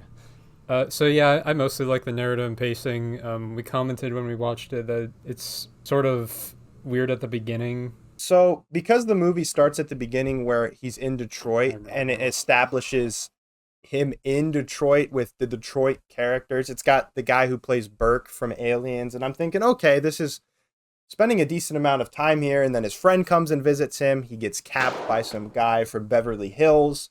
And so then all of a sudden, the first 15 to 20 minutes of the movie feels a little bit like wasted time because he just immediately goes to Beverly Hills Cop. And then it introduces us to a new police department and new characters. And I like those characters better, so that works for the movie. But at the same time, it is a little bit like, it feels like it wasted time a little bit on the pacing section, I would say. It takes a little bit to get started. But once you're in Beverly Hills and once you're there, I think the movie picks up significantly. And it doesn't feel like it drags for the majority of the movie, which I think is more important anyway, because how the movie leaves you and how the majority of the movie feels is more important than just the pacing of a beginning section. Yeah, personally, I kind of like, in respect, that setup, and it's putting an effort into sort of world building like that at the beginning. And although I kind of like and respect that, it is kind of weird just because it's played completely straight at the beginning, and it really is just like once he moves to Beverly Hills, it becomes the movie it was supposed to be, where it's a comedy. So the beginning is kind of weird like that, but yeah, he's like putting bananas in people's exhaust. And it just doing silly Eddie Murphy things to get out of situations that we all know wouldn't work in real life. But it's fun to see the plot work in that way where he can just do these things and get away with it. You have to suspend your disbelief for sure. But I would argue there's not a single comedy movie out there that you don't have to suspend your disbelief. So overall, I think the movie is fun. I think the plot is good for what it's trying to do. Some pacing issues, some jokes don't land, which is the first time we really get to say that. Actually, I realized I I just did the 31 on 31, so I'm like, this feels weird. I was just saying this about a bunch of comedy movies. You didn't put Beverly Hills Cop on that list. Yeah, I did not. It was Coming to America with Eddie Murphy. Check out my 31 on 31. The double plug. Like I said, who's going to plug my videos if not me? What did you think about the plot of Beverly Hills Cop? The narrative of Beverly Hills Cop is actually pretty good. I feel like as a comedy, it keeps things moving. Like you said, the intro might have dragged out a little long, but I don't even think that, because I feel like it was introducing the main story, which was his homie dying basically, and then clearly some shady stuff was going on there, so he was trying to so it was kind of introducing that's what he's trying, that's why he's in Beverly Hills in the first place. So it could have been a little shorter though, probably. So I'll agree with you on that. But for the actual plot, when they're in Beverly Hills, I do think it's really good. With the things with the bananas and the exhaust pipes, I thought it was funny, and it's a comedy, so I don't think that tracks anything. I do really like how Eddie Murphy's character, Axel Foley, will just get out of any situation with his insane charisma. As Malcolm X would say, by any means necessary. Just like he gets in or out of any situation he wants with his insane charisma stat. Maxed, passes every charisma check. I will just say real quickly, as my last issue with the movie, is I feel like, as Kyle was alluding to, it is a bit tonally inconsistent at times, because in some points it feels like it's trying to do a straight 80s cop movie, which are already a little cheesy, so it like already kind of blends in with the cheesy 80s cop movies trying to be serious. But then you also have Eddie Murphy, who is being kind of over the top, and so he sometimes just sticks out like a sore thumb. When it comes to the plot, he's entertaining, but it does lead to a little bit of tonal inconsistencies within the narrative itself, where it's kind of struggling to find what it is. I would say the times when that happens is when Axel's trying to give them that fake story of what happened, trying to make the other guys look better. Because I think that scene's supposed to be humorous since they own up to it and tell the truth, and then he calls them on it. But that's like one case where all the actors except Eddie Murphy are kind of playing it a little too straight with their performances, so it kind of undercuts the comedy. And I think that you can have moments where there's a straight man in there, but the problem is when it's like there's one guy and he's the main character and he's the goofy one, and most other people are playing it straight. Judge Reinhold, I think, is also a somewhat of a comedic character that fits in with, I would say, what the proper tone of this movie is. At the end of the day, it's a comedy. I don't take it that seriously. I think it's fine that there's some tonal inconsistencies, but I do just have to point that out. Yeah. I disagree. I think it's really funny that you have like one or two characters that are like are in a comedy and the rest are just like in the real world. Like I think that's a funny concept. I think it's entertaining as a concept, personally. Film Fights fans, this is my sister. She caught the end of Beverly Hills Cop, and it sickened her so much that she actually has been ill for the last couple of days. What are your thoughts on Beverly Hills Cop from what you gathered? We need a female's perspective. It's kind of a dude club here. Wait, no, a woman's perspective. Edit that. That is the woman's perspective. You can leave now. What happened again? What happened again? They were like shooting with Eddie Murphy and Neil from the Santa Claus. Yes. We did talk about Neil from the Santa Claus a little bit. Yeah, it seemed funny. What else do you need? Big Trouble in Little China. The plot is completely ridiculous. It's pretty absurd. Jack and his friend Wang are waiting for Wang's fiance to arrive in on the flight. She gets kidnapped.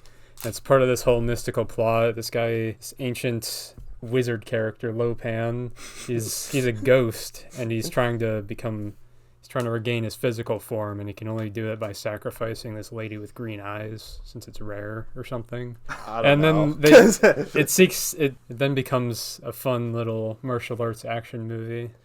To be fair, I don't think it's because the green eyes are rare that he's sacrificing her. I think it's more Like, or obviously it's because she has green eyes, but I don't think, like, I think it's just the only requirement is that they have green eyes. Yeah, I was about to say. So far, it seems like the only requirement for these people. You might have thought it was like they had to be Asian with green eyes. That's like super rare. I mean, I have a little green in my eyes. Am I cooked? Is he gonna marry me? Yeah, then he pulls up some white chick with green eyes, which is rare, but not nearly as rare as an Asian. They're not racist. They just need to. They're just eyist. I don't know. So they really could have gotten like this green-eyed person a lot sooner had they not been looking for an Asian woman specifically. Maybe he thought, oh, she's the one. Oh, look at that. She has green eyes. And it's like, wait, there's another girl with green eyes. Maybe she will work. Oh, look at that. And so maybe they were finding it out. Redundancy. She was there anyways. Just yeah. Into yeah, he's like, what's better than one woman is two women. Right. And so I'm like, can't argue with that. He's like, hey, now I get to sleep with one of them and sacrifice the other. Goals. Deal. So basically, yeah, as Kyle said, this plot is ridiculous. I haven't seen enough martial arts movies to know whether or not this is parodying a lot of these martial arts movies. This is way more serious than most martial arts movies. Okay, so it's just John Carpenter making a martial arts movie. That's good to know.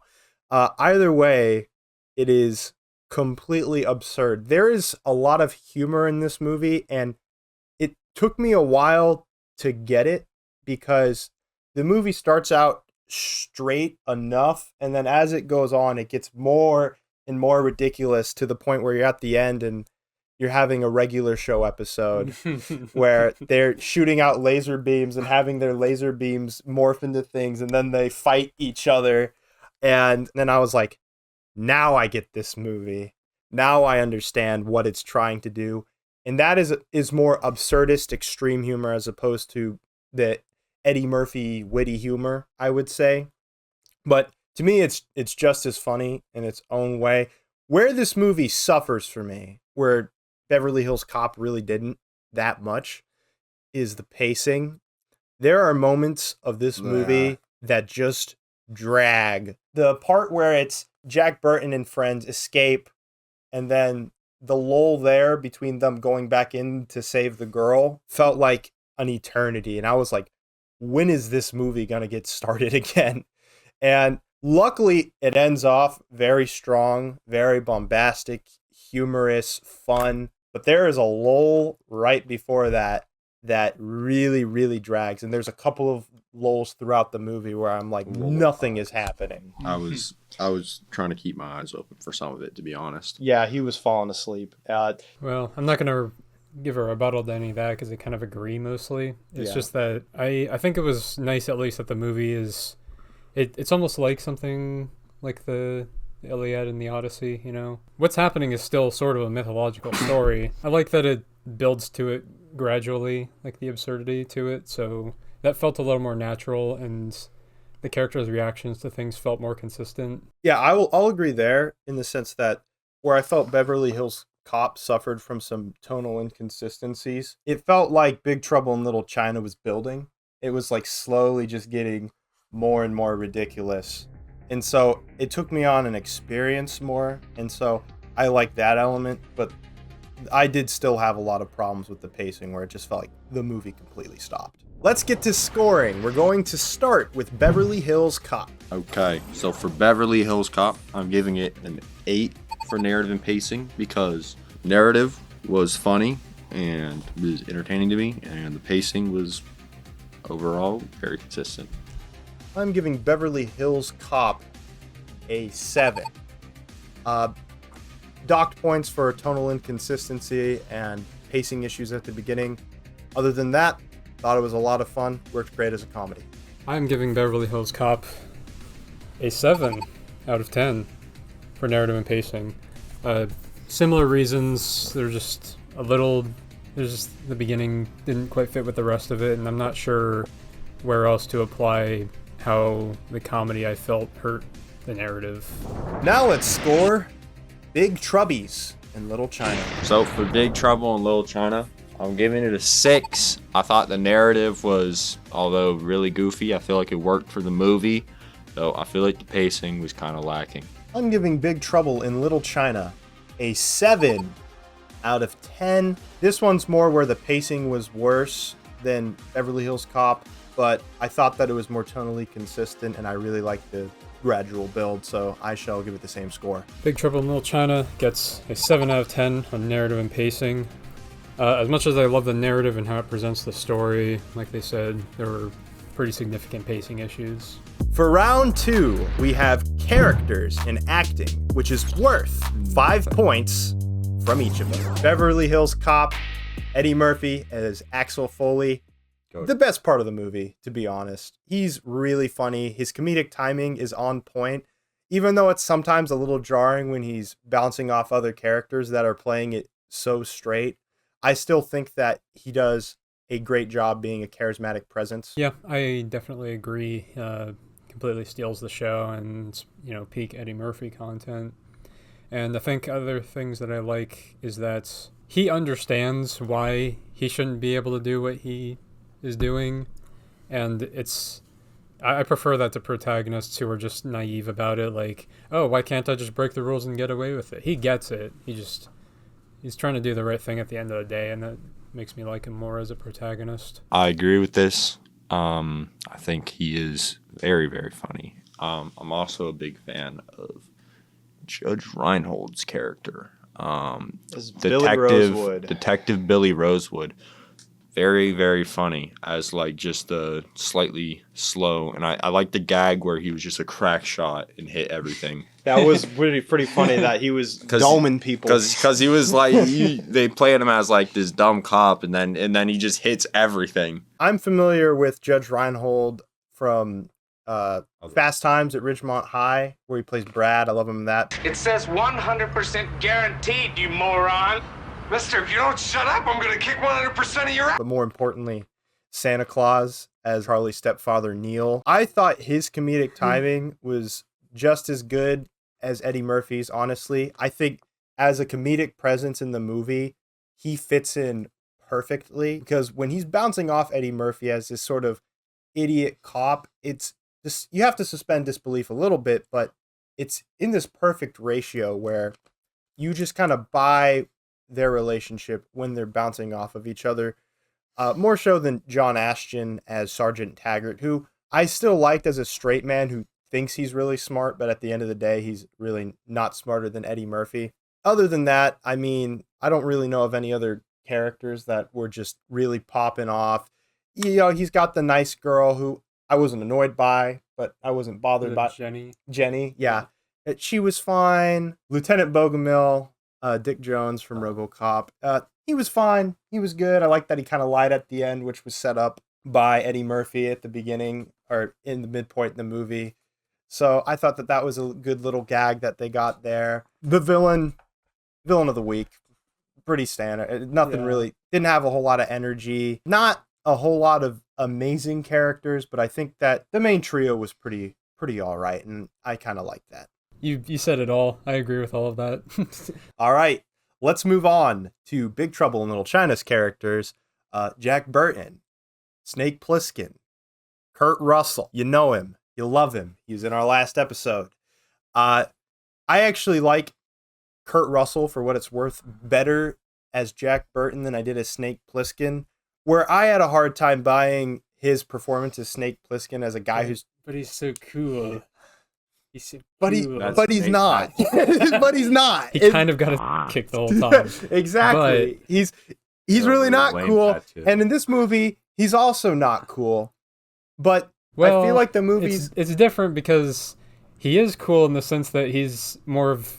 Instead of being this like top special forces guy who's supposed to like... He's a trucker. Yeah, he's just an average guy, and he's going up against something totally out of his realm, and he's holding his own. He's a tough trucker with a lot of screen presence, and I think Kurt Russell's more goofy acting style really lends itself to that character.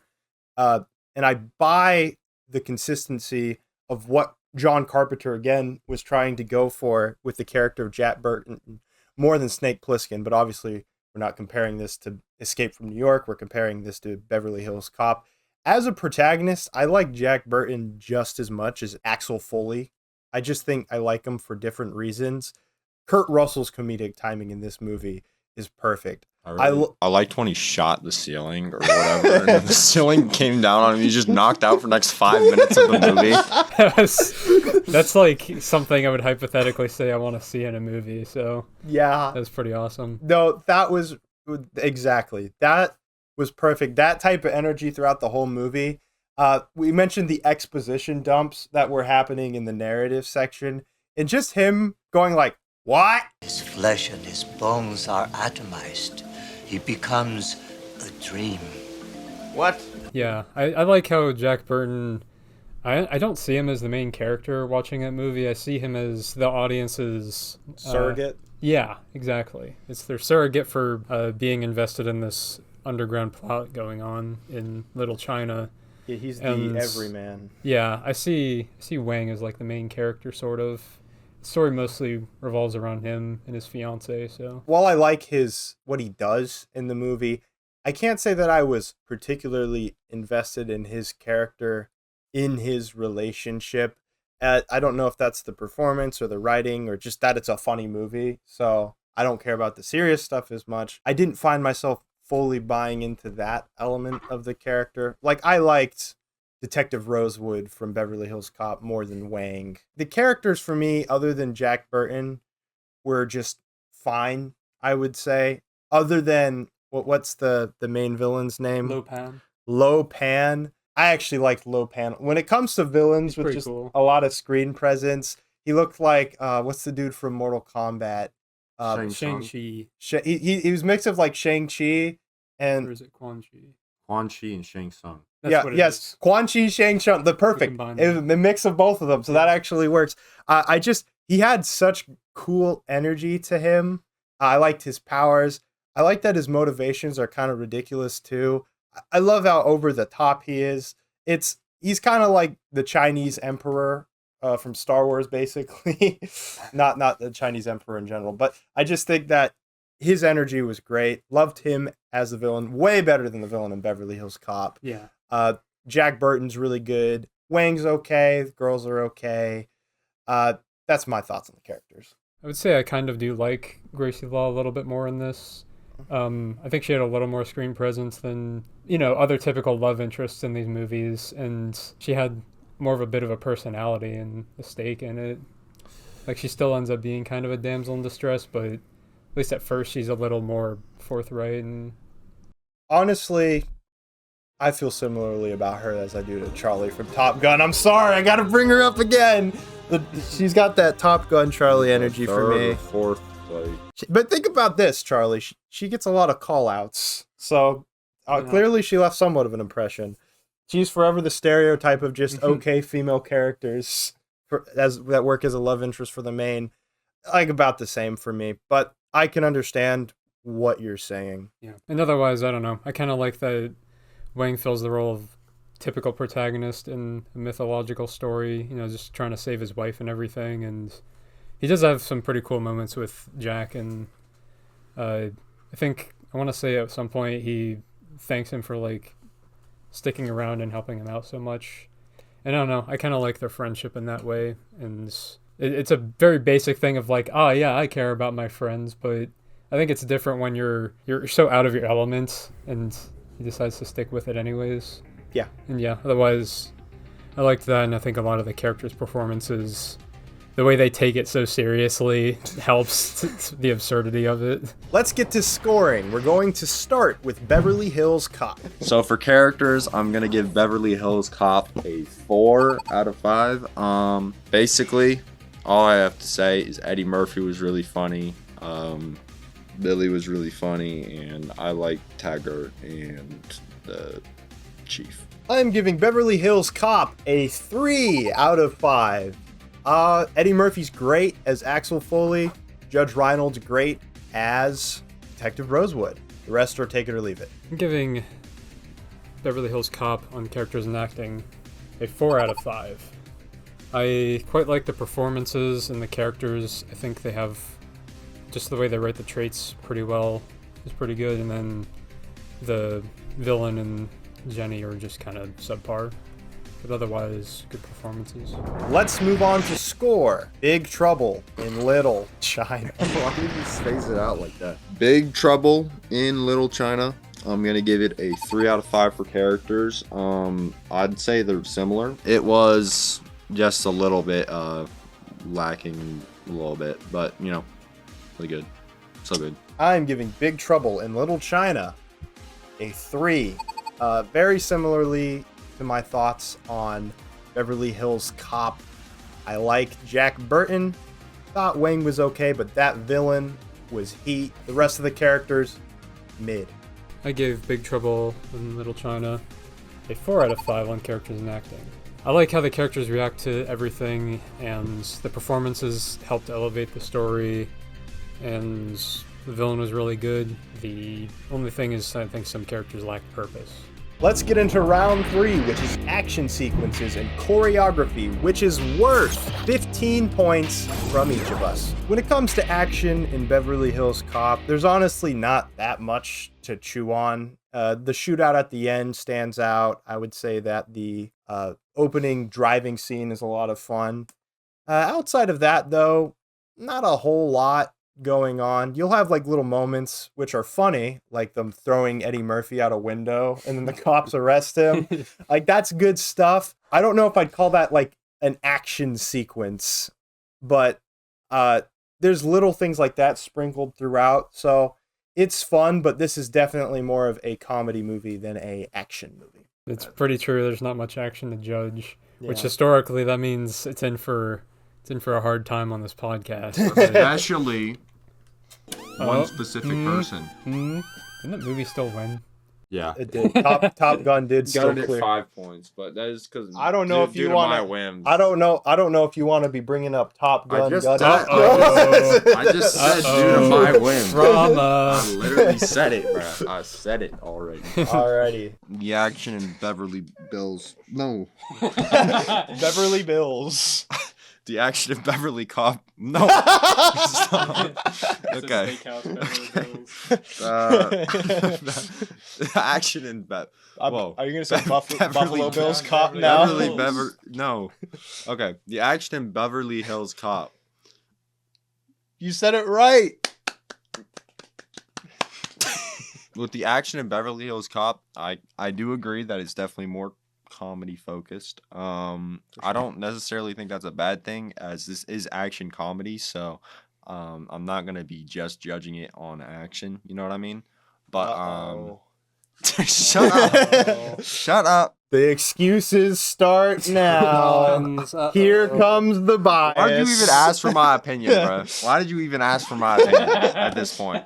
I ask myself that every day. But the action scenes that were there, I really enjoyed the final action scene, and while I get that it might not have been the peak of choreography, it was still really fun, which is good. Yeah, I don't think that the last action scene is like anything super special. At the end of the day, it's kind of a pretty standard shootout, but I mean, it works. It serves its purpose. I had a lot of funny moments. Yeah.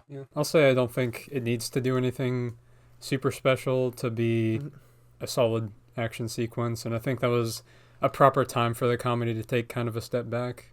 Yeah. And it did so, like, it had the proper tension and everything, and otherwise it felt practical, and as long as it's just kinetic like that and feels like it's moving forward and it's just solidly made, then that's all it needs to be a good action scene for me.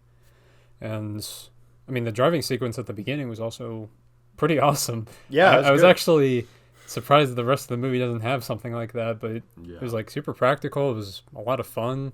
And it doesn't really matter for the rest of the movie. No, not at all. It's completely Well, I think it meaningless. was more introducing his unorthodox methods. All he was Like, doing was just hanging. He was just hanging in the back of the car. Well, it was more like he kind of just does his own thing, to be honest, and he was basically bargaining with them. And then I think it was just to add a bit of action to make it more interesting too. I don't think it was super complex in the actual chase scene, but I'm saying the scene before the chase scene did have meaning to it. Yeah, I agree. I think it's just a fun action scene to fill the time, get people invested.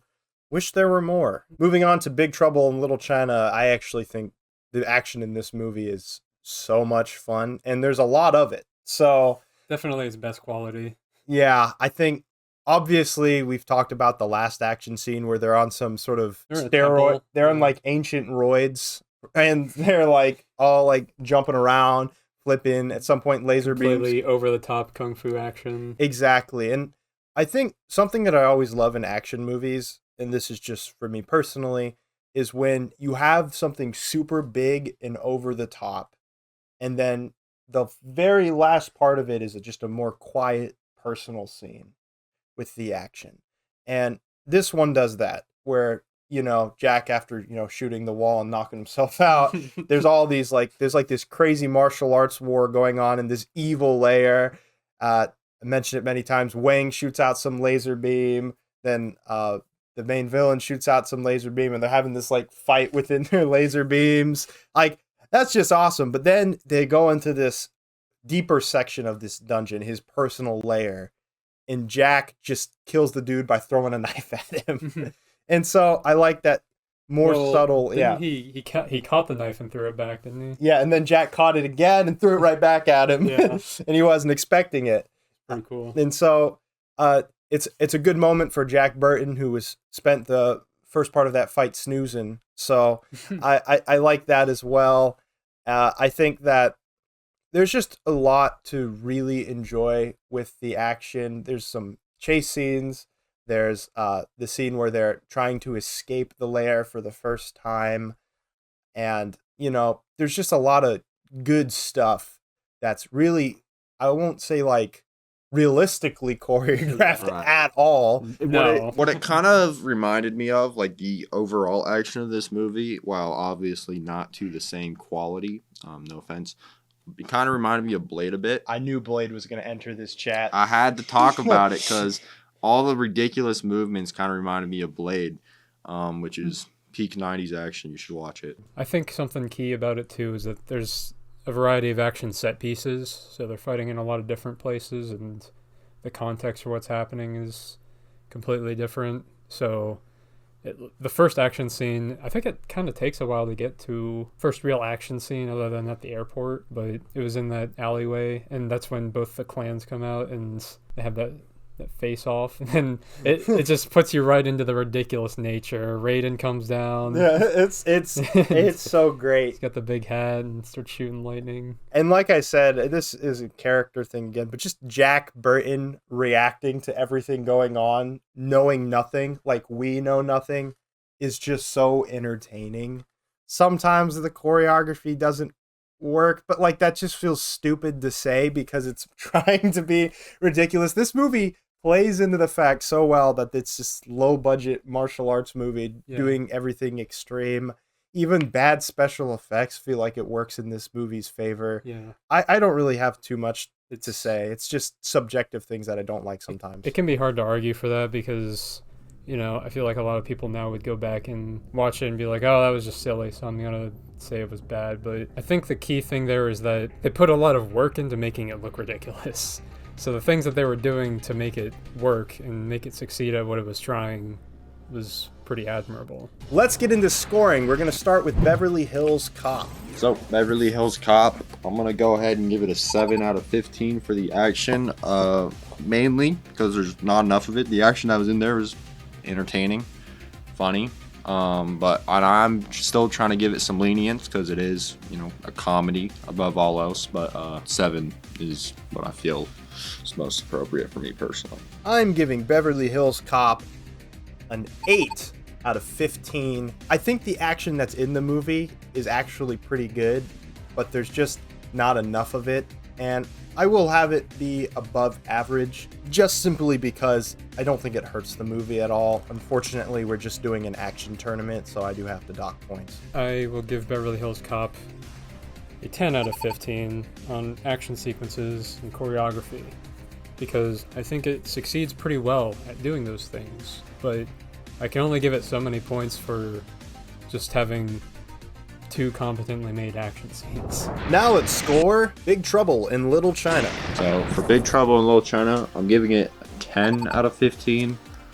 The action was definitely, there's a lot of it, and it was usually pretty entertaining. So yeah, definitely above average, giving it a 10. I always struggle to rank movies like this because they're so ridiculous. On one end, it's a 0, and on the other, it's a 15. However, I am going to give Big Trouble in Little China an 11 out of 15. Ton of fun, ton of technical faults. Overall, though, I love it. I give Big Trouble in Little China a 12 out of 15 on action sequences and choreography, because it's very good at succeeding what it tries to do, and I think they put a lot of good work into making those action scenes succeed and look like they're supposed to. Let's get into round 4, which is cinematography, special effects, and production design, and it's worth 10 points from each of us. Beverly Hills Cop, I think, is just all around pretty good. Nothing too bad, nothing too great. There's no special effects that are horrible and jarring because everything's practical. Eddie Murphy getting thrown through a window is good. The car chase at the beginning is fun. And it's very bright lighting, very high-key lighting, which fits the comedic tone, though goes to more high contrast, low-key lighting when it needs to. I think that overall, it's just a aesthetically pleasing movies. The colors pop. It's sunny outside, reflecting Beverly Hills. And one little detail I do like is that they made Detroit look distinctly more bleak than Beverly Hills. Yeah. And I think that that's a nice little detail. It's just a good looking movie. And sometimes when something doesn't wow you, but you realize they actually did good stuff, I think it's solid. What do you have to say? I kind of mostly just agree with what Hunter was saying, but I did think there was I thought there were some cool shots, like during the opening scene. Overall, pretty good stuff, not gonna lie. Let's move on to Big Trouble in Little China. It's a tough one for me because I love John Carpenter's visual style. I love his deep, dark contrast he always likes to do. I love the way that he frames things. I'm just a big fan of how John Carpenter films movies, and you don't really get a whole lot of that nowadays. The special effects in this movie, it's interesting because they're garbage, but they're intentionally garbage. And if this movie came out today and the special effects look like this, I might be like, oh, it's intentional. But So it's the fine. problem is it's so old that actually we don't really know if it was intentional or if they were just garbage. Well, I mean, we know that there's movies from that era that look better, technically, but it's all relative, right? Like, it was probably a lower budget than the best looking movies. This is where these movies are the most different, just because Beverly Hills Cop is so grounded in reality, and I assume it's all pretty much practical with not a lot of actual special effects, whereas Big Trouble in Little China is set in reality. It's set in heightened reality. So as it goes on, it's adding more and more special effects, which I want to say we actually did say the lightning looked pretty good for Raiden. We did. Yeah, so that was one thing that I thought was actually very impressive. I mean, we just came off of Highlander pretty recently, where the lightning was not as good. I didn't think the lightning looked particularly good in that movie. The Fob disagreed, but in this movie, I was like, actually, it was like pretty freaking good looking. I concede it looked better in this movie than it did in Highlander. I'm new to John Carpenter movies, but in every one he's impressing me with cinematography and special effects. This is his category, and I think he delivers pretty well. There's a lot of great shots. I agree. And another thing I want to touch on this movie that doesn't apply as much to Beverly Hills Cop is I really like the production design, because I was going to say the set pieces are awesome. Yeah, they do a really good job of crafting this evil layer, and you got like a dungeon, and I like the scene where they have the elevator like goes under the water, which is just creative, and then they're swimming and there's all these dead bodies, and then they swim up to a grate. Like, it's just cool. It's cool. It's also a comedy. I think the production design is really impressive, whereas, Beverly Hills Cop, it's very serviceable, and I'm not like, oh, the production design's bad. I wouldn't expect anything else. It's just I'm more impressed by Big Trouble in Little China because it's a little more ambitious, and I think it shoots higher, and I think it succeeds at what it's shooting for. While I do agree it shoots higher, I don't know if I'd give that any points above Beverly Hills Cop, only because, I mean, how could you shoot higher in Beverly Hills if they just recorded it in Beverly Hills, right? So it's totally fair. It definitely has some very cool set designs, and I might give it more points with that. Well, But I would say the key thing there then is like what matters is your set pieces and where the and story I is really taking like place. the costumes and stuff. That was really cool. Yeah, that's true. My main problem with the cinematography and special effects is I don't necessarily connect as much with John Carpenter's cinematography, like actual shooting. And then for special effects, they were not good. Well, yeah, and that's one And thing. even for the 80s, they weren't good. So I think this is the most subjective category when it comes to Big Trouble in Little China, because I like the special effects and I think I know what he's going for. But if you think If we tell people nowadays, Yeah. hey, the special effects in this movie are insane, then they watch it and they're like, wow. like on an objective level, I might dock a couple of points just because I feel like I should, but I don't want to. Let's move on to scoring. We're going to start with Beverly Hills Cop. So for Beverly Hills Cop, cinematography and special effects, I'm going to give it a 9. I think it did basically as good as it possibly could have. Very well done. I am giving Beverly Hills Cop an 8 out of 10. I think that it is good for what it is. It succeeds that extremely well, and I don't have too many problems. It doesn't wow me, but overall, well done. I'm giving Beverly Hills Cop a 7 out of 10 on cinematography and special effects. It's not that it's bad, of course. This is a good score. It's just that I don't think the cinematography and special effects do that much to elevate the movie as what it's supposed to be. At least not enough out of a score of 10. I think it is a 7, which is good. It's just there's more that you can do with set pieces and better shots. Big Trouble in Little China, I'm going to give it a 6 for cinematography and special effects. This basically did everything right. Well, I'm not the biggest fan of John Carpenter's directing. I can appreciate the uniqueness of it, but what really, lowered the score here was special effects. But then the set pieces and outfits and stuff brought it back up. So I'm giving Big Trouble in Little China an 8. Consider once again continuing the Fed sitting. Yeah, man. About that one.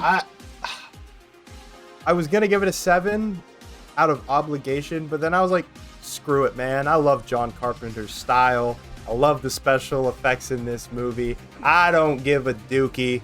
This is an 8 out of 10 for me. I'm no longer being objective.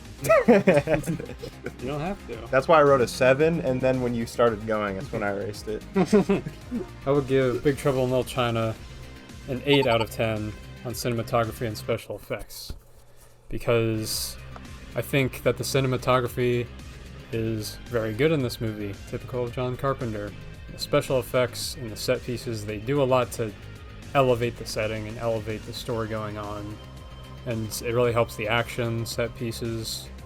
And honestly, it would have been higher, but I can only give it so much for not looking good nowadays, but it definitely works for what it is. Let's move on to round 5, which is music and sound design, which is worth 5 points from each of us. Beverly Hills Cop has a really fun score. I wouldn't necessarily say it's, like John Carpenter, ironically, the most technically cool score, but it instantly transports you into the 80s.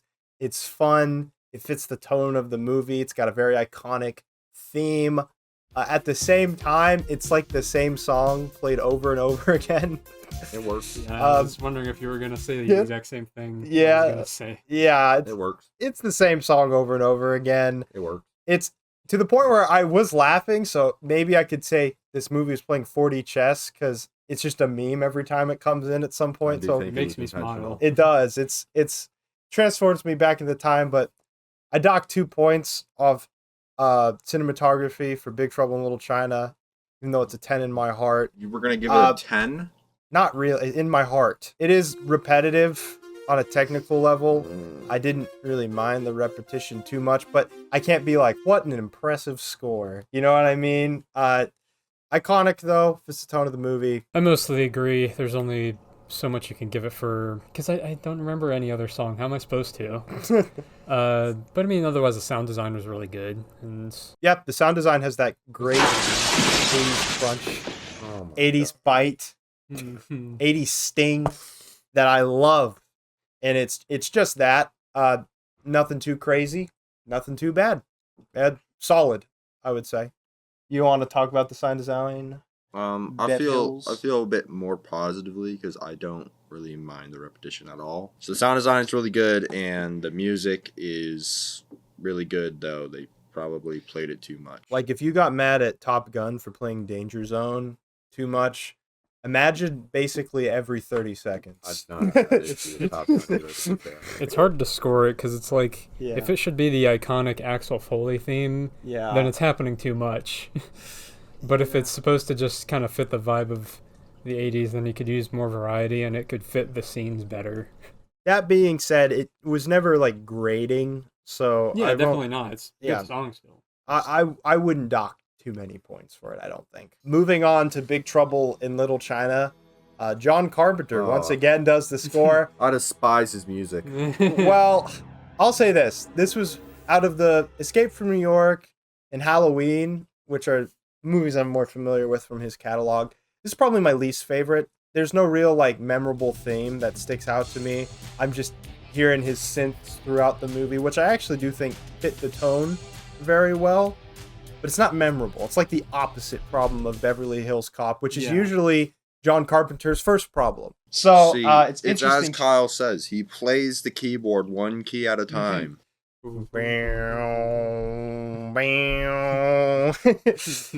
But I love it. And I won't say it's an iconic score from him, but I do think it's a fun one, and I think it fits the movie well. And the sound design, once again, you have to come up with all these crazy sound effects for all these fantastical things. 80s crunch, 80s bite. You know what to expect. I feel very similar. To a lesser extent, though. I don't know. As you have a less, though. I would say the sound effects are more over the top in Big Trouble in Little China, though, because they're not doing as all these crunchy, as you would say. Yeah, maybe not as crunchy. Yeah, but not everything should have a crunchy sound effect, not like lasers. Yeah, I think it's over the top, but once again, that fits the tone of the movie. So I agree. I'll concede. Like I said, soundtrack's just okay. I don't think that the sound design is anything super special. I wasn't blown away by it, but I think it fits the movie well. Let's get into scoring. We're going to start with Beverly Hills Cop. So for Beverly Hills Cop, I'm going to give the sound design and music a 4, just because I thought the theme was really funny and it fit the movie really well. Though, it could have been a 5 if they played other songs, but it's okay. As my brother would say, for Cop Hills Beverly, I'm going to give it a 3 out of 5. Like the theme, repetitive. Sound design's pretty standard, but no problems, no real issues. Give Beverly Hills Cop a 3 out of 5 for music and sound design. And the song is fun and all, and it's just that I think it's pulling against itself a little, being throughout the whole movie. And yeah, just like what I said before. And I just think there's movies that have a 4 in this category where I'd definitively say they're better. So for Big Trouble in Little China. Big Trouble Little China, sound design, I'm giving it a 2 out of 10. I'm under the personal belief that John Carpenter has like a 5-year-old actually make the soundtracks for this, and that's his ghostwriter, like his ghost producer. Yeah, so music not good, but the sound effects were pretty solid, maybe a little above average, but did not save the actual soundtrack. I am giving Big Trouble in Little China a 3 out of 5. The soundtrack was just okay. The sound effects were fine. Overall, I just think it was a not standard, but a supplementary, solid experience sonically. Big Trouble in Little China, I give it a 3 out of 5 on music and sound design. I like that it has still a variety of songs that fit different scenes, and as long as you do that, you get a 3 out of 5 from me. And the sound design helped out a lot of scenes, and it was all entirely serviceable.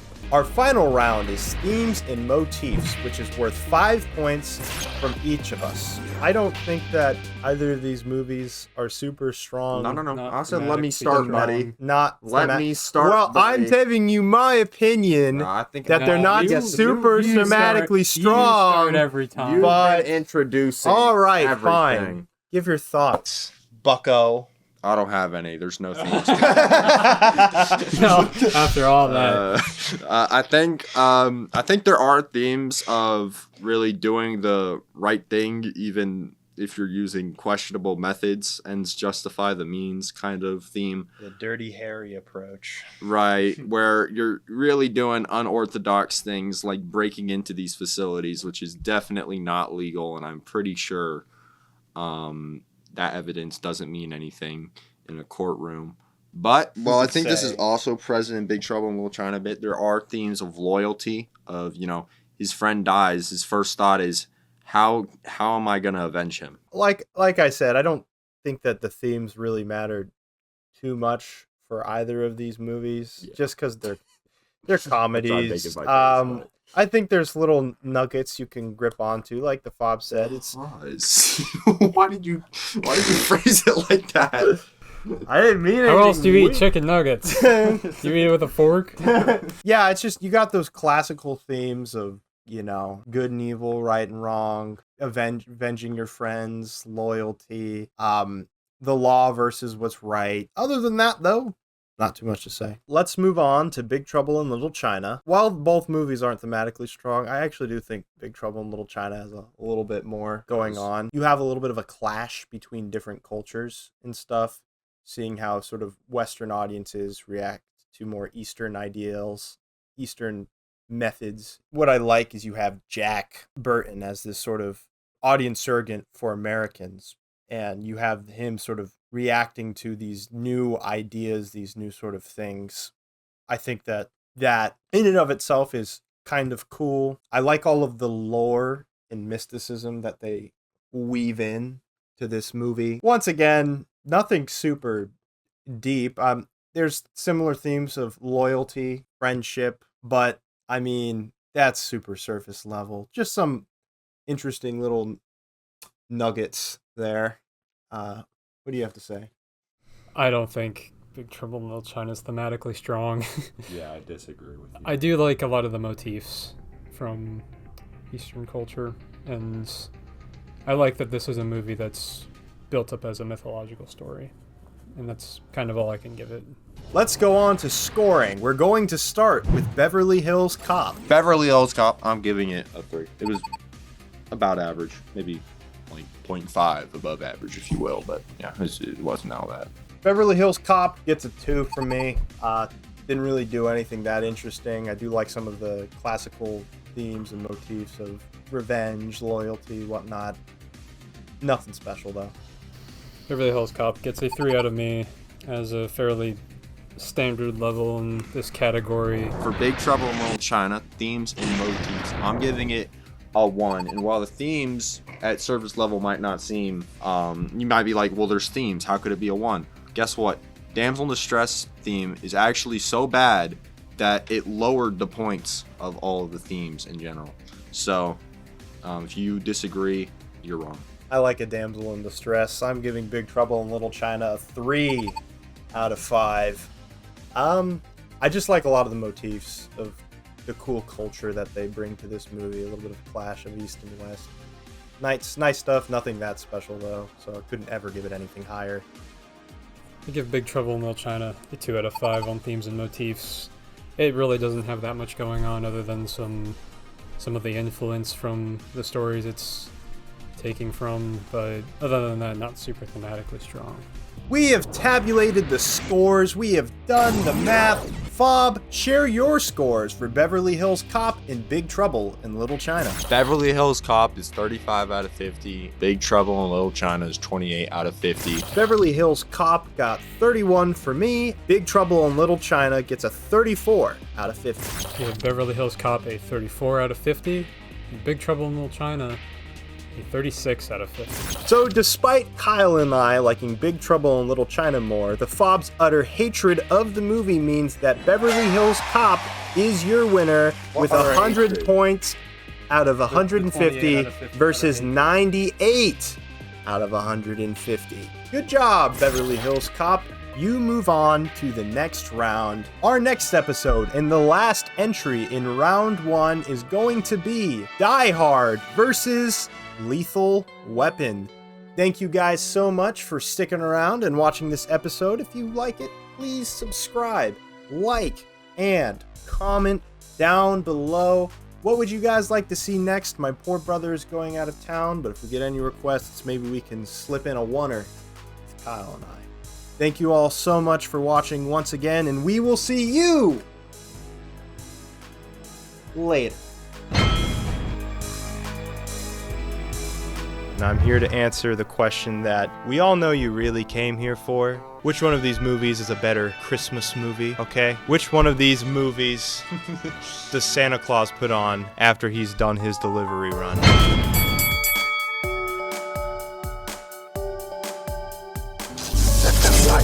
Welcome to Film Fights, where we don't just talk about movies, we make them fight. Today, finishing our first round of our 80s action movie tournament with Die Hard versus Lethal Weapon. I've been excited about this one for a while. These are two 80s action classics, and I was very excited to see them, and they both did not disappoint. The poll beforehand is actually right now a split 50-50 from our viewers, so this is going to be a close one. And if you would like to be more involved in these polls, or you want to make sure that you catch each and every episode of the Film Fights podcast, make sure to subscribe, like this video, and also comment down below which movie do you guys like better. Now, without further ado, let's get into Die Hard versus Lethal Weapon. For round 1, we have narrative and pacing, which is worth a total of 10 points from each of us. I think what makes Die Hard so special is just how they set things up within its narrative.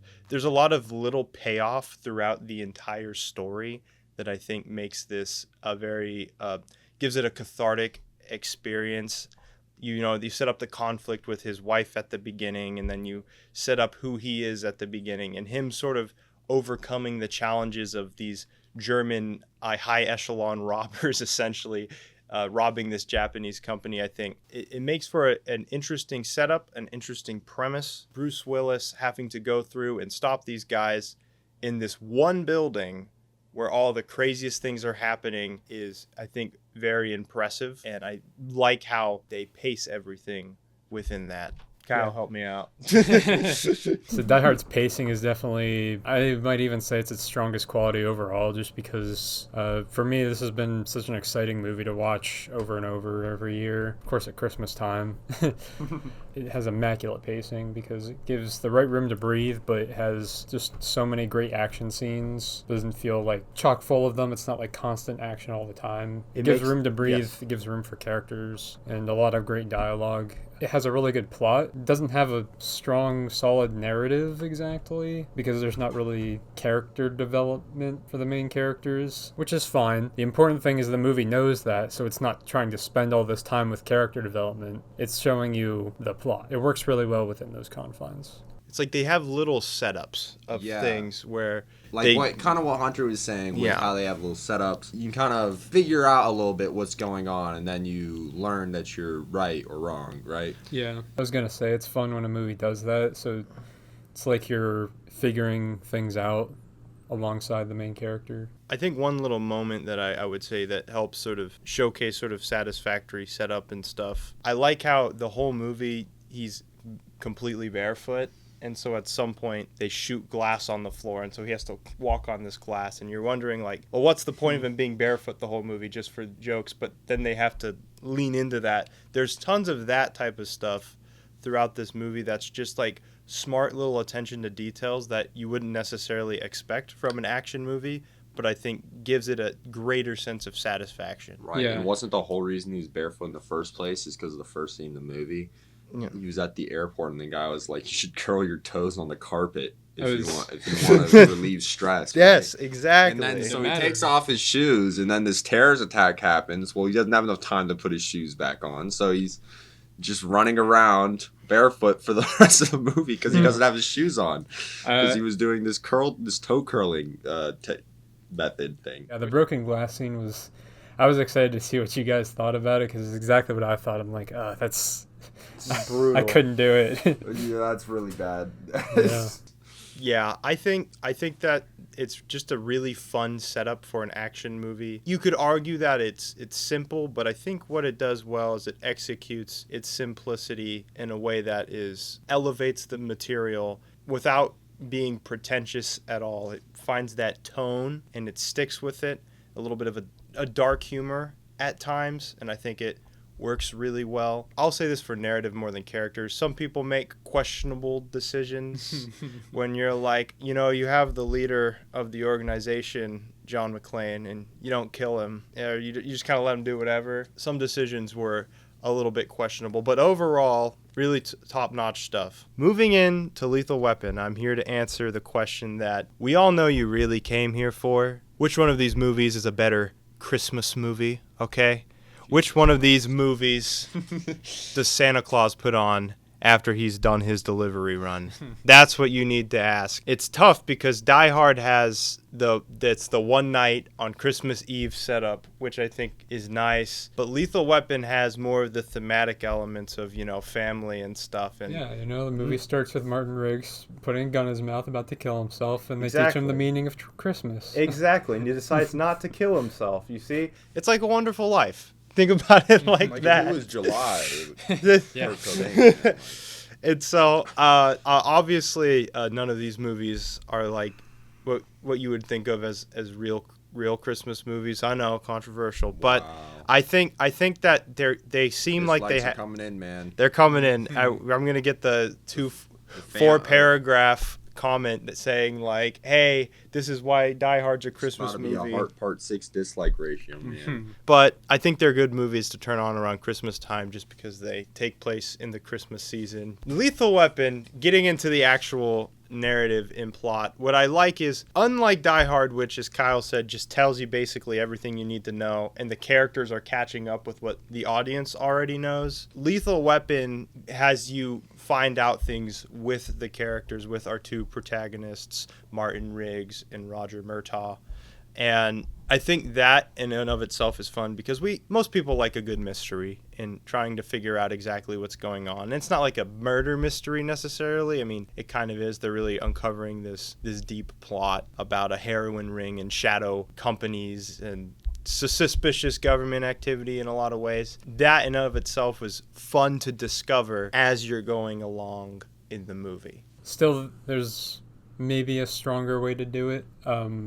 I do agree, and I like the plot, and it's a fun mystery plot, and it's cool to watch. It's just, I think it would be a little bit stronger if it had some of the details to help you try to solve it. So usually, with like a murder mystery, you meet the perpetrator pretty early on in the movie, and then you have to decide like who it is. And this one, pretty clear who it is, like the villain. It's just, like the things we have to figure out, well, we're not really figuring them out as the audience. It's still entertaining to watch, but I guess it's just not that kind of mystery movie. I agree with what you're saying. It's not like a murder mystery where it feels like all the pieces are there. It's just you're figuring out the plot a little bit more as you're going on. But the reveals aren't necessarily like, who is the bad guy? We know who the bad guy is and stuff. But there are little things that you can sort of piece together beforehand and find out, like his buddy, Hunsinger or something like that, who basically called him before. It's like, oh yeah, he called you randomly beforehand, and then later on he's like, oh yeah, I was just calling to see if you could help my daughter. There was definitely something up like there. And he didn't buy it, but you can infer maybe that's not really why he called. And so I think there's little things just like that throughout the movie that can help you capture what the overall plot is that makes it work really well. And I also think it's a very, in a lot of ways, influential plot. Just like Die Hard really sells you the everyman, regular, stereotypical looking kind of dude who's like an action hero. I think Lethal Weapon's what started that buddy cop movie. There are also clues to each character's backstory. makes great use of being in a buddy cop movie by when we as the audience figure something out about the characters, their partner is also figuring something out about them. They're learning more about each other while we learn about both of them over the course of the movie. And that's pretty entertaining. And I feel like even newer buddy cop movies kind of miss out on that. I like how it's not too goofy. Probably the goofiest thing in the movie is like the guy unloading a clip from like 100 meters and hitting every single shot in the head. He drew a smiley face in like 3 seconds. I don't think that's possible, but hey, maybe. Don't know what they're teaching over at the Special Forces. Anyways, I think overall it was entertaining while also, like y'all were saying, having dark moments. And I thought it was pretty interesting plot. Let's get to scoring. We're going to start with Die Hard. All right, so for Die Hard, I'm giving it a 9 out of 10. I really liked how I felt involved in the plot and how everything seemed to make sense. And it always felt pretty realistic to an extent, obviously, but I just thought it was really interesting. For me, Die Hard gets a 9 out of 10. Great, satisfying setup and payoff, as well as a plot that moves along at a brisk pace that never slows down unless it's important. I think I'll give Die Hard a 10 out of 10 for narrative and pacing. I think the pacing's immaculate. The plot is incredible for what it's going for. The narrative's probably the weakest point, but I think it's better to not spend time on a narrative that you're not going to have a very strong approach to. Now let's score Lethal Weapon. So for Lethal Weapon, I'm giving it an 8 out of 10. I'm just making it slightly below because I did enjoy the pacing of Die Hard slightly more. And I thought the narrative, I think the narrative Lethal Weapon might be a little stronger, but overall, I kind of think I just enjoyed Die Hard's story a bit more. I am giving Lethal Weapon a 9 out of 10, being the fence sitter that I am. I think that these are actually really close, to be honest. There's things I like a little bit more about each movie, and I don't feel comfortable giving one movie a clear advantage. I'll give Lethal Weapon a 9 on narrative and pacing. It was stronger than I expected, but when I tried to come up with flaws, I couldn't come up with many. Maybe just that the ending doesn't feel quite as conclusive as Die Hard. It doesn't feel as cleverly constructed, but other than that, there's a lot of amazing things in this plot. Moving on to round 2, we're going to have characters and acting, which is worth a total of 5 points from each of us. I think the characters in Die Hard is one of its strongest elements, not because they necessarily go through these amazing character arcs where they change a whole lot. It's just that they're really entertaining characters that are fun to watch. Obviously, you have the main protagonist, Bruce Willis, playing John McClane. Bruce Willis does such a great job with this character of playing this everyman that's clearly here to survive, and he's getting super frustrated and he loses his cool a bunch, but he's trying his very hardest, and he does have some skills from being a New York cop, so it is a little bit more believable. He has these struggles he's trying to come over in his personal life, and then obviously physical struggles once the building gets attacked. I think him being able to overcome both of those struggles is what makes him a satisfying and entertaining character. And a funny little tidbit for you is that when they were casting for Lethal Weapon, they actually were thinking of having Bruce Willis play Martin Riggs. And then when they started casting for Die Hard, they were thinking maybe we could have Mel Gibson play John McClane. So they almost had each other's roles. There's a future where they might have swapped. I think it's better, though, how they did it. No, for sure. 100%. I would say they don't have real character arcs in this movie. You have one maybe at the end with Al, the cop he talks to on the radio, where he gets his moment to shine, but I get it, and it's nice, but it was a little cheaply earned in my opinion. Other than that, there's not real character arcs exactly, which is fine because I think it's good that the characters take kind of a backseat for this overarching plot. It's more interesting to see how they react to that. Acting is phenomenal in this movie. All the performances are amazing. Even his wife, is it Holly? Usually when you have the main girl in a movie, we see sometimes that she's the one that's holding it back, but she actually did really well. She had a great performance. She has some very strong moments, like talking to the main villain and everything. And yeah, like you were saying, Bruce Willis does an amazing job at portraying a guy who's completely in over his head. And a lot of action heroes are a little too stoic for that. And I think he was a good choice. It's not something that shows a weakness in the character. It just shows just how serious the situation is. And a really good performance makes that hit home.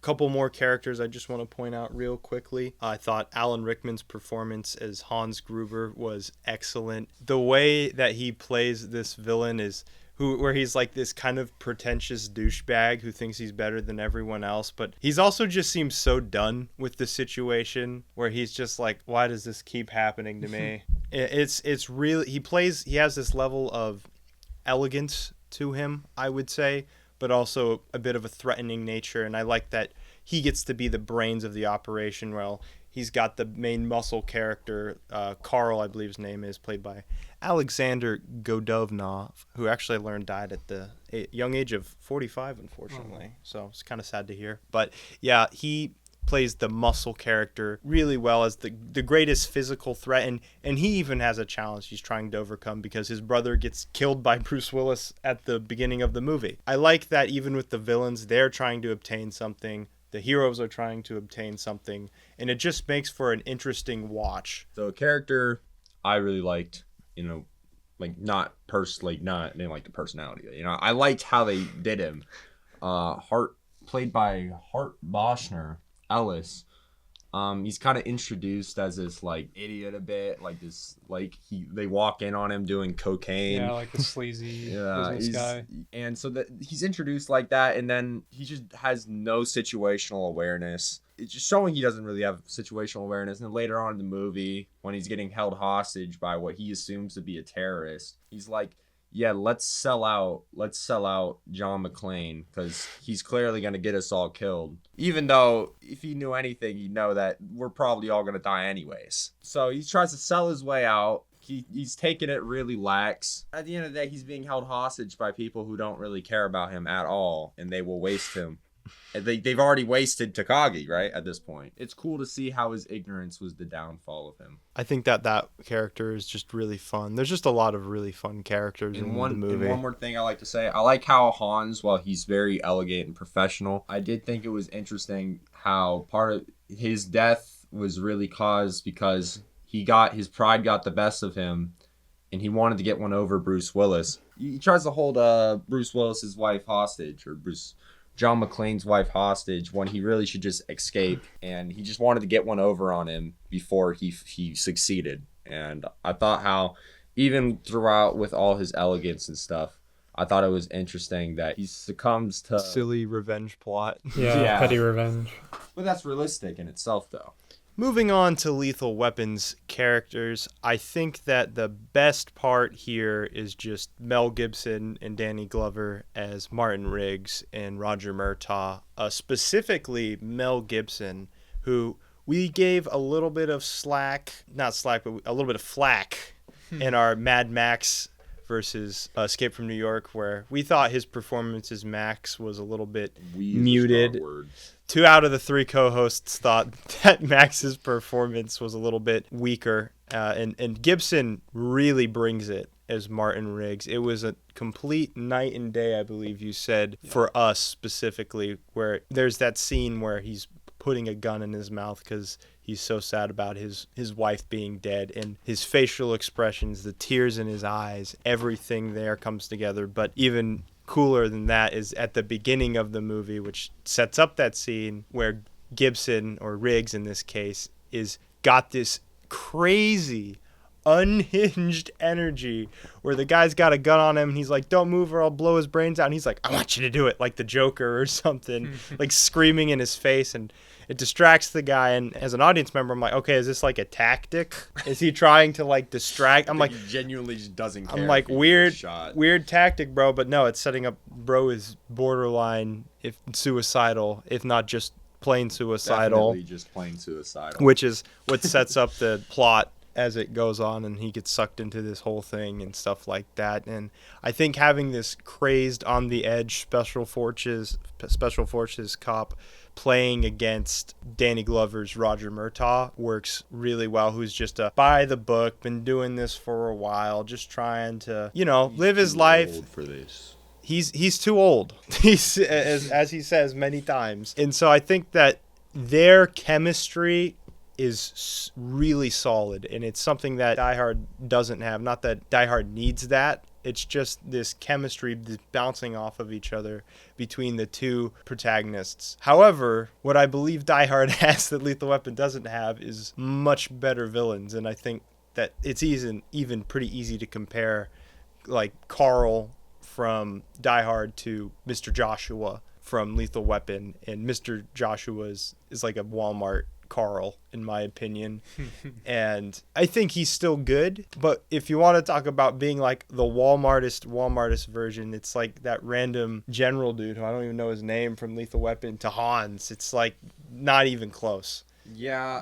I'm kind of with you there, where I think the villains in Lethal Weapon are relatively weak, especially in comparison to Die Hard, which has really strong villains. And I feel like they're just not super compelling in a way. Like Mr. Joshua, for example, like I'm not exactly sure if he's supposed, like it's almost like he's supposed to be the main bad guy. It kind of reminds me of Commando. And I know it is a similar setup because you have the hired muscle character that's loyal to the brains of the operation, but the hired muscle has beef with Mel Gibson's character just because, I don't know, some war back in the day in Vietnam, some special forces It's thing. almost exactly the same It's as a Commando. very similar setup to Commando. I think what really hurts the villains is I think the setup is fine. It's just that Mr. Joshua doesn't have a whole lot of personality other than he's evil. I would say he's decently intimidating, but outside of the two protagonists, I would say that the characters aren't anything special. I like that Roger has a family. I think his family is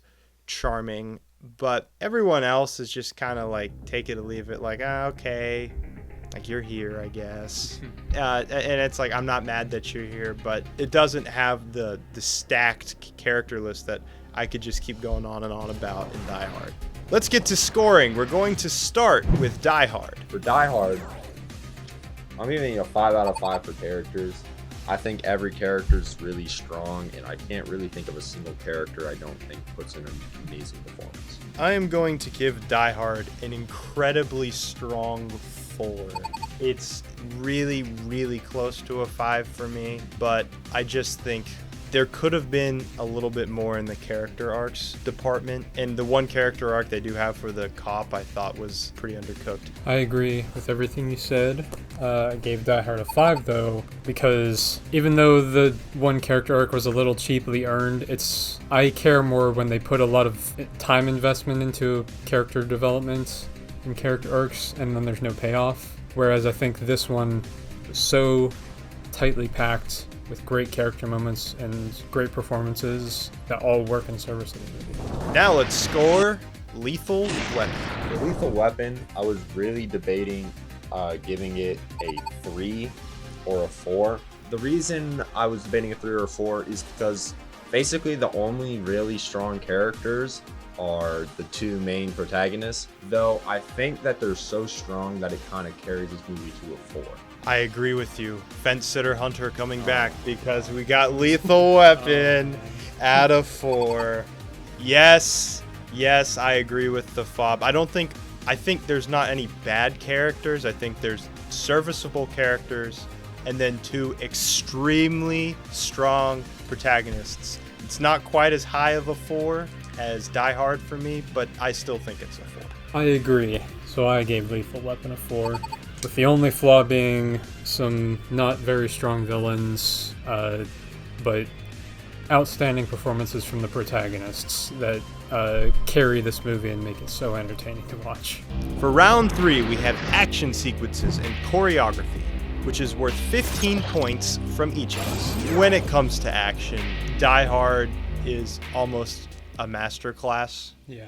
I would say. I mean, I'm just going to get whatever negatives I have out of the way because they don't really exist. You could maybe just say that they weren't. Yeah, the they negatives weren't. we have here are kind of they, bullshit. yeah, it's like they could have framed it a little bit better or something. Some of the fights could have looked a little bit more reflection on that. Yeah, it was a little bit unrealistic. All right, throw that out. We got that out of the way. Basically, peak. When it comes to like 80s action, Die Hard's the most impressed I've been maybe this entire list. Other than Conan maybe because Rambo. my expectations were so low. But I don't know, man. Rambo First Blood is better than Rambo. It's Well, better. yeah, The I wouldn't action call that. is better than Rambo. I'd say they're working. I'd say they're. This is top of the line stuff. Like I think so too. This is about as good as it can get, and it's top of the line, grounded action, and it's it has everything I love. Where it feels intense with the way characters are moving, the way John McClane runs in a lot of scenes adds to a lot of tension because it feels just realistic, and there's such a variety of action set pieces. Maybe this is just the male brain, but I feel like when I'm going around a place, I'm like, oh, this would be a good action scene. Like if you're walking around generators or something, it's like, oh yeah. And one thing I'd like to say, it's really cool how despite the whole thing taking place in one building, they have such a variety of different like sets for the action to be actually happening in. Exactly, but it never. And that might go into cinematography a bit, but. Well, it does apply very much to action because it keeps things interesting and fresh. It's like, there's those games out there where you just feel like you're running around the same halls and the same corridors doing the same things, and it can get monotonous. This movie never feels like that because they find a way to have either variety in what the characters are doing in a similar looking place, or they find they're doing something in a different place. I mean, you have them fighting in boardrooms and then elevator shafts and then generator rooms and then on top of a roof, and then there's that really cool shot where Bruce Willis it looks like he's in a jungle on fire, but he's just in like a certain part of the hotel where like it's raining because of the fire alarms have gone off and stuff, and it's this beautiful red lighting, and that's obviously more cinematography there, but it just looks really, really cool in an action standpoint. I mean, when I say it looks really cool, it's executed incredibly well. So much with the explosions, so much with the guns. Top of the line. I don't really have much else to say. Yeah, it's peak. Peak. When they're going hand to hand, it feels like they're trying to kill each other. And that's the most important thing, is I never feel like they're doing anything too stupid necessarily. Or if they are, it's acknowledged. Moving into Lethal Weapon, it is admittedly not as strong as Die Hard.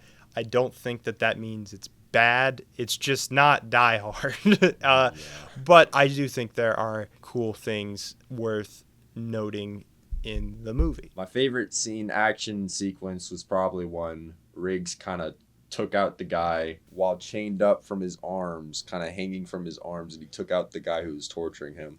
I did really like that scene. Yeah, I mean, they have lots of great stuff. You have a short shootout, obviously, early on in the movie. Him and Roger taking out people, but one thing I was really impressed by is when this helicopter just comes up out of nowhere and shoots one of these guys because, he's part of the conspiracy. And that helicopter got really close to that house. And I was impressed because that looked like a real helicopter. That looked like real professional stunts. I was impressed with that myself, and I think that they framed it really well. There's obviously that really intense shootout in the desert, which had a very Western flair to it, which I also thought was really cool, and how they had the upper hand and they lost the upper hand, and it turned out to be a big debacle for our heroes, but it was still really cool. Then obviously we have that scene that the fob was mentioning where Riggs is able to take out the guy while holding the chain, and that just looked really cool. It was lit really well. And then I think maybe my favorite action scene is when they're trying to escape, and you just have Riggs doing his Tom Cruise run through the streets, trying and shooting him down, blowing up the car, continually chasing him down, and then you have one little final action scene at the house. I just think there's still really good stuff here. It just never quite matches the spectacle and heights of Die Hard. It's good that the action builds up over time to higher stakes and more spectacle action sequences. Usually early on, it's just one guy that they're fighting. It's kind of a small and short sequence, and then over time they become longer, more enemies, higher stakes. That's very good things to do in an action movie because it keeps you engaged with it. I would say like the last action sequence is maybe the weakest, just because it goes on a little too long. The stakes are kind of low because, I mean, There's like a bunch of cops. if Riggs around. loses, then they win anyways because there's a bunch of cops. Yeah, there's no stakes. And it doesn't feel like that. Feels like an ending there should be when there's a stronger character dynamic and that narrative is being concluded. Otherwise, there's a very good action scene. There were very good action scenes throughout the movie. Yeah, I will defend that last action scene just a little bit. I liked that they were using actual martial arts moves that I thought was cool. Not something that I always expect from these 80s movies. It didn't look like just the cheesy punches. Right. I thought the choreography wasn't bad. I just feel like it would have been cooler if they could do it in a setting that wasn't as controlled, and they would have less. There's more stakes. It's just weird. Well, it's edited a little bit weird. Like, it feels like the camera's really close and it's dark and it's raining. It's like a precursor to popularized shaky cam. So I didn't necessarily like that. And it is just super weird that there's a bunch of cops just watching these people throw down and not stopping because Murtaugh's like, hey, let him fight his fight. I'm like, no, stop. He could die. He almost does. It seemed like this horrible thing.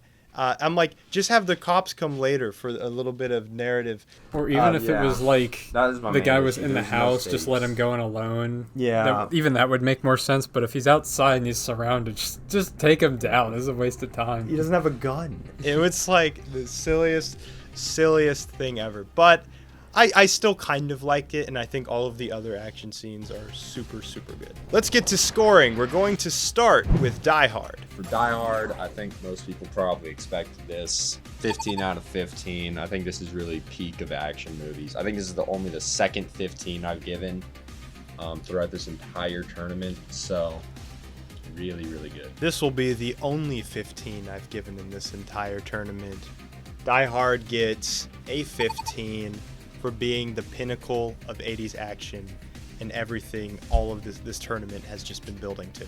Die Hard gets 15 across the board. Take another turn. Yeah, it's the pinnacle of action. There's a reason it's number one on most people's 80s action movie lists. It has everything I love. It does it flawlessly, and everything about the movie services the action so well. Now let's score Lethal Weapon. Lethal Weapon, I'm giving it a 13 out of 15. Really solid. Really, really good. I'm giving Lethal Weapon a very strong 13. If it wasn't for the questionability of that last action scene, it might have been a 14.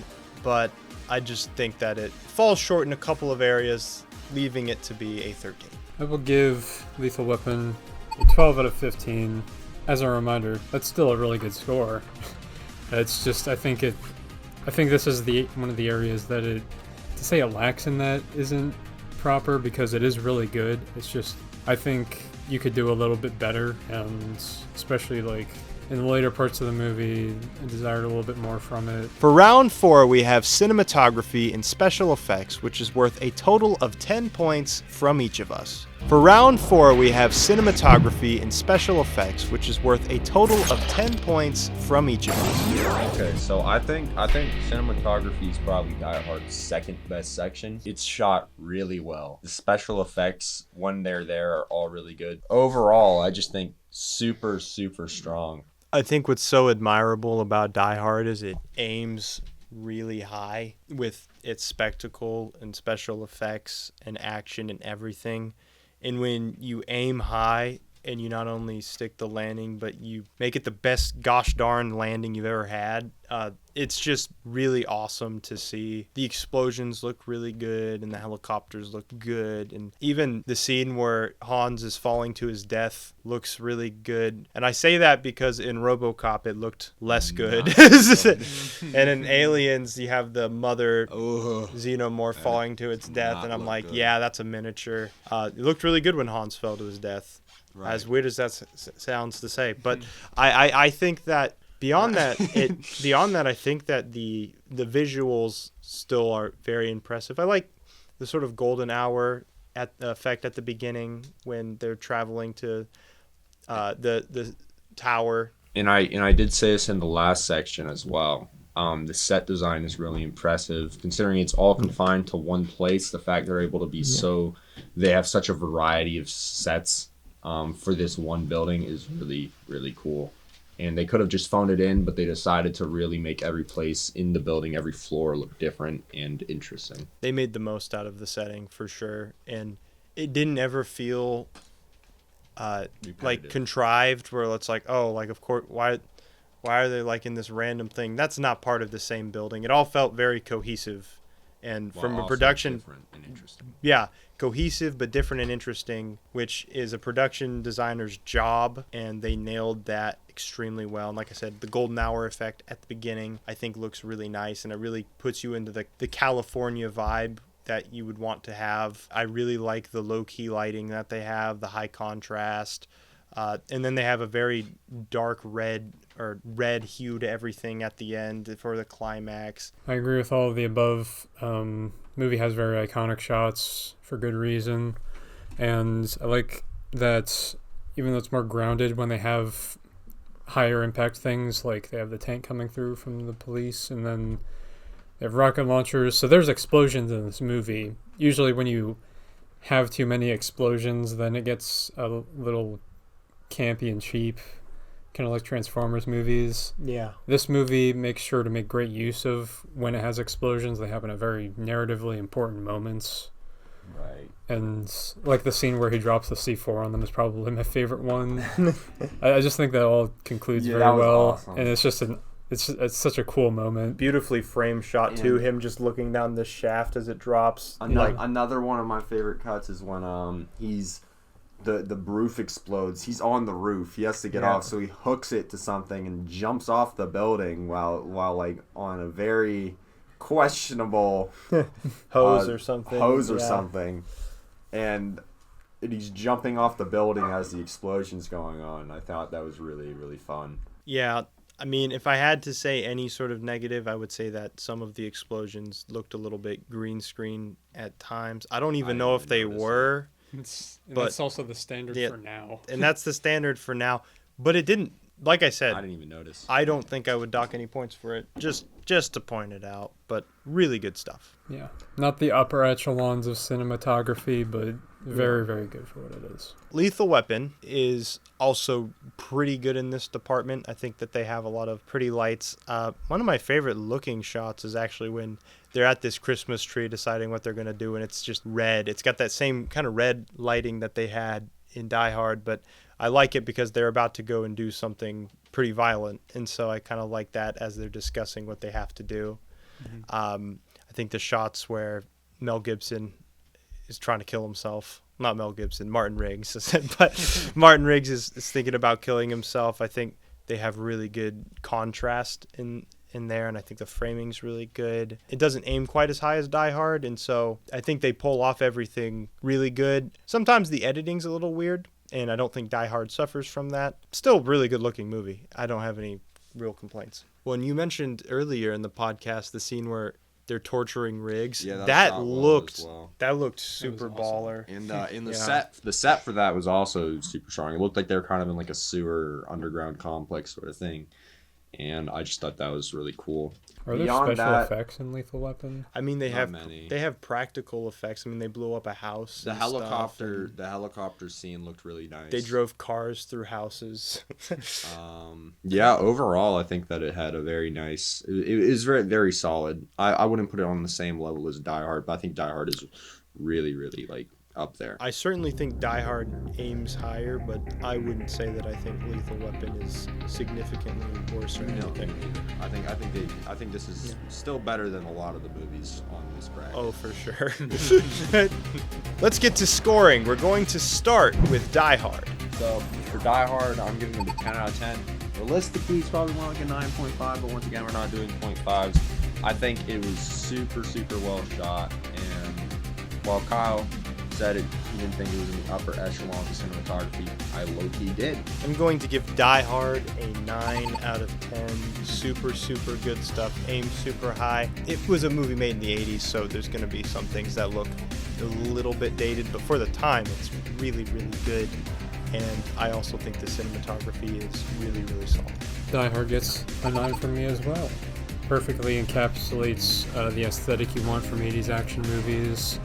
Very impressive special effects and great use of cinematography, very iconic shots. Now let's score Lethal Weapon. For Lethal Weapon, I'm giving it a 9 out of 10 cinematography.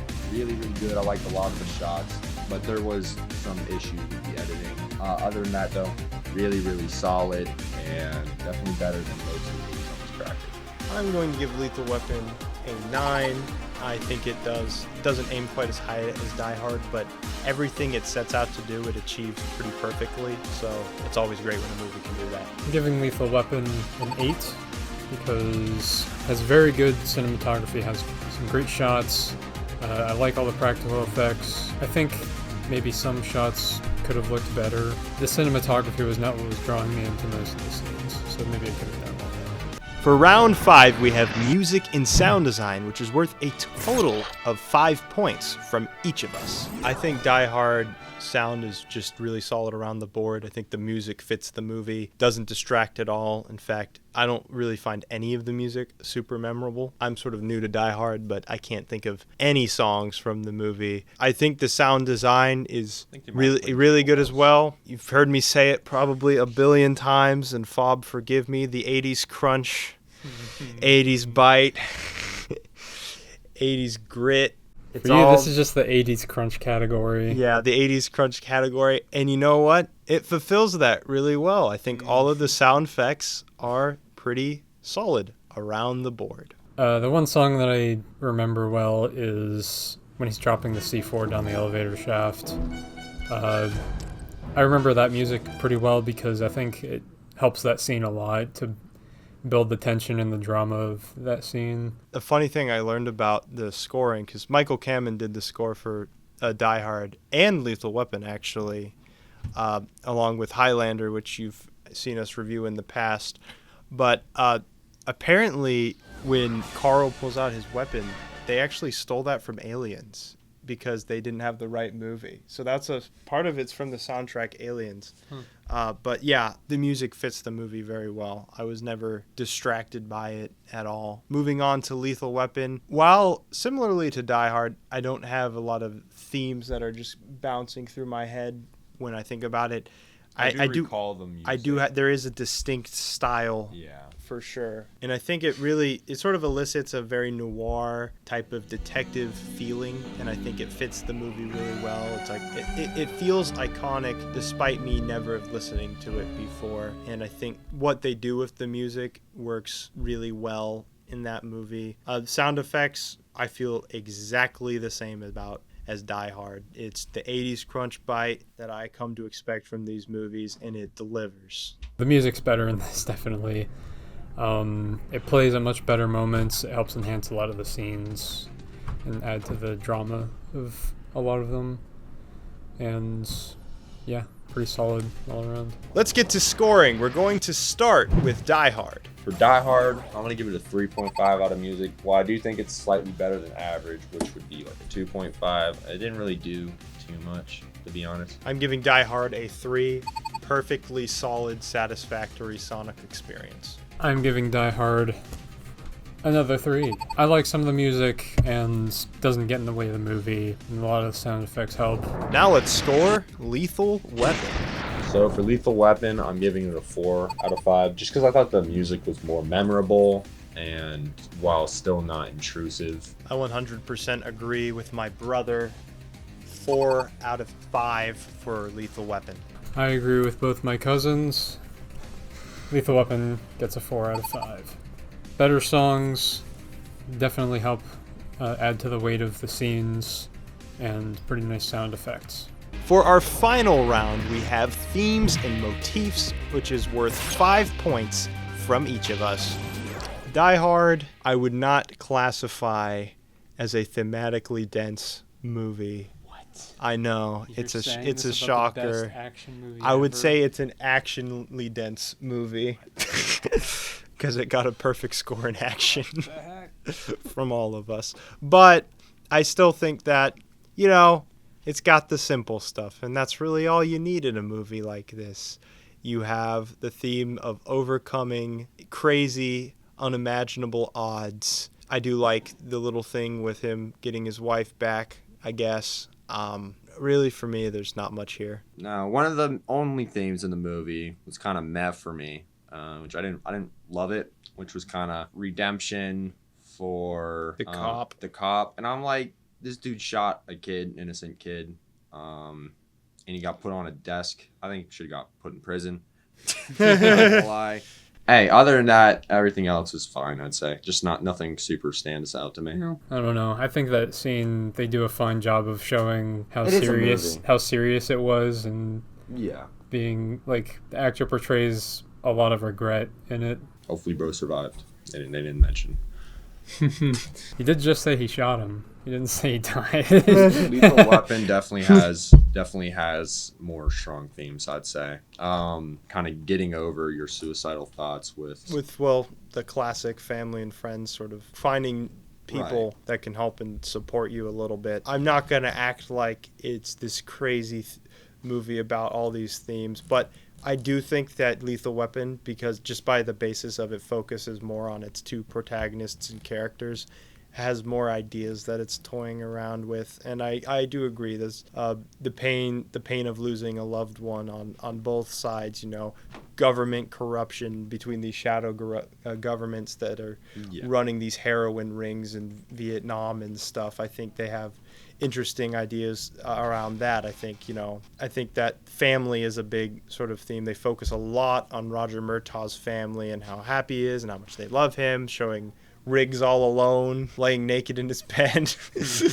and them sort of being loving towards him and inviting him into their house and taking care of him. And you can see it's something that he longs for and he can desire, and he misses that part of things. And not super complex at all, but I do think that they pull off those simpler themes very well. And I like that it's not afraid to go dark at times. I mentioned it a little bit earlier. I like that there's a very stark contrast. It's almost funny to me, but it is well done in the movie. Just how at the beginning you have Riggs, just like, for me it was this scene that I just wasn't expecting from this movie at all. Just completely serious and intense about like him about to kill himself. And then you contrast it with the end of the movie where it's like, oh yeah, I'll join them for Christmas time festivities. Yeah. It's kind of funny to me, but it's earned, definitely. And like the buildup of that over the course of the movie. And I think if you can have one strong theme instead of many half-baked themes, then that's definitely the way to go. Let's get to scoring. We're going to start with Die Hard. So for Die Hard, I'm giving it a 2 out of 5 for themes. I think they're kind of half-baked a bit. I'm going to give Die Hard a 1 just because there's literally no substance that I feel when it comes to themes for me, and it's very minimal, but it's not like offensive to me at all. I mean, I feel similarly about the themes of this movie as I do to the themes of Commando. This just thankfully has the benefit of being one of the greatest action movies and having an awesome narrative. I'm gonna give Die Hard a 2 for themes and motifs. I don't think the lack of them hurts this movie too bad, and I'm not gonna say it has nothing going for it in that category, but you'd really have to search, and it's just not helping the movie. Now let's score Lethal Weapon. So for Lethal Weapon, I'm gonna give it a 4 out of 5 for themes.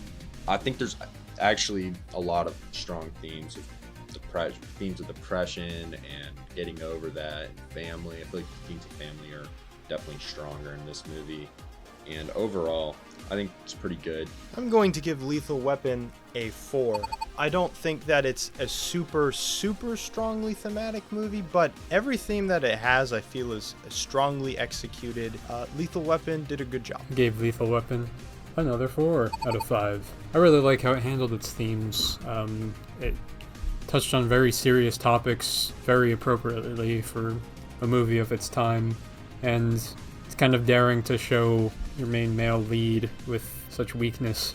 We have done the math. We have tabulated the scores. Bob, share your scores for Die Hard versus Lethal Weapon. We have Die Hard at 44 out of 50 points, and we have Lethal Weapon at 42 out of 50 points. I gave Die Hard a 41 out of 50 and Lethal Weapon a 43 out of 50. I gave Die Hard a 44 out of 50 and Lethal Weapon a 41.